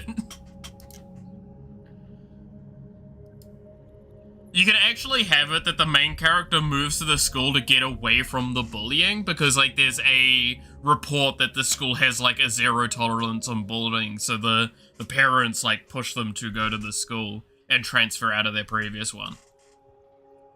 And that's when you find out like the whole time is they've been like doing martial arts and shit like that, but they keep taking the punches and they just never dish them out. And this school finally goes like, you know what? With that one ruling, the straw breaks.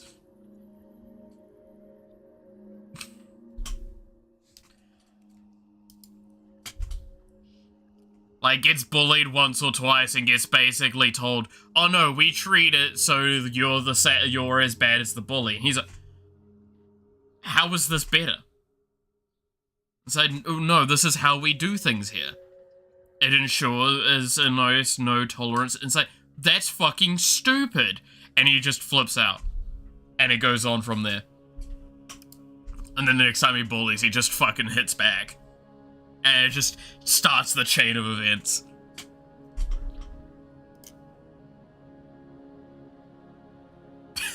This sounds so fucking funny.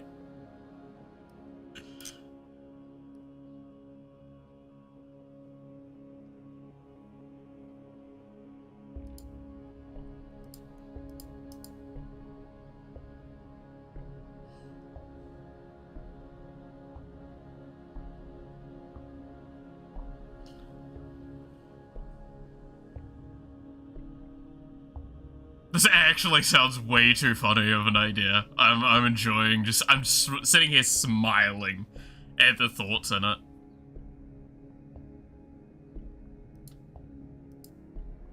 So fucking dumb.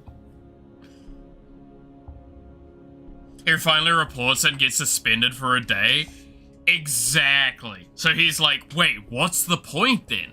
Like, it's very much a what's the point moment where it's like, you know what?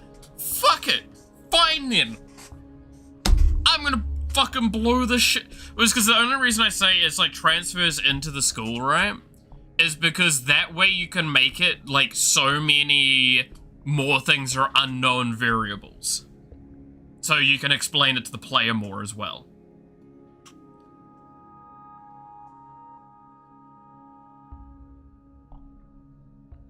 There's like, if you have a kid being heavily bullied, transferring schools to get away from the bullying, to reduce it and stuff like that, that makes sense.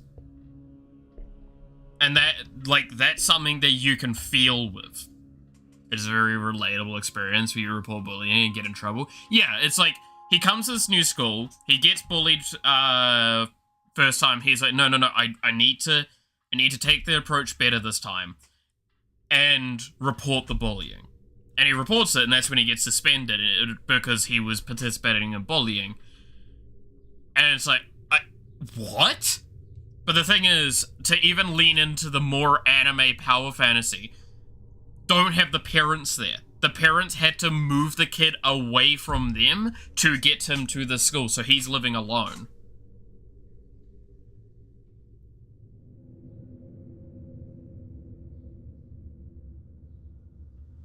Perhaps suspended perma and then comes back to hunt. No, I think you keep it low initially, and then you have like a gauge where it's like, think of, oh my god, no, think of it like Persona, where you have like X amount of days until they will suspend you and you need to defeat the next club before then to gain, like, the thing to basically stop you from being able to be suspended for an X amount of time. Like, X amount of days or something like that. So it's like, it is a Persona thing. Where it's like, you get, like, the fucking quest thing up the top, or it's like X days until suspension. New inspiration added. Hatred. Yeah. Something along those sorts of lines, because you want to make it so you actually, like, root for this character, and they're not fully down and out, but it's like, this shit's just gonna get worse. Like, that's why I say, you don't give them the perma suspension initially, you give them a little bit of the suspension initially, just to give the taste of, like, this isn't going to get better. This is only going to get worse. It's going to progressively get worse. You need to strike back. And that's when you find out someone mentions is like, oh yeah, the top club members, they get, like, a thing that means that they can't be suspended.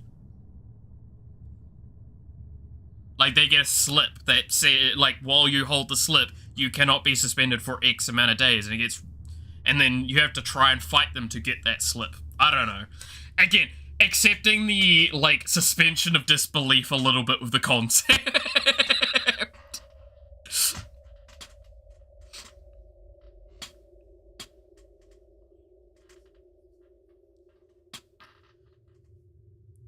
And, like, once you beat up a specific group, they're less prevalent, but, like, there's diehard fans that still are around that try to fight you still. But, like, most of them leave you alone now. Because they're like, nah. No. He beat up the boss. We need to take, like, a step back from this guy. So they turn up less frequently, but they're more, like, ravenous, I guess, in a sense.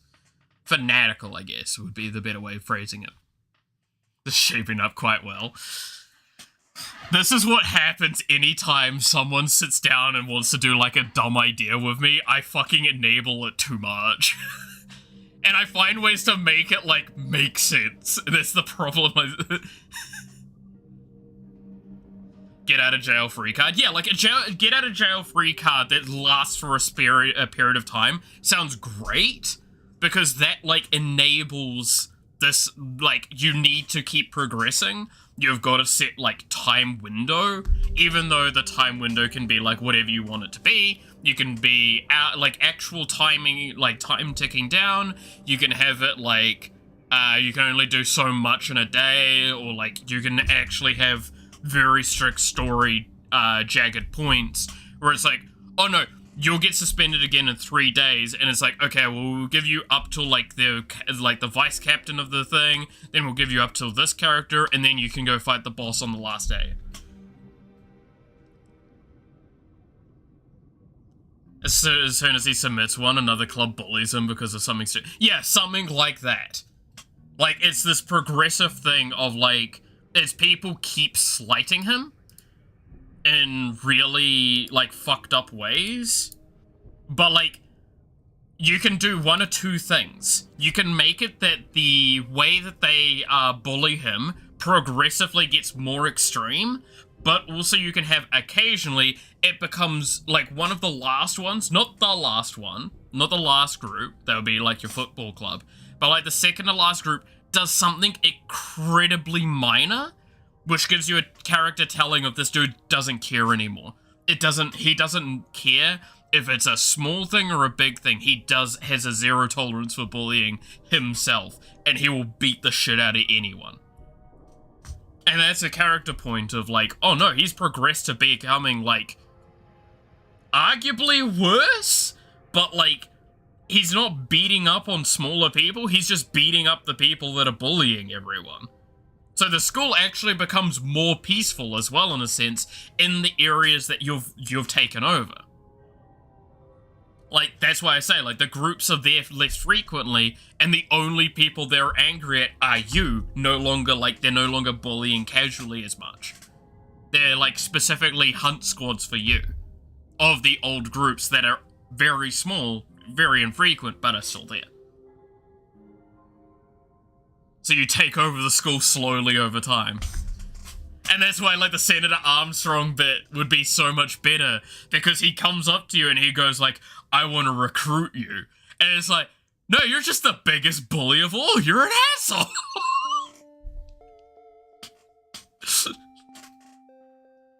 So I'll show you how we did bullying back in my day. And, like, some of his fucking moves are he grabs you and gives you a fucking, like, swirly or some shit.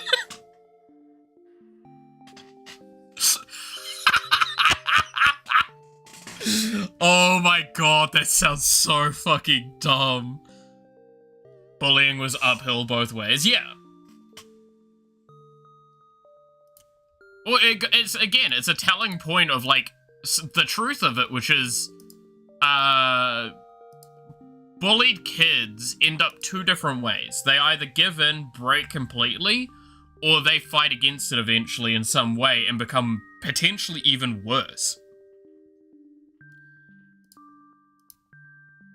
So that's what, like, this is supposed to kind of be a telling. I was like, no, this is when you're like, nah, fuck it. He wants the player as his protege? Exactly. He's like, you've beaten up my, like, football team captain. He was the best man I had. And with that, you've impressed me. So, young boy, would you want to be my protege? With that, you'll be given unlimited passes, and you'll never get suspended for any actions you would take. I can pass it past the PTA, don't worry. You see, I have a dream! And that's where it goes on to, like, the full fucking Senator Armstrong speech. It's like, together, we can remake education. No, America! Where the strong will rule the weak. And everyone can fight for themselves.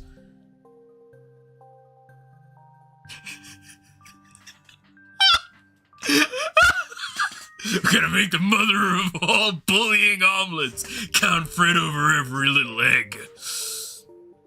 I fucking love the idea of this. Like, we need to get the Senator Armstrong speech and just, like, copy, like, 90% of it, but edit enough bits for it to make sense. And it'd be like, nah, they just fucking stole Senator Armstrong, eh?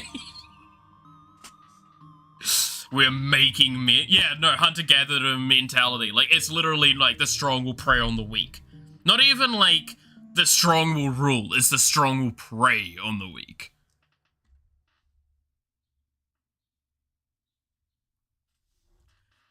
Which just, it's funny is because it ends up being like, oh, the zero tolerance bullying school? No, it's actually one of the most toxic environments there is. Because it's just enabling specific individuals that are just, no, it's like, this is a benefit to society. They should be allowed to do what they want and are able to get away with it. And the better, more of a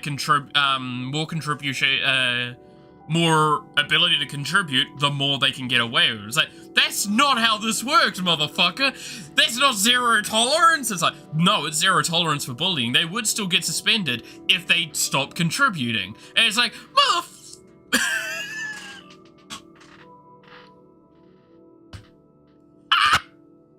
love that idea.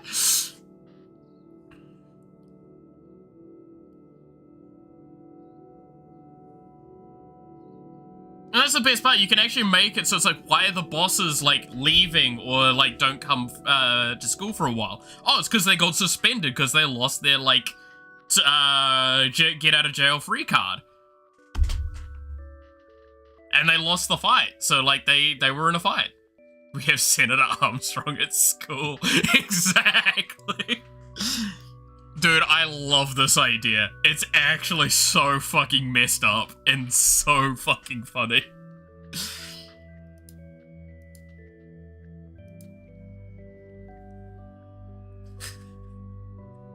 Lost their diplomatic immunity? Exactly.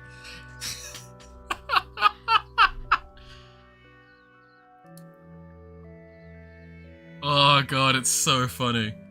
The idea of it's a fucking, like, principal's office and it's just Senator Armstrong behind the desk. Just that imagery is stuck in my head right now.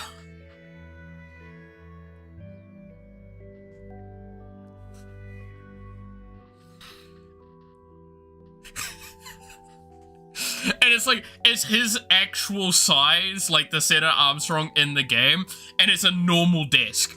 So he's like hunched the fuck over it. Like, you can't see the chair. It doesn't fit in his, like, silhouette. He's just... No, he's actually the size of, like, Gamagori in Kill la Kill.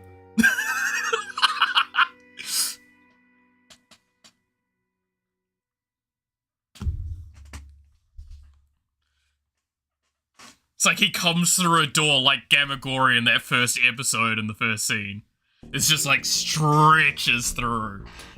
Pretty much like the whole room's him. There's a manga about this, I can't remember. Your Gamagori totally fits the image. Exactly. Like that kind of like gigantic hulking figure that you're like, no human being is as big as this guy. Like, no actual human being is this big, and it's just him in a normal setting. Everything around him in the principal's office is normal. And just this hulking figure doing paperwork. Because he keeps... the office door is outlining of his body, because he keeps breaking them. No, it's gonna be like a double door made of metal that, like, opens up and it looks like a garage door. It's like garage door opens principal's office and you're like, what the fuck? Why is there a garage door in the fucking middle of the school?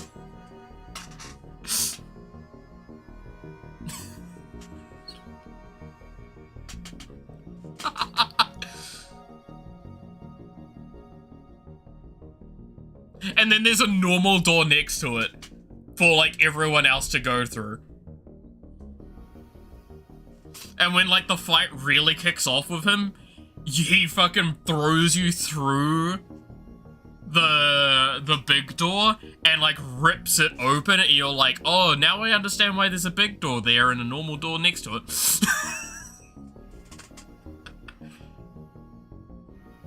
On a garage door with tiny plaque. Exactly. And the secretary's a tiny cutie as well. Oh, yeah, no, 100%. 100%. Well, it's because you'd have to interact with her on a frequent basis, because she'd be the one you're probably giving the cards to. Right? Like, she's the one that you're giving the pass to.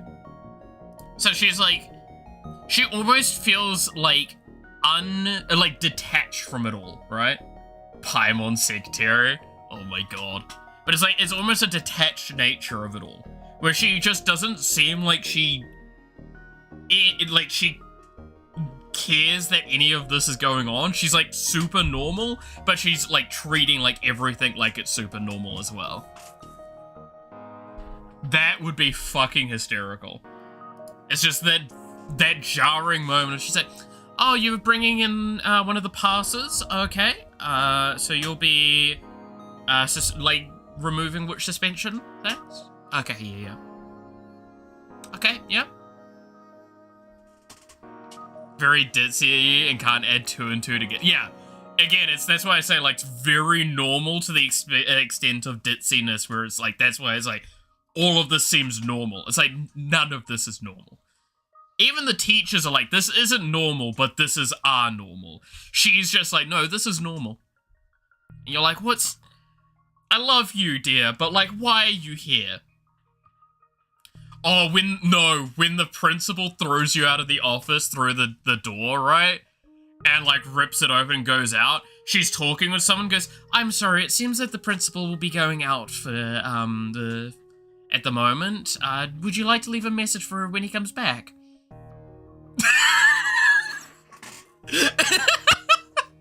Meanwhile, it's, like, actual bestial rage going on.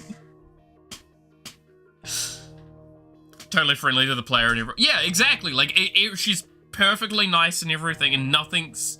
Like, she never gets angry, she never... Nothing. Just nice, calm.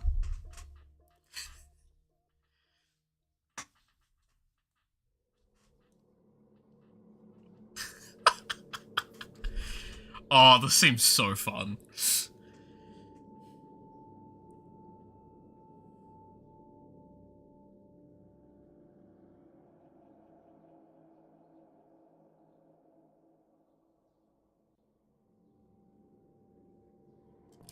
Oh, God. I love this idea so much. The storytelling alone's gotta be so funny.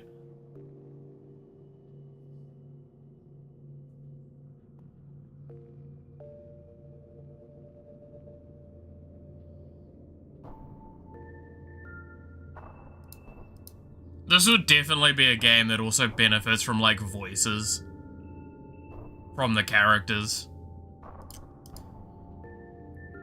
No, you know what, like, comes to mind with styling of this game? And I know this is, like, very over the top, but, you know, what was that one game that they, the fighting game that was, like, music-based? That was done a few years ago. Do you know what I'm talking about with that one?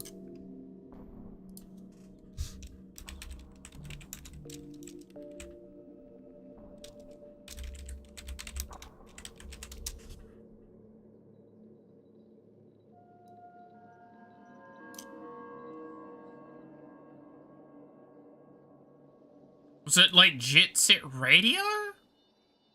Is that what was it? No, Hi-Fi Rush. Hi-Fi Rush. Hi-Fi Rush was what I'm thinking, where it's like that kind of styling of a lot of the visual and combat. Where, like, it starts out kind of normal, but it gets really egregious, and it's just a nice, simple visual style to work from. Very anime-esque as well, because all you need to do with anime is layer over the technique with doing anime visuals is to relayer the same model over itself at a sub-layer and make it completely black, as that's how you get the outlining stuff. That's what, like, Star Rail does. So you just need to make sure that models never go too egregious with their detailing. Hi-Fi Rush. Yeah, Hi-Fi Rush.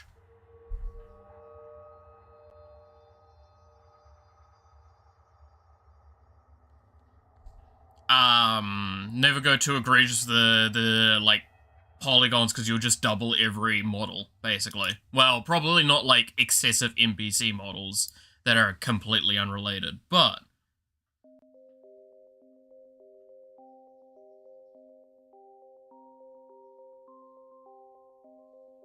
Yeah, no, Hi-Fi Rush is what I'm thinking of.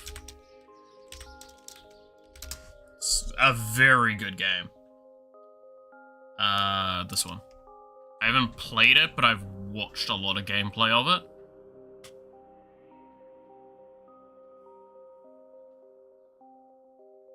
Important people are outlined for sure. Yeah.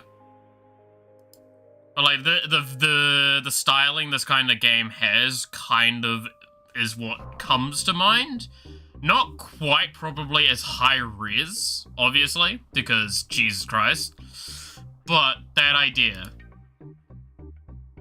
Because, like, you can also then have, because there's things like this where in the middle of a 3D fight, you'll have situations where it's kind of like a quick time event. And that would probably make a lot of sense, especially for the boss fights. And quick time events aren't too egregious as long as you've got the animations for them. It's a lot of assets work that I'm thinking is the big problem. Once you get, like, the fluidity of movement and combat going, it is just linking the visuals to that.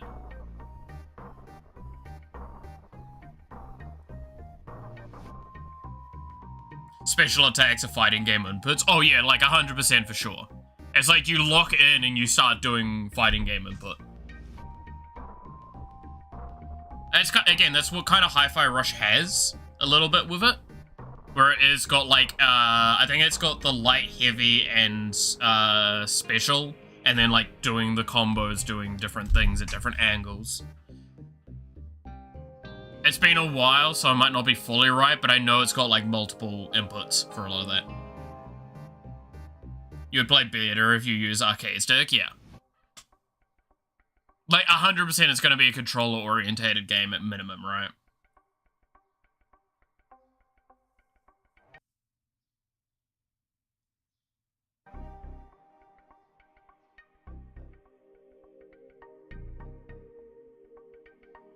Drafting version 2 of GDD and will share. Fair enough. I mean, I need to finish up soon as well, because it's nearly lunch. And I need to actually remember to eat. So... God, I get reminded how much of a dirty mind I have.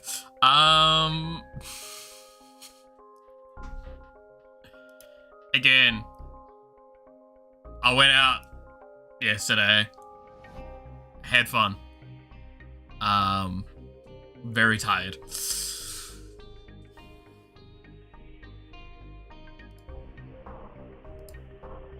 Yeah, I think I'm gonna finish up here for today, just because we are, like, nearly on the 5-hour marker. And I'm pretty happy with the fact that Juniper's basically, outside of her ult, nearly functional. Like, as intended, which is huge. I'll finish up her ult off camera. Now imagine me in full Saudi Prince outfit sharing this game and doing interviews. Oh my god. God, that would be so, like... I can see them just doing the interview and just kind of having a moment of like, not who we expected.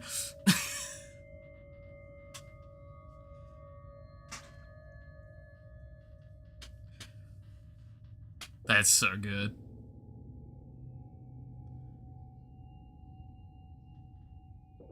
But yeah, no, I think, her ult needs to be done, so does Neuro's. Neuro's ult's gonna be interesting to do. Because I still need to sort out a couple of code problems with that idea. Because, just as a remembrance, Neuro's ult will be summoning evil. To fight alongside her. So you'll have 2 AIs running around for a little bit. Yeah, so I'm gonna have to try and figure out a way of cleanly doing that and making that all work nicely. We'll see. Alright, so, like I said though, I'm gonna probably finish up for today here. So, thank you so much for watching. I hope you enjoyed. You're awesome. Stay awesome. And I hope to see you again next time. Until then, bye-bye.